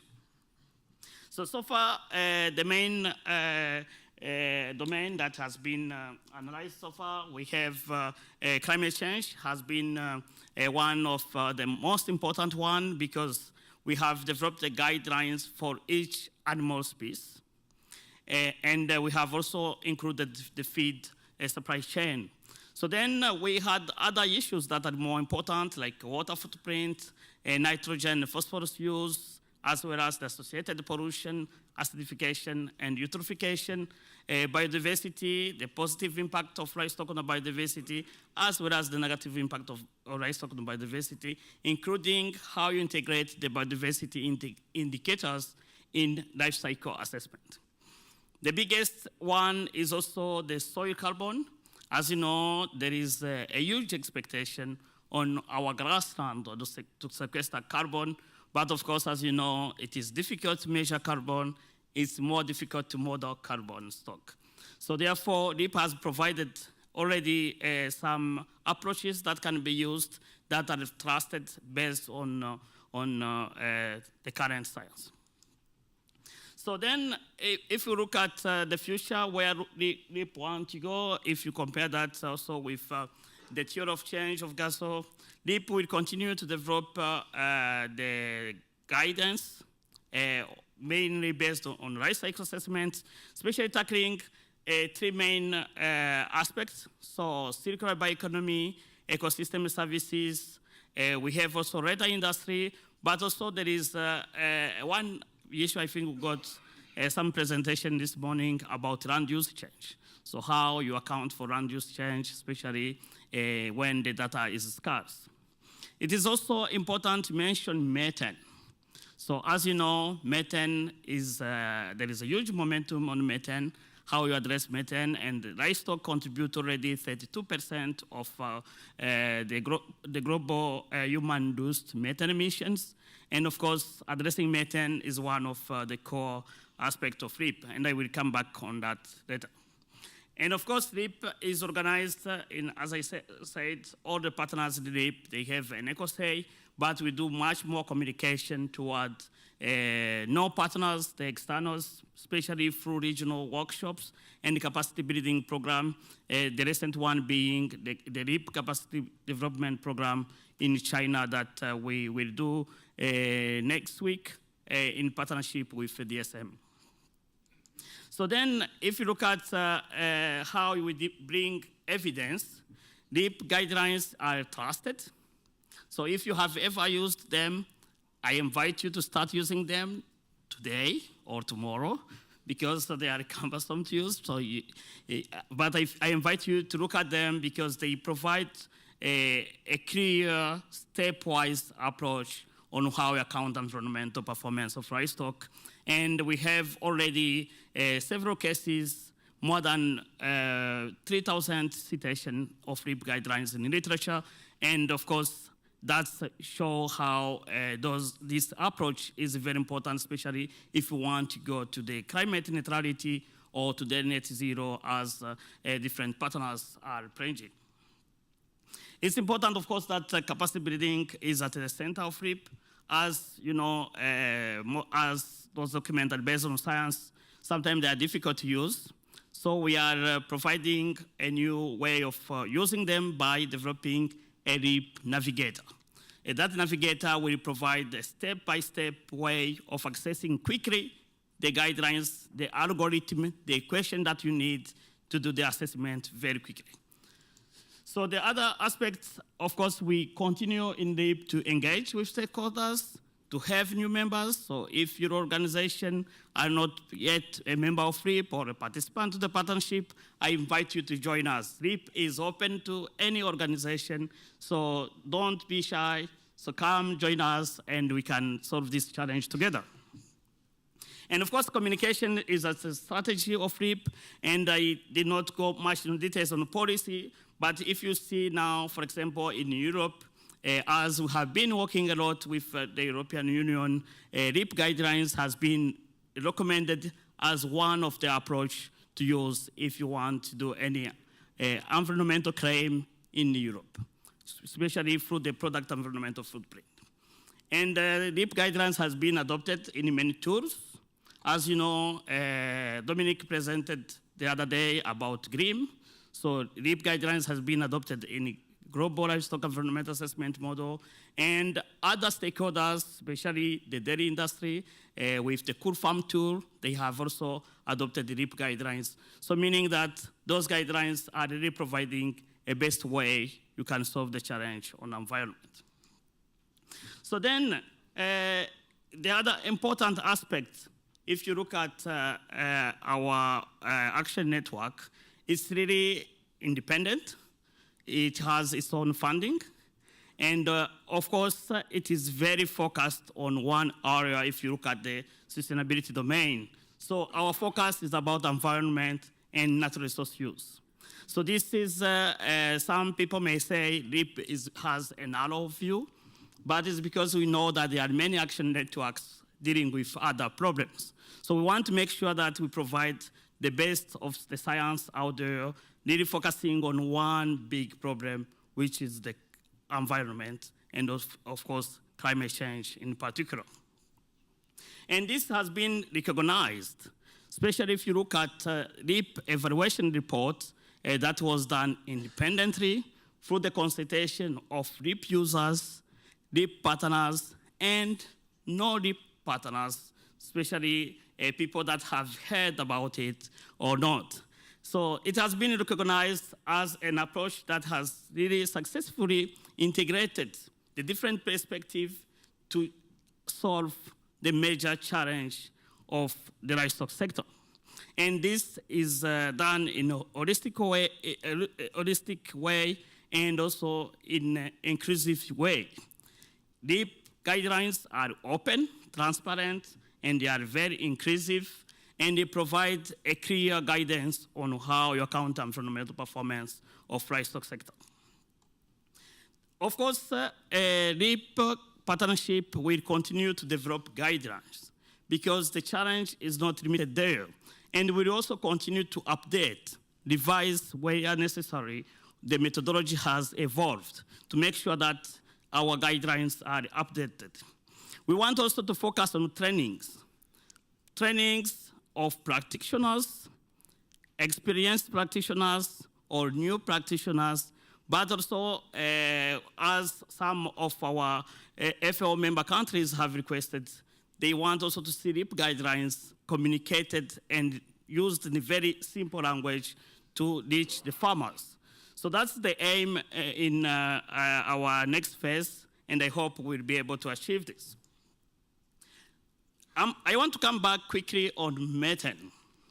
So currently, one of the technical advisor groups, so technical advisor group are those technical groups where we bring scientists together. So we have one that is currently going on methane. So far, we have 60 scientists and also professionals that have joined in that technical advisor group to address mainly the 3 questions regarding methane in livestock and also agri-food system, because also this report is covering also rice production. Especially to look at what are the means, the method, the approaches that we have out there to quantify methane. And then we look at that, the solutions. What the science has provided as solutions across different diversity of livestock production systems around the world, looking at extensive systems to confined systems. And then one aspect that's very important, I think we had a presentation by Sharon this morning, really looking at metrics. So far the first 2 chapters of the report are published in the 2 journals, in the Journal of Animal Science and the Journal of Dairy Science. And the 3rd chapter is very interesting as it is controversial, because metrics to account for the impact on global warming, there are many metrics, and they are difficult to use. And sometimes, most of us, we just see the numbers in the CO2 equivalent, but sometimes we don't understand what is behind that. So there are many metrics to account for the impact, and the report is providing a good overview on how those metrics are used or can be used to respond to specific policy questions. Because as you know, currently the UNFCCC provide one guidance of using one metric, which is GWP, plus another metric at choice. So that report will be open to the public review in the coming days, and we will make sure that you receive it and provide comment to this report, because our process, as I said, is transparent. So you will have the time to criticize the report. So then I want to look at quickly on different commitments. So RIP will continue to support the different global goals, especially the SDGs, but also trying to contribute to the global methane pledge, as livestock has a huge contribution to the emission of methane globally. And RIP will continue also to advise the COAG subcommittee on livestock that was presented, also mentioned this morning. So on that, I want to thank you for your attention, and back to Peter. Okay, so Margaret and Diana, you need to give us some thoughts about Dairy Asia and LEAP. Maybe Margaret, you go first. I'm not sure how much you know about yaks. Not much, but maybe we can, the approach will be interesting. Over to you. Yes, yaks and dairy are both a little foreign to me. But for those who I haven't met yet, my name's Margaret, and I work for Meat and Livestock Australia and look after our on-farm sustainability portfolio, which includes the Carbon Neutral by 2030 initiative. So thanks, Batar, for your presentation. In regards to the Dairy Asia Partnership, it was really good to see that 19 Asian countries have been involved in webinars and are committed to looking at this issue. I think it's really lovely to see the use of animals such as yaks and camels that are native to Asia and have evolved with the landscape over really long time spans, being seen as an opportunity to provide income and benefits to local Indigenous communities. Good to see that there's many, many yaks in Asia, 17.3 million, and there's potential milk production of 800,000 tonnes. And this is a great opportunity to contribute to food and nutrition security of Indigenous people. I think also there's probably a market for the wider community as well. And again, to contribute to the livelihoods of those Indigenous communities. There were many challenges that were listed, but I didn't think that any of these challenges were things that couldn't easily be overcome with the progression and contributions of those involved in the Action Network. And I guess as a consumer, in Australia anyway, in the milk aisle, you see all these types of milk: soy milk, rice, oat, coconut, many, many different types of milk that really are not milk at all. It would be so exciting, I think, to walk through the supermarket aisle and see, in addition to cow milk, which we see in Australia, yak, goat, buffalo, mare, all of these different types of milk. I think there's an exciting opportunity there, and it'd be great to see in a few years' time if we've got some excellent variety in dairy. Moving on to LEAP. I have heard of LEAP before, and I was at the talk the other day. It's an enormous challenge to find generic methods that suit the big diverseness that we've got in landscapes and production systems across the world. It's great to see that so many countries are getting involved in LEAP, and I personally work really closely with two of the Australians who represent us in the steering committee and other networks. I noted the challenges of the inconsistencies of metrics, and there is definitely a need to respond to those, so it's really good that LEAP is addressing that problem.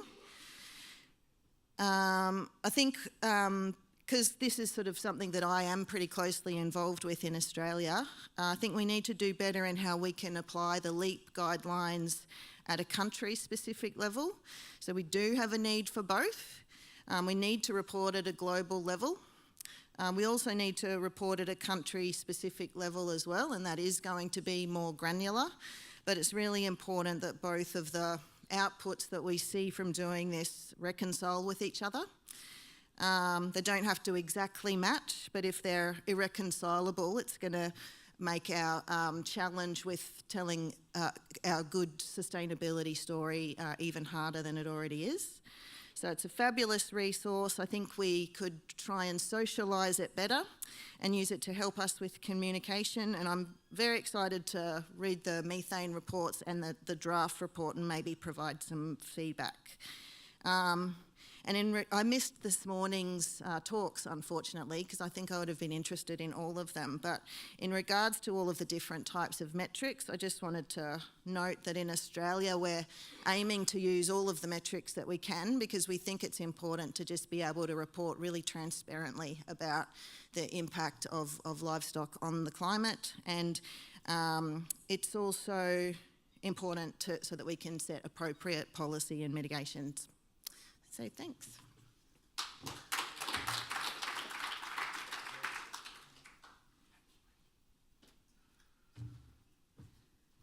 Okay. What I picked up from both presentations was the approach in the membership of the action networks, the approach of multi-stakeholder membership. We see in both cases in Batar's presentation and Imable's presentation, I hope I pronounced it correctly, Yeah, the membership constitutes research institutions, private companies, farmers associations, NGOs, government as well. And this, I think, brings about a strong network which can then strongly that can then address challenges that may be faced in the network or in the sector, and also supporting promoting the sector very well in the two regions. So that was very good, and I think it's also something very commendable for the action groups, and maybe can be replicated in other action groups that are to be formed in the future. So with the Dairy Asia, it was also very interesting to see the diversity of the livestock species in the sector that are providing milk to these regions. And also just to highlight the challenges that were highlighted by Batar. These are challenges that you see in several countries with farmers, dairy farmers, mostly in developing countries. But I think with the strong multi-stakeholder collaboration in the network that they have, these are challenges that they can easily address. Especially now that the multi-stakeholder membership for the Dairy Asia is also spearheaded by government of Mongolia, if I'm not wrong. Yeah, so this I think is a very good approach. So we're taking notes, learning these approaches. For the LEAP, I think this is it's a really great platform to address the challenges that were highlighted. There was a meeting held some weeks back by the Livestock Data for Development Group, and one of the challenges was the data gaps on the impact of livestock on the environment, and LEAP, GLIM, these are platforms and tools that can be used to be able to provide this and address these gaps. It's also great to see the available tools, applications that have been developed by the LEAP platform, which can then be used by organizations like ours, NGOs, and other organizations that are working on livestock development to design or probably modify the interventions that we're implementing to make them more environmentally sustainable. So we're also looking forward to the LEAP guidelines, as you mentioned, especially the training tools, and see how we can also incorporate that in our programs. Thank you. Super, thanks Diana, thanks Margaret. Okay, well, we're really good timing. I want to thank the 4 speakers who started us off this afternoon. That was really excellent. We're going to take a tea break now. We urge you to talk to any of the 4 speakers if you want to know more information, if you want to join their group, if you want any more depth. We're going to take a half-hour break. If we can start again at 5 to 4. We will then have 2 virtual speakers and then 2 real speakers. So thank you very much. That was a really good start. Enjoy your coffee and tea. Tanawat was wanting to speak to producer groups, I don't know, in this room, probably during the tea break. So thank you very much, everybody. See you in half an hour's time. They're not changing your slides, are you?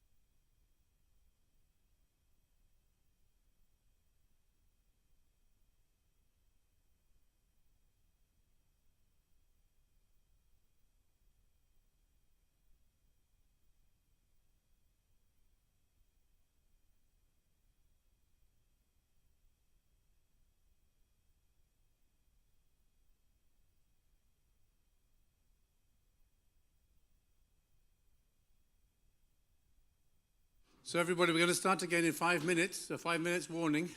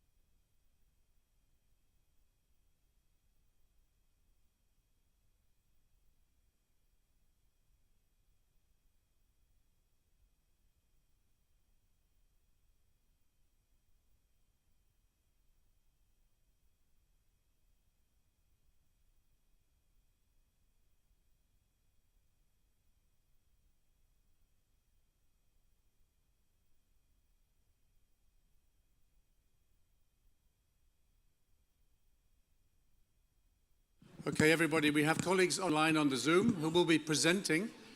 So we need to, if we can wrap our meetings up, we have people online who are getting ready to share their reports. So we need to be there for them. So if you could take your seats, if people are outside, if you could come inside, that would be good. Can you put somebody, is anybody there? Can you put Ulf up on the Zoom for us so we can see him? Ulf. Ah, wow. You're on a huge screen. That's better, yeah. Yeah. Oh no, you've shrunk. You've shrunk back. We're going to start in about 1.5 minutes. I just wanted to check. Can you hear me okay? Yes. Yep, okay. We can hear you good. You had enough coffee? Yeah. You had the coffee boost and your slides are all good? There's a whole bunch of people here.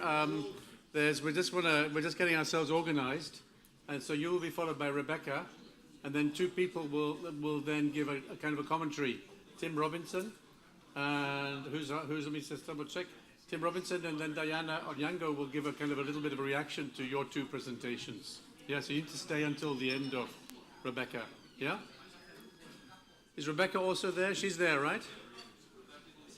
Yeah, she doesn't. Okay, that's good. So, everybody, you're all very, very far away, you know, and the problem is, of course, Ulf can't even see. Can he see the room? He can see the room, yeah? Yeah, there's a lot of people sitting far away, but we're going to start in a moment. Yeah. I can see some people in the waiting room. Can you guys let them in, Martin? There's people in the waiting room, it says. You'll manage that? Good. Okay, let's proceed, everybody. We have, it's 4 o'clock. We're going to go, we have 4 more short presentations. It's really horrible looking at these empty tables, I must say. I'm never going to allow somebody to give me too many tables again. Good, so let us start. I would like to invite Ulf Magnusson. He is working at the Swedish University of Agricultural Sciences, and he is are you the coordinator? What is this? A leader of the Action Network, which is called LAMP. So, can we have Ulf? Ulf, you're going to share your own slides, I believe. Yes. So over to you. Maybe you want to introduce yourself properly and explain about LAMP. Thank you. So,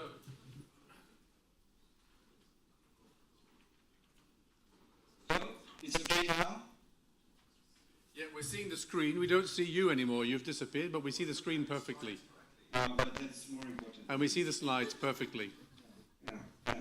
Okay, thank you, Peter. Hello, dear colleagues. Good morning, good afternoon, and good evening, etc. I really wanted to be in Dublin. It's a lovely place, not only for the drinking, but also for the culture and the good company. However, life is not perfect all the time. I'm a veterinarian. I'm working in the Department of Clinical Sciences and what we call SVU Global, which is a hub for SVU's international activities. And I'm the coordinator of LAMP, the Livestock Antimicrobial Partnership.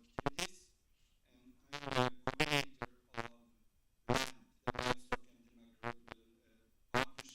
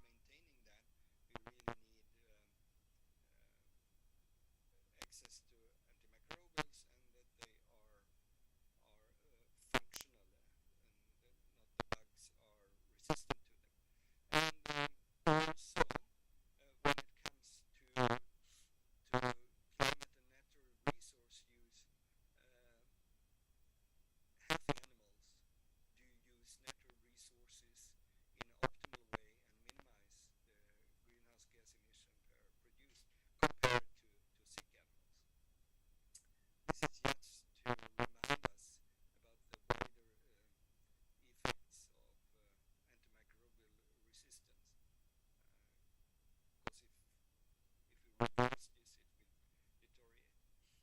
this, it will deteriorate. And then another heading was solution for the world. We discuss a lot regarding antimicrobial resistance in terms of the One Health. That is in humans and animal health, and also what's called environmental health. I think that is more, it's a vehicle for spreading antimicrobial resistance. It could be genes, it could be bugs. However, I think it's a challenge to implement this. But there are good progress, I think, with the policies among countries and also sectors in the One Health context. So, finally, a little bit about our highlights. In September 5th, we had a roundtable discussion at the FAO headquarters. It was the large international producers organization. It was IDF, IMS, IPC, and Sustainable Beef Roundtable. And as you know, it's already realized, we have a lot of webinars and things like that. So we tried another format. So we met in Rome and had a discussion there with the option for question via the chat for the audience. I think the conversation as such went quite well, and the technical aspects, there are more fancy cameras and so you can focus on different people and so. But this was an attempt to make it more lively, that we perhaps could continue. One advice to other action networks, though, is to not trying to organize things in early September, because FAO, if you want the support from FAO, they close down in August. This is not to be blunt, but it's a practical issue, and I want really to thank Eduardo and Lavinia for all the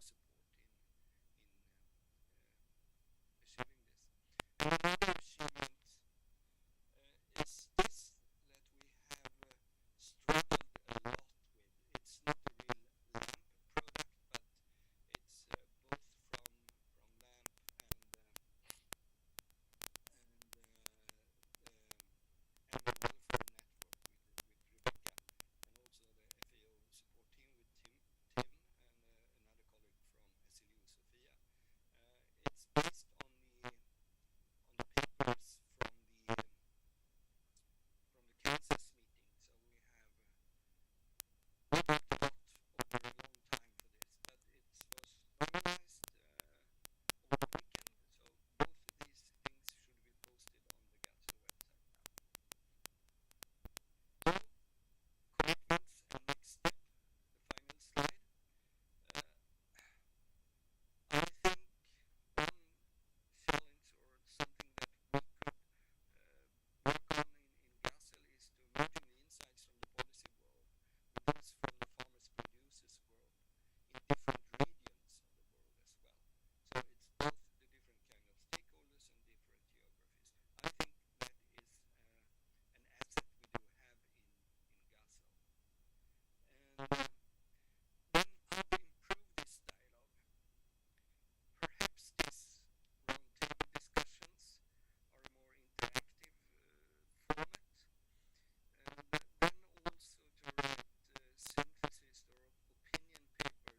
And this is a little bit self-focused, I apologize for that, but this is in British Medical Journal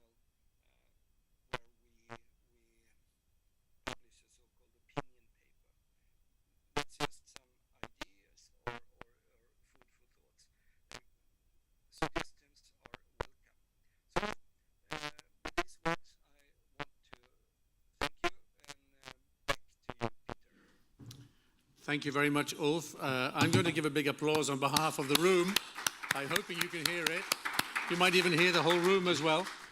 You might have seen them all, so that was excellent, and you were perfectly on time. Really, really appreciate it. I'm looking at you, but you're seeing the back of my head. You know, that's the new tech.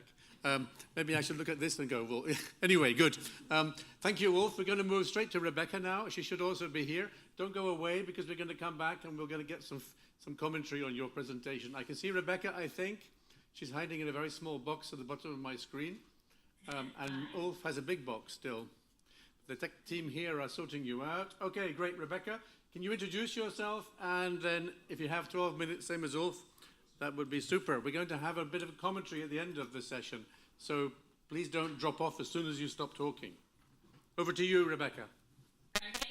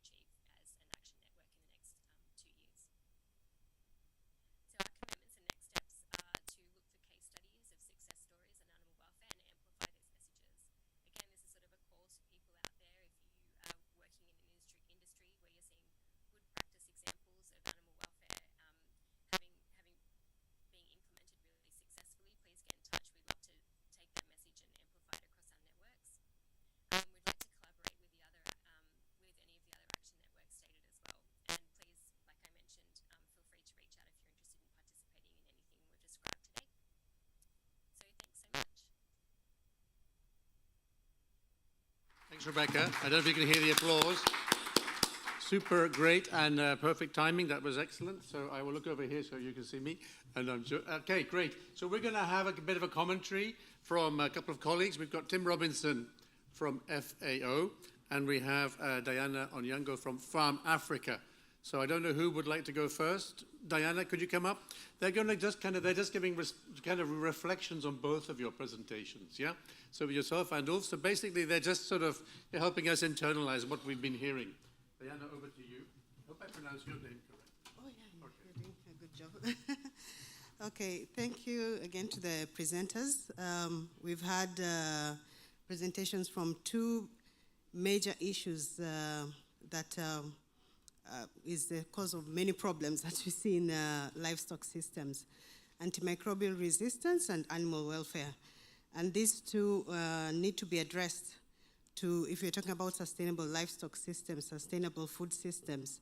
They need to be addressed as they impact on productivity, they impact on human health. So both of them need to be really in the eye of One Health when we're talking about addressing challenges in livestock sector. So these two are very important in the One Health approach. In Professor Alf's presentation, of course, we all know that antimicrobial resistance is a global challenge, so it needs concerted multi-sectoral efforts to address it, as I've already mentioned also. In his presentation, we saw that there are some efforts in the global north to reduce the use of antimicrobials in livestock systems, but we know it's not so easy in the global south due to other associated challenges or needs that drive increased use of antimicrobials in livestock systems, such as increasing productivity, or it's probably the way many farmers know how to manage hygiene challenges. He did mention the One Health context that is also being used to address these challenges, and the steady growth in awareness on AMR, as we're seeing in many regions. But my question to you, well, you don't really have to address it, but it's just a comment. How can LAMP support the advocacy and the awareness on antimicrobial use that we are still, very much engaged in the different countries? On Rebecca's presentation on animal welfare, we see there's also the need for global recognition. We see that there is a global recognition on the actions needed on animal welfare, as she presented on UNEA and the GSDR reports, and this is very encouraging as as a way of addressing the challenges that we see in the livestock sector on animal welfare. She did mention that there are tools. I don't know whether they are planned actions or things that are already in the works. It's very good to know that there are tools and methodologies to measure animal welfare issues and sharing case studies. Rebecca talked about community conversations, and this is very important. As we know, we work with different communities in different contexts, and different communities actually have different understanding, different ideas on what animal welfare means. And some of them actually do not understand when you talk about animal welfare. So it's good when we are trying to implement any actions towards improving animal welfare, we start with that and have it being led by the communities. Thank you very much. Thank you very much, Diana. Thank you. Tim, your thoughts?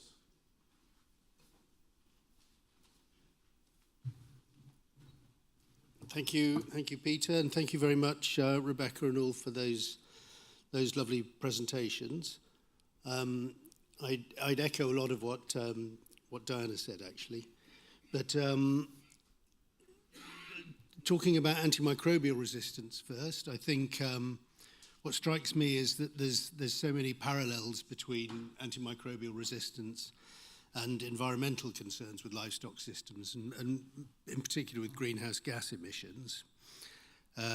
For example, a very polarized debate that occurs around the two. The global nature of the challenge, but the very different priorities in high and low income countries that need to be addressed differently. And the need for robust evidence to inform the global coordinated action, I think, arises from that. So those are some points on Ulf's presentation on antimicrobial resistance. With Rebecca's presentation, it's very, very impressive to see so much work in having been achieved for a relatively young network. So that's very nice. I think about both presentations, both networks, I should say, both are very output oriented and are very well aligned with the Gazzled theory of change. So that's very nice to see, very business-like. And I think as well, both AMR and animal welfare, whether rightly or wrongly, I think are drivers of the anti-livestock research sentiment that we heard a lot about, particularly on day one. And I think that presents an opportunity to acknowledge the issues that do exist very honestly, and to demonstrate progress towards addressing these issues. So I think both of those networks can have a very strong role in redressing the balance and contributing to that argument. Thank you very much. Super. Thank you, Tim. Thanks, Tim. Ulf, Rebecca, we're really missing the fact that you're not with us. So I don't know, we haven't been doing it with the others, but do you want to just, anything you heard, from either Diana or Tim, you want to react briefly, just, and then we will turn you off our screen and we go back to boring old face-to-face. Any thoughts, Rebecca, from your side? Anything that you, just an observation on the observations? Yeah, thank you for having the opportunity to respond. I just appreciate the comments from Diana and Tim. But one thing I guess I didn't mention in my talk was that actually Ulf and I, across our two action networks, are collaborating quite a bit already, which is really good. And it's for me at least, I think it's been a great synergy to be working between the two action networks. And so I'm really looking forward to making plans with the other action networks in the room to do the same thing. Thank you. Ulf, any thoughts? Oh, yeah, on Tuesday, we did have 3 of the action networks got together and did a joint session, which I think was also a bit of a novelty for Gazzle. Ulf, any thoughts on your side? Yes, maybe relating to what Tim said, to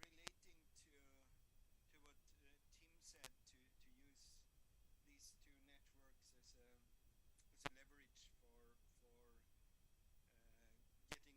acknowledgement for the livestock sector as being sustainable, if I understood Tim correctly. I think the first step is to, within the livestock sector, acknowledge that AMR is an issue. And for me, as being a clinical veterinarian, it's very obvious. We have to protect the efficacy of antibiotics for our own sake. And with that, it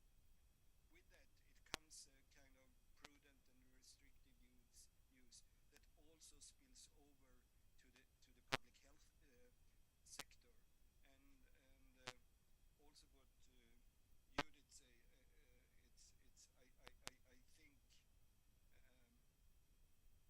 of prudent and restrictive use that also spills over to the public health sector. And also what Judith say, I think we have to acknowledge the differences between rich and poorer countries. Access of quality antibiotics and how to use them in a proper way is a deficit in many countries. Thank you. Okay. Thanks, both of you. Really appreciate you joining us this afternoon. And we're having a big dinner tonight, and we'll drink some Guinness in your honor. So thanks very much. We're going to move on now. So you're welcome to stay. And Ernesto is going to, I think you're the next one in the line. If you could introduce your network and your activities. This is the Zapper. Okay. Super. Oh, thank you, Peter. Good afternoon, everyone. My name is Ernesto Reyes. I'm working together with the Global Dairy Platform, IFCN Dairy Research Center, FIO, and IFAD during the last 4 or 5 years, together with projects dealing with another dimension of the livestock sector that has been somehow in the balance of the three dimensions of sustainability, this social dimension has been the one that has not been properly approached. And the reason that we founded some years ago this action network was exactly to provide a dialogue and to provide evidence of the social role of the livestock sector. So with this introduction, I will briefly introduce what is this topic of the action network and the food systems, and then what we have done on these elements and the challenge that we have, and finally next steps. But first of all, we were trying to answer some questions regarding the livestock sector. How much the livestock sector is contributing to food security and nutrition, to education, to well-being of the communities, livelihoods, and at the end is what could the role of livestock sector be on rural development? This is the answers that we have been trying to provide regarding the action network. Regarding livestock for social development and food systems, there is one big definition, but also there are two elements, which is social and economic impacts of the livestock sector in this regard. And this is what we have been trying to metrics and 5 key areas. And you see nutrition, nourish, equitable livelihoods, protect and improve rural livelihoods, resilience, and resilience. These are the main elements that has been addressed during the Food System Summit for the future. So let's see if this action network has been trying to provide those elements. So we will see some of the results. The action network has been working in 3 main elements. Evidence, provide evidence, and for evidence we have used the SDG framework to provide that evidence. Then development tools and guidelines, and third, a platform with social focus. These are the 3 main working areas that we have been dealing with. And the first one is that we have been making a peer review revision of the journal articles regarding science-based evidence about the role of the dairy and poverty, and about the role of dairy in reducing hunger. And we have been published these 2 publications that are available, public free available. And then we just have finished a 3rd report on gender and dairy that will be. We are in the middle of our revision of the dairy and employment. So these are the elements for this. Regarding tools and methods, we have developed a dairy impact methodology, and when I say we, is a team work that has been done between a Global Dairy Platform, IFAD, FIO, with the framework of the Global Agenda, and IFCN Dairy Research Center. Within this, we have developed a dairy assessment tool for going to the countries, to regions, and to make an impact assessment of the dairy sector. And for testing this tool, we have been selecting 5 countries. We are in Rwanda, Kenya, Vietnam, India, and US. And we have selected different production systems with different value chains and with different market conditions. Then on the other hand, of dairy in these countries regarding social domains or social dimensions. And we will be publishing and finishing these by the end of the year, which is the Global Dairy Impact Report. These are the main elements. And regarding the platform with social focus, we have been working together with IFAD, and IFAD this is an initiative that has been led by IFAD. And working together, these are the main framework of the activities we have done in the Action Network. Publications providing evidence, tools and methodologies, pilots, and a platform. So let's see what we have done. These publications and this dairy impact methodology has been within the framework of another program, which is a grant that has been provided by GDP and IFAD together. So these are the elements that has been done by these. I would like to make emphasis on the next publications that we are working on, which is we have been building a global database with 4 social dimensions, and this is the largest agricultural sector database, assessing the linkages between dairy sector development and social development. There is a team of economists and social experts that we have been working together in this database. Social domains or dimensions, we have been measuring some indicators. And let's see some of the preliminary results. So what we have seen is as long as the dairy sector develops, regarding farmers' livelihoods, dairy farmers' income increase, and dairy farmers are able to get out of poverty. And we have used the poverty line for comparison, but we haven't used the international poverty line. We have used the national poverty line for each country, which is an additional reward or an additional finding on this. Regarding employment of efficiency labor, regarding salaries, as long as the dairy sector develops, there are farmers and workers in the processing plants and along the whole value chain are better paid. 187 countries has been analyzing on this. Regarding consumers, a larger share of consumers have access to an affordable milk price. So this is something really important because it's cheaper price, having access to key nutrients and at a better price as long as the dairy sector develops. And finally, regarding government revenue, there are two elements. The first one is that dairy sector contributions to agricultural value added milk increase because when you're moving from the informal to formal sector.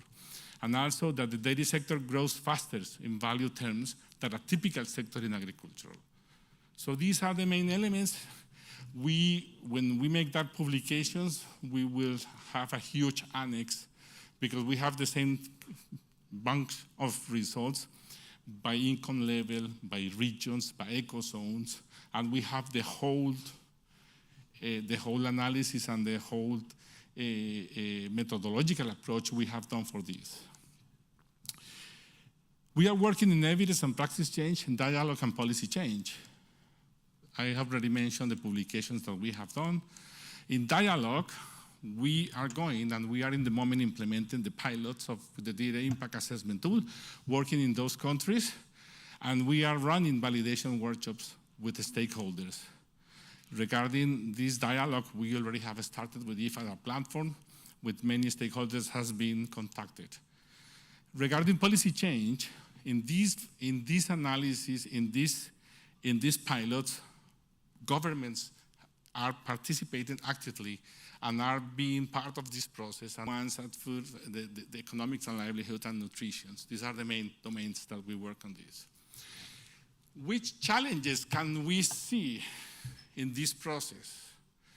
I will say the first one, it's very difficult to provide science-based evidence in the social aspects because most of the evidence is qualitative, not quantitative. And if we like to make a statistical analysis and control groups, it's very difficult to do this. So there is a lack of well-designed research studies to assess social impact in this context. Sample size are too small. We need to enlarge the sample size of these studies. And when you see most of the intervention with different NGOs, with different projects, when they do that intervention, they need to plan a research process before they start this analysis, because we always cope with these challenges. Long-term data assessment. If I interview, and most of these challenges that we have seen were more related to gender analysis. When we have seen these elements, it's different if I ask to how women have been empowered within a period of time, but 1 year is too short period. We need to design studies that could cover longer periods. And the main issue is quantitative versus qualitative. Most of the evidence that we have seen in the social aspect is qualitative, which means not a statistical analysis and no control groups. So we need to really define how are we going to manage that publications and how are we going to plan this evidence, because it's very difficult to assess this. So these are the main challenges. Next steps. We would like to move the action network from advocacy documents at this evidence base that we have provided to decision support tool. So we have started already with the dairy impact assessment, and we would like to move to what-if analysis, and what is the social return on investment? What will happen if the dairy sector transforms and develops? And how its contributions to social development will change? These are the decisions that policymakers, especially in developing regions and emerging regions, that we need to really address quite clear. We need to reply things like, it is good investment for society to transform and develop the livestock sector within these regions or countries. These are the next steps that we are planning to work with in the near future. We have started more social dimensions. We have been criticized, and it's true that we were doing mainly economic analysis, and we need to incorporate more social studies. And we have started to have an explorative approach with social experts, sociological experts on these. How can we measure these dimensions first? And second, we have started a small project that has been funded by the Global Dairy Platform, the impact of Kenyan school meal programs on nutritional education to comply with evidence science-based. What I am saying is that if we really want to provide science-based evidence, we need statistical support behind, and we need control groups. And this is very complex to design. So these are the next steps.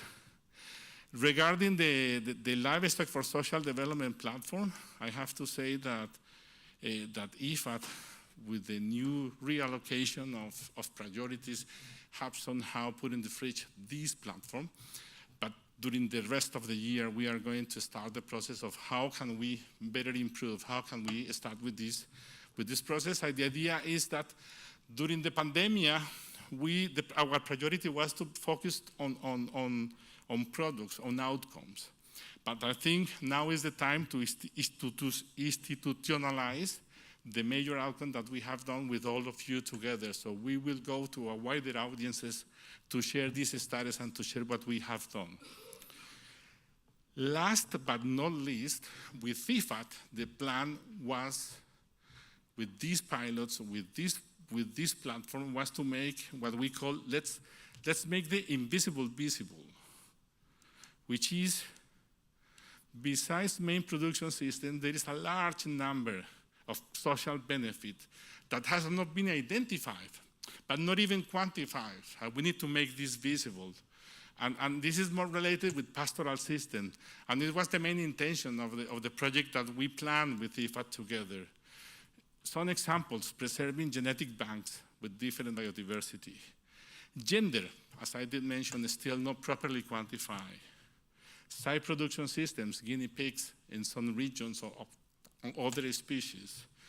Cultural richness, regarding, we have seen a beautiful presentation on Tuesday regarding recipes and regarding all the recipes with native ingredients that are really, really important in terms of cultural richness and what we think is important regarding this. With this, I will close here, and you are most welcome to join us. Remember, during the pandemic, we have prioritized the outcomes, but we will enlarge the discussions together, and feel free to contact us.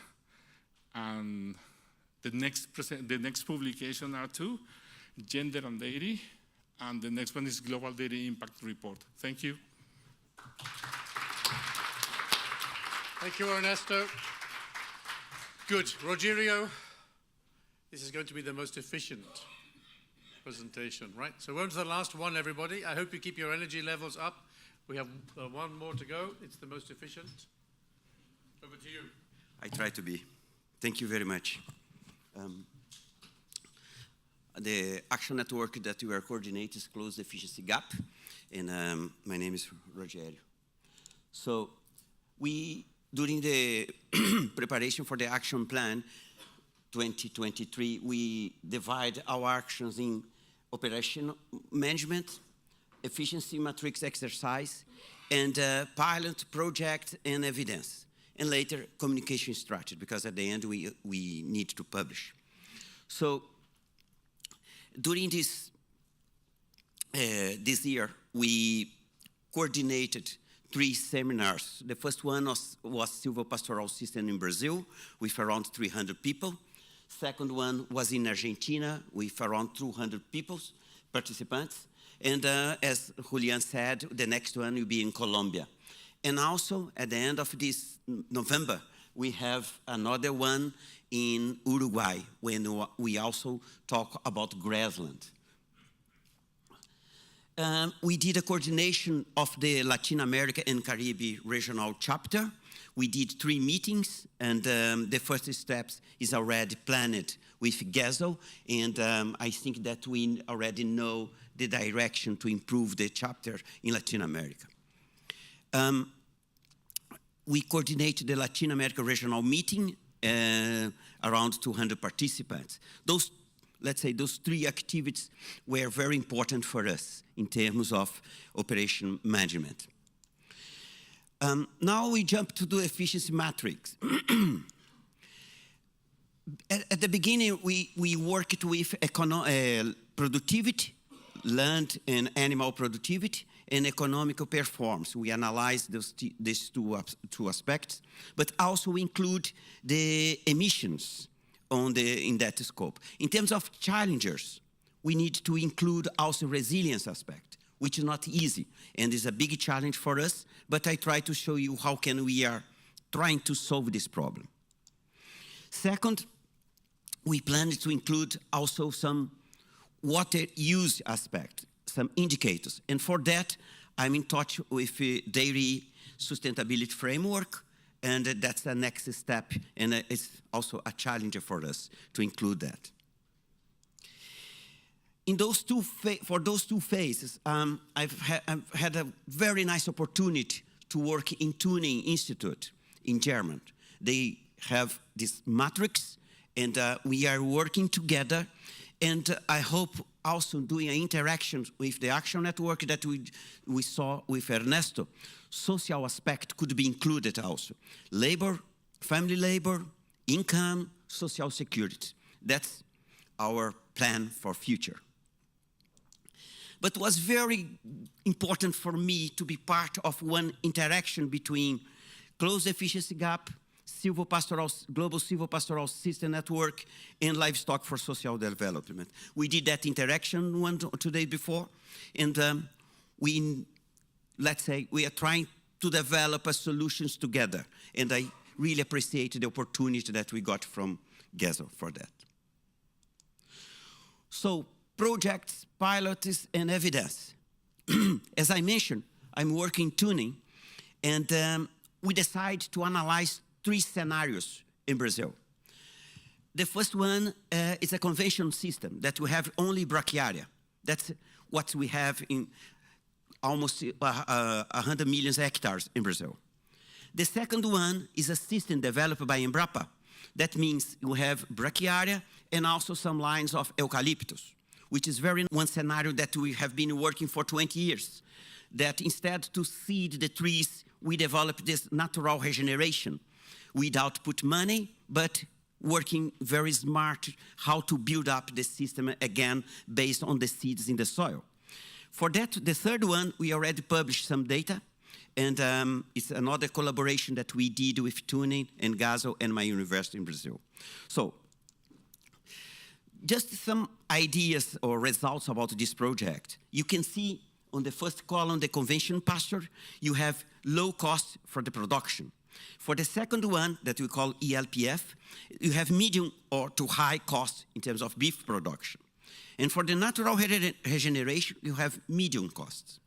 But what I'd like to emphasize for you, that the conventional pasture, you have just beef and beef production. But for the second one, we have beef, but we are producing soya and other crops, maize, and also eucalyptus, which is very important. We are trying to diversify the production in that system. And the third one, you have beef. Sometimes you can have eucalyptus, but we are not concerned about that. We have beef. And climate change, that's one, climate change and natural resource is one main domain that we are working. So in the first system, you have high beef footprint because we have more emission than what we can sequestrate with the grass. The second system, we improve the beef footprint. That's very important. We sequestrate carbon with the eucalyptus. And also, you can stock carbon with the trees. The third one, we improve the footprint, of course, but we stock for a long term because we are using native trees. And in Brazil, according to the law, you cannot cut out native trees. So that system you'll be, let's say, sequestrating for a long, long time, which we think that's one very good opportunity, and it's a very good strategy for areas like Maranhão and Pará in Brazil that at the moment are the most deforestation, they are in the deforestation process in Brazil. We have more details about that, but it's not the point to talk about this today. We also approved a very important project in the Atomic Energy of Vienna, the Atomic Energy, International Atomic Energy Agency in Vienna, and they have nuclear techniques and food agriculture. We have some collaboration that we are using nuclear techniques for animal nutrition. That's my main area of research. So the question that the project is how diversified tropical biomass associated to non-human edible feeds and co-products could reduce greenhouse gas emissions. And this project has some similarity with what they are doing here in Ireland in terms of multi-species in the same paddock. So we are not using this stuff because this one the human people can eat, but we are using the byproduct of cassava, maize, orange, soya, etc., palm oil, etc., to check using in vitro analysis as a screening to see if you can reduce the emissions, because something that we saw during the farm visit, we have some chemicals that can reduce the amount of methanogenic microbial flora in the rumen. That's what we are looking for with this strategy. And also, as I said, the high biodiversity in the tropics, it's impossible for me to accept that we have just one monoculture system like brachiaria. Here we have different species that together, or even we can analyze the pool of these species, but also one by one to see if they can reduce the emissions of methane. That's what we are doing at the moment. And this project will be around 4 years. And I'm very glad to see Bernard here from Kenya, because we have a next step there. I think he's not around, in Kenya. Oh, yes. Sorry. In terms of communication strategy, at the end, we already mentioned that we need science-based. We are writing this paper that we compare the three systems, economics and greenhouse gas of monoculture system or conventional system. Now they have another name for that, high energy and chemical system, because we need a lot of energy, but that's not the case. The conventional system, silvopastoral system, and the LPF in Brazil. We are writing this paper. It's a collaboration between Brazil, Tuning Institute, and again, thank you very much for Tuning to support my time there during this marvelous 6 months. So we also Spring accept one book that Julian is in charge of that, and they approved the book, and I have a chapter. It's a little bit strange, the title, but at the end, Julian accepted that. Could biomass revolution be done by silvopastoral system? Revolution in terms of high production, diversity production, in terms of different stuffs together in the same area. So it's an interaction between our action network and the global network in silvopastoral system. Second, we are planning to publish the result of our map. You can see the poster there, and you already mentioned for that. And again, it's a collaboration with different action networks, and also with Pablo and others friends, Walter and Mauricio. The idea is to publish these results to see how we are in terms of sustainable projects in South America and Caribbean. So I'm very glad to see Amable here, and we got a publication with LEAP regarding the quantification of methane emitted by ruminants. This was a review, and I emphasize that my name is there, but Julian and Walter as well. We are trying to work it together. And I'm much more happy to see that the second publication was already done in Journal Data Science. Thank you very much, Amable. And it's nice to see this synergies between researchers. Thank you. No? Sorry? I have more time, please? That's the important part of my talk, Peter. We have this publication that probably all of you have one copy. And it's a very important publication because we saw the challenge that I mentioned about resilience aspect. And in this publication is the first attempt to develop a set of indicators of resilience that could be applied across livestock system based in 5 case studies, represent a range of systems around the world from subsistence to commercial livestock. I'm very glad to see that we have all these names there, and I'd like to mention Jenny Hobart from Michigan State. She was a very important person to help us to build this paper. And thank you, Fritz, thank you, all the support that we received from Global Agenda. But you can see that you have also Global Roundtable, we have CIPAV, Institution for Julian, University of Helsinki, etc. Again, it's a working together. So we are welcome to receive new people, to work together, and if you want some contact, please let me know your intention to work together, to develop some projects and some ideas. So thank you very much, and that's my talk, Peter. Thank you, Rogerio. Fantastic. Thanks, Rogerio. Fantastic. Good. Margaret, Tim, social development, efficiency gaps. Margaret's coming. She's heading this way, so you want to go first? Okay. Reactions, comments, thoughts? Thank you again. Two more great talks. I'll start with Ernesto's talk about livestock for social development. So the Action Network was developed out of a need to better address the social role of the livestock sector, and it does indeed play a very important role in supporting livelihoods, food and nutrition security, and rural communities.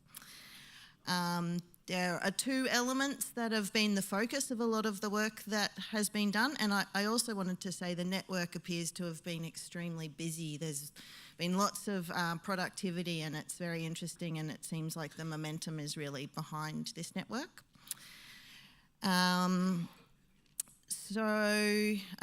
They're looking at providing evidence through publications on reducing poverty, hunger, and in gender as well, and I'll look forward to reading those with interest. And as a side note to the Rogerio's talk as well, I think there's probably a need to list all of the publications that have arisen from the Action Networks so that we can read them with interest, but of course increase people's impact factors as well. It was really good to see the tools and methods that are being developed, in particular that there's a metric, the daily impact methodology, to assess the impact of the livestock sector on societies in a large range of countries. And it'll be really interesting to see the database that's released, I think you said, at the end of the year.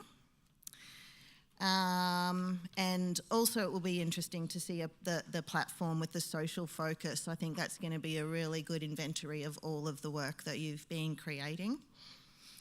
It's really important that we'll see the creation of a decision support tool. And in regards to the 4 social developments, it was interesting to see that incomes increase with the development of the dairy industry, as well as employment and salaries, and also the access that consumers have to affordable milk. And we all know how important that is after hearing a lot from Alice Stanton this week. And there's also increases to government revenue. So it's very important to be focusing on these social aspects. And I also think it was fantastic to be involving governments in the process from the start, and hopefully that will mean that they're already hitting the ground running in regards to setting policy or making changes that will achieve the societal benefits of the livestock production. And I think one last thing is that while I appreciate that there's strong links between economics and social, I think there's probably some links with environment as well, and maybe that's one of the invisible aspects that we can look at making visible as well. And moving on to Rogero's talk on closing the efficiency gap. He talked about the operational management, and it was good to see a great array of meetings and involvement of Latin American and Caribbean countries. The efficiency matrix looks really interesting for looking at the interaction with the silvopastoral systems networks and social development networks. I was very interested in the piloting projects and evidence information, and we are doing a lot of this work in Australia too. I know that your team have been speaking with Melanie, who's been doing some silvopastoral work on her property. I note that it's important that we really do keep this research going, but it's also something that I think about a lot is the need to keep the research going, but at the same time really starting to put these practices into practice. They are really important for climate change mitigation, but we need to plant trees now if we're going to, well, I've got a very ambitious target of 2030. So let's get these things into the ground so they can start sequestering carbon now. And I really note also the many other co-benefits in addition to carbon sequestration of silvopastoral systems, which include shade and shelter for livestock, which improves productivity, also biodiversity and water retention. And I also wanted to note, to the point of the non-human edible food and including those, we are doing some exciting work in Australia looking at using leukina with silvopasture too. And yes, again, I'll be also very interested to read your publications, and just a common thread that I've noted across the whole week of talks that we've seen, and I have missed some talks this morning, so maybe it's come up and I haven't been here, or maybe I'd zoned out for a moment or two, but a lot of the actions that we're talking about and the solutions to some of the challenges that we've got really does require us to be able to collate and analyse the ginormous amount of data that we've got across the country on all of the activities that we're doing.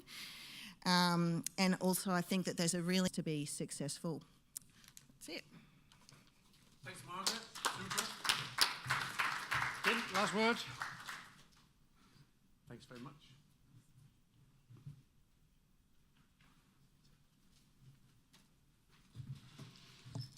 Thanks very much again to the speakers. I start with Rogero perhaps this time. I think Margaret's already provided very nice commentary on that, so there's not so much to add. There's one thing that strikes me is that there's a very, very considerable overlap with the work of the silvopastoralist systems network. So perhaps there's opportunities to merge or something there. And it would be very nice to see some information, some work on closing efficiency gaps in a greater diversity of livestock systems. I think that's there's a big need for that. It's a very important area of work, so I think it would be nice to see it extended into other systems. Certainly, for the environmental perspective, it's I think where all the gains are going to become, where the majority of gains will become.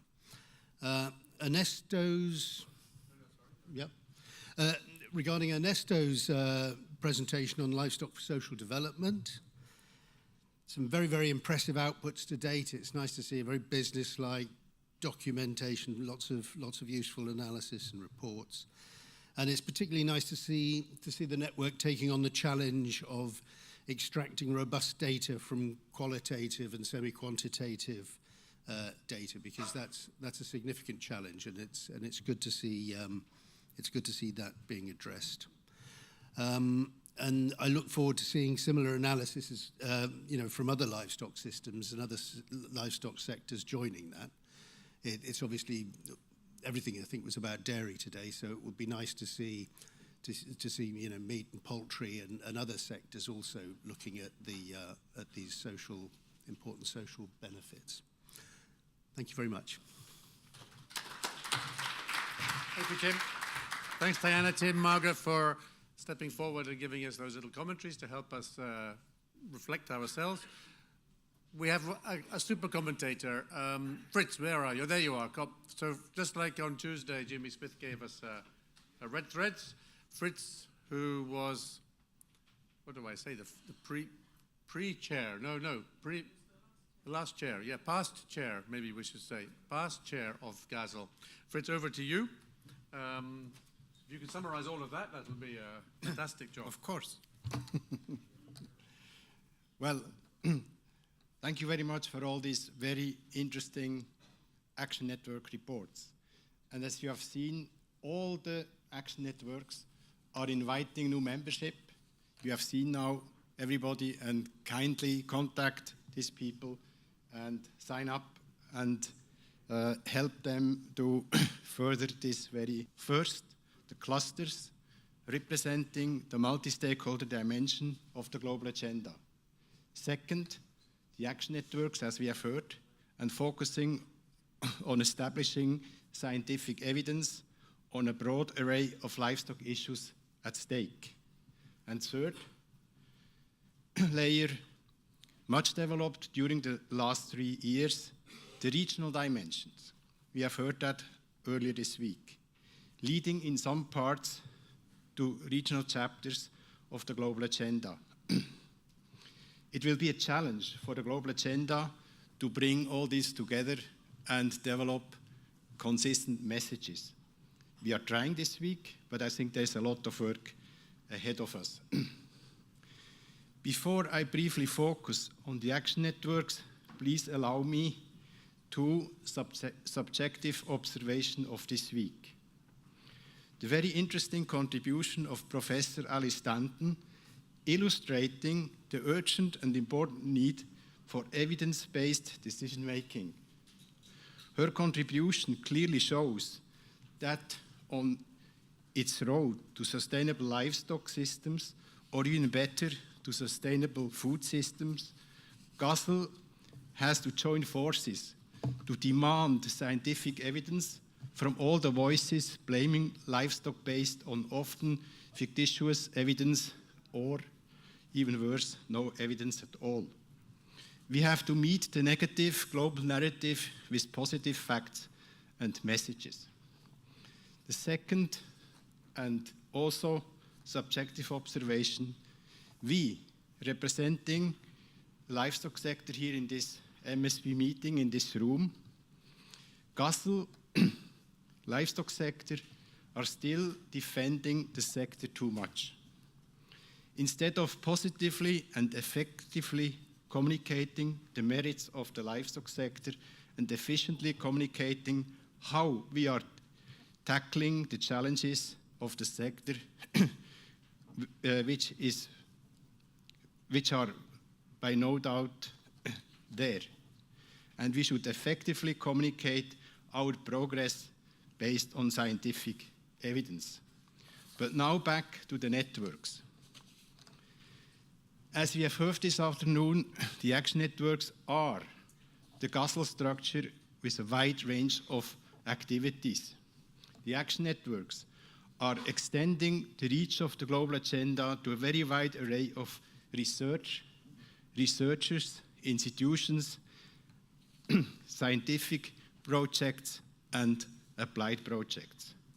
The action networks are in a position to go deep into a subject, which GASL, as a multi-stakeholder partnership, otherwise could not have. The action networks are the bodies who are often publishing. You have heard from Ulf, you have heard from Ernesto, you have heard from Rogerio, and you have received this publication at registration. Just one example, 8 authors out of 7 institutions and equally 7 countries. So this is a very good example, and the other publications shown by the other speakers are the same.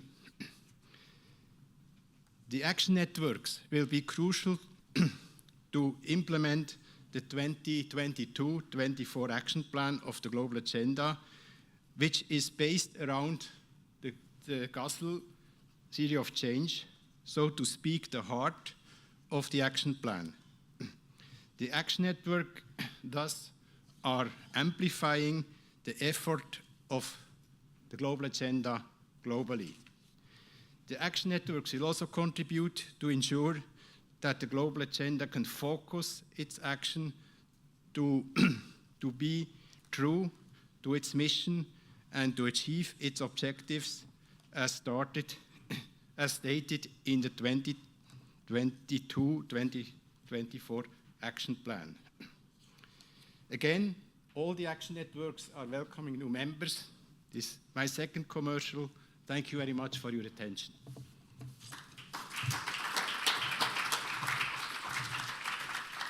Thank you very, very much, Fritz, for that reflection. And as indeed you concluded, everybody's recruiting new members, and GASL itself is no different. Eduardo, I'm told that you're going to make a recruitment drive or explain how people can join the global agenda, or people or organizations. So over to you. You should have, I think you have some slides, yeah? Yes. 5 minutes? Yeah, good. Thank you very much, everybody, for putting up with us and staying with us all this day and this week.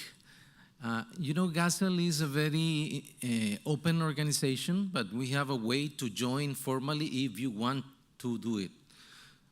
Any organization can be part of what we do without joining as a partner, but for those who would like to join formally, this is the way to do it.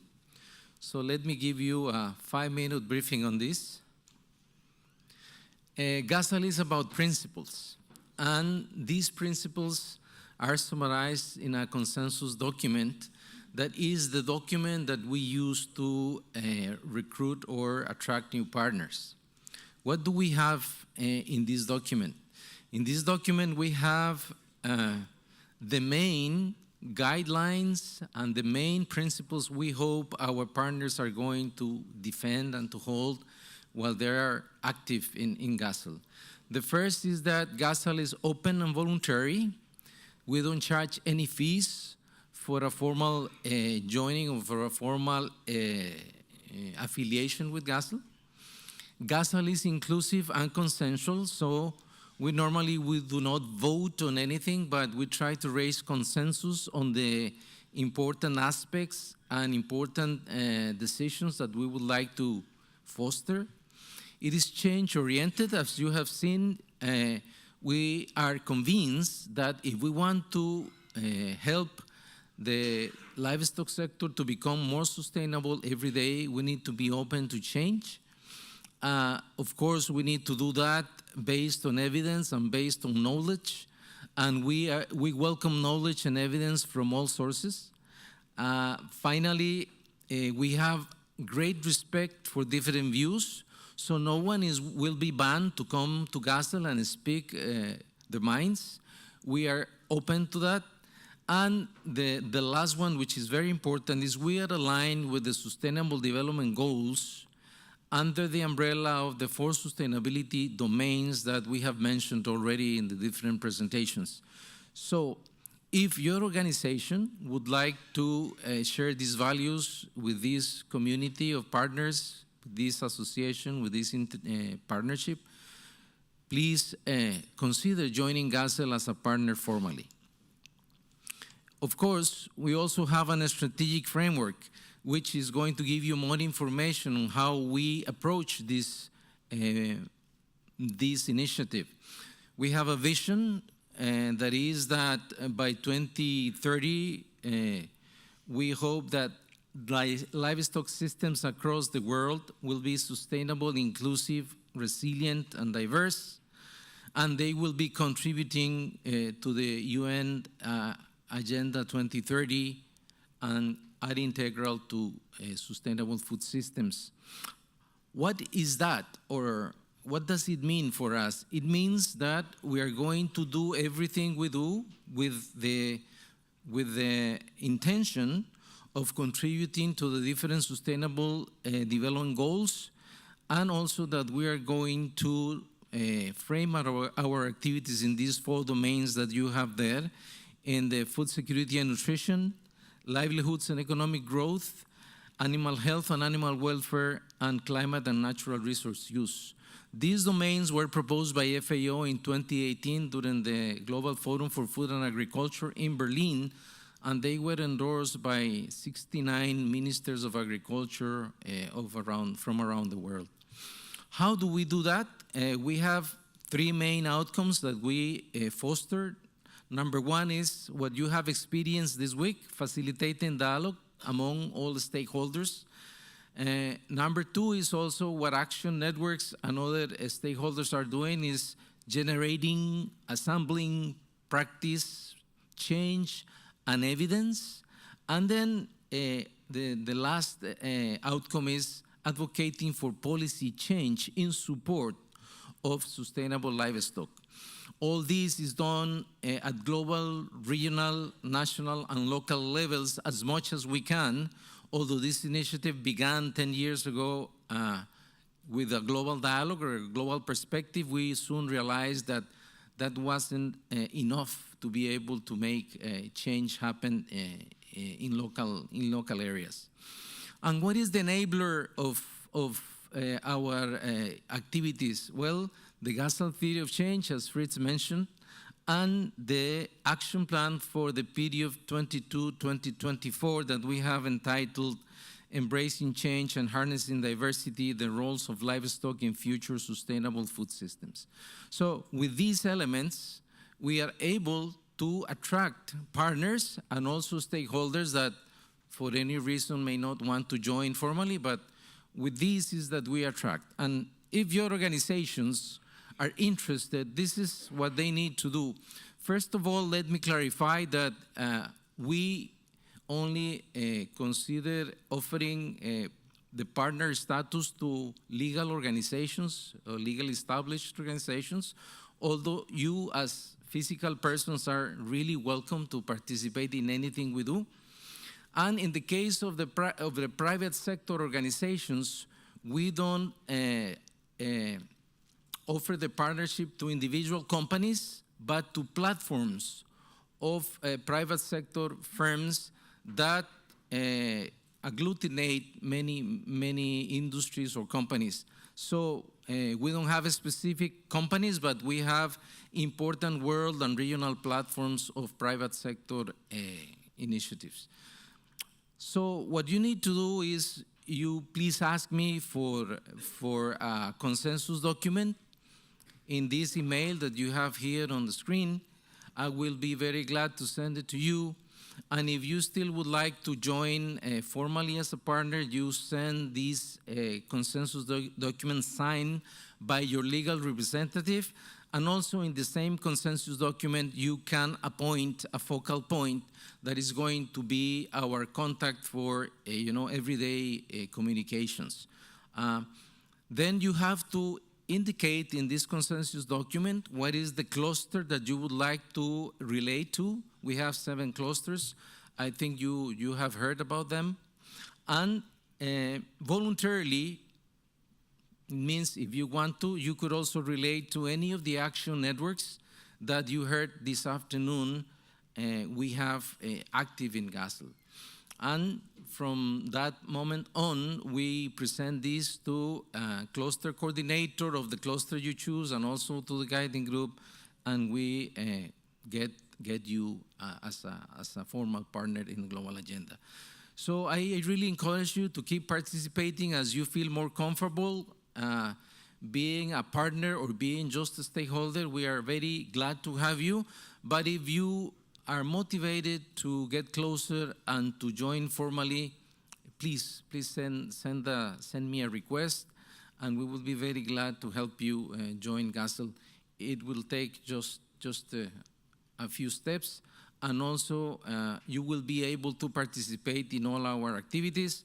And for those organizations that we consider that need financial support to join our activities, we will be supporting, because our donors are convinced that inclusivity and leaving no one behind is probably the main key of this initiative. So thank you very much. I don't know if there is any quick question that we could answer. If not, I will give it back to Peter.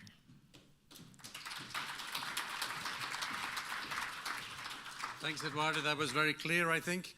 And you're here to take, if anybody has a question, they can just come and talk to you, right? Over the dinner maybe, or something like that. Good. Okay, so if you can put my slide up. I have a slide or two. Now I'm too far away from the mic. Sometimes you tell me to be closer, other times I'm told to stand away. Good, we're almost there.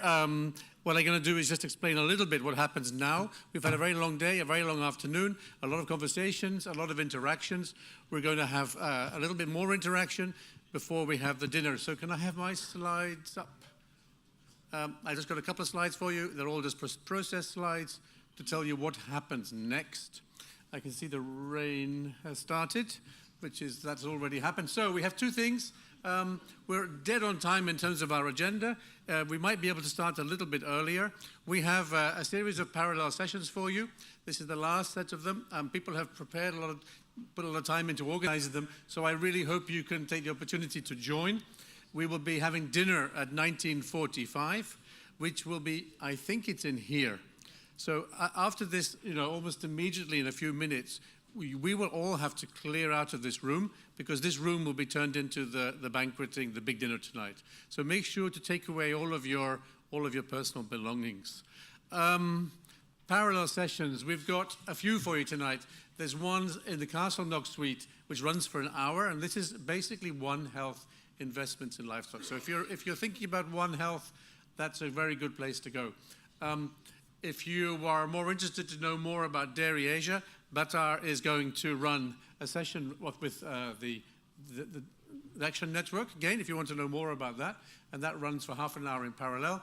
And at the same time, we're having a session about the wider economic, social, and environmental effects, reducing emissions, dairy sector under different scenarios. And Alejandro, I think, from FAO is running that one. Is Alejandro here? Here. In the back. Yes, good. Somebody's waving headphones at me. I don't have a headphone. You will need headsets. That session will be, oh yeah, leave the headsets here. Oh right, yeah, okay. I thought you wanted me to take them up to the room with us. No, okay, we leave them here. Headsets can stay here. You don't need them for the dinner. And then we have the second round is, well, in the Ashton Suite, we have addressing the supply and demand environmental impact data, and that's being organized by the SEBI Livestock Group, and they've been very active with a poster here. So those are your choices. We should finish at 7 o'clock, and then you have a little bit of time to get ready, and at 19:45 we will come to the dinner. Just so you know, for tomorrow, it's a half-day session. We start at 9 o'clock. We'll do a bit of reflection, a bit of synthesis. We have a communique to hear about. We have some commitments to make. We have a closing. Shirley said to us on Monday we had 3 C's. We have 3 more C's here. And we have a lunch. And in the afternoon, the guiding group that Eduardo mentioned will have a meeting in this room. That's all I want to say, really. If you are taking a taxi or need transport or whatever you need, please let Juliana know outside, because you need to coordinate your planning. So let me finish by thanking everybody for today. It was really great. Thank you for your engagement and conversations. You just have a few more hours to go. Please do support the parallel network, the sessions we just have now, because people really they prepared for them. They've got slides and everything else. So thank you very much. Have a good evening. Super. And don't forget, we have to leave because they're making the dinner for us here.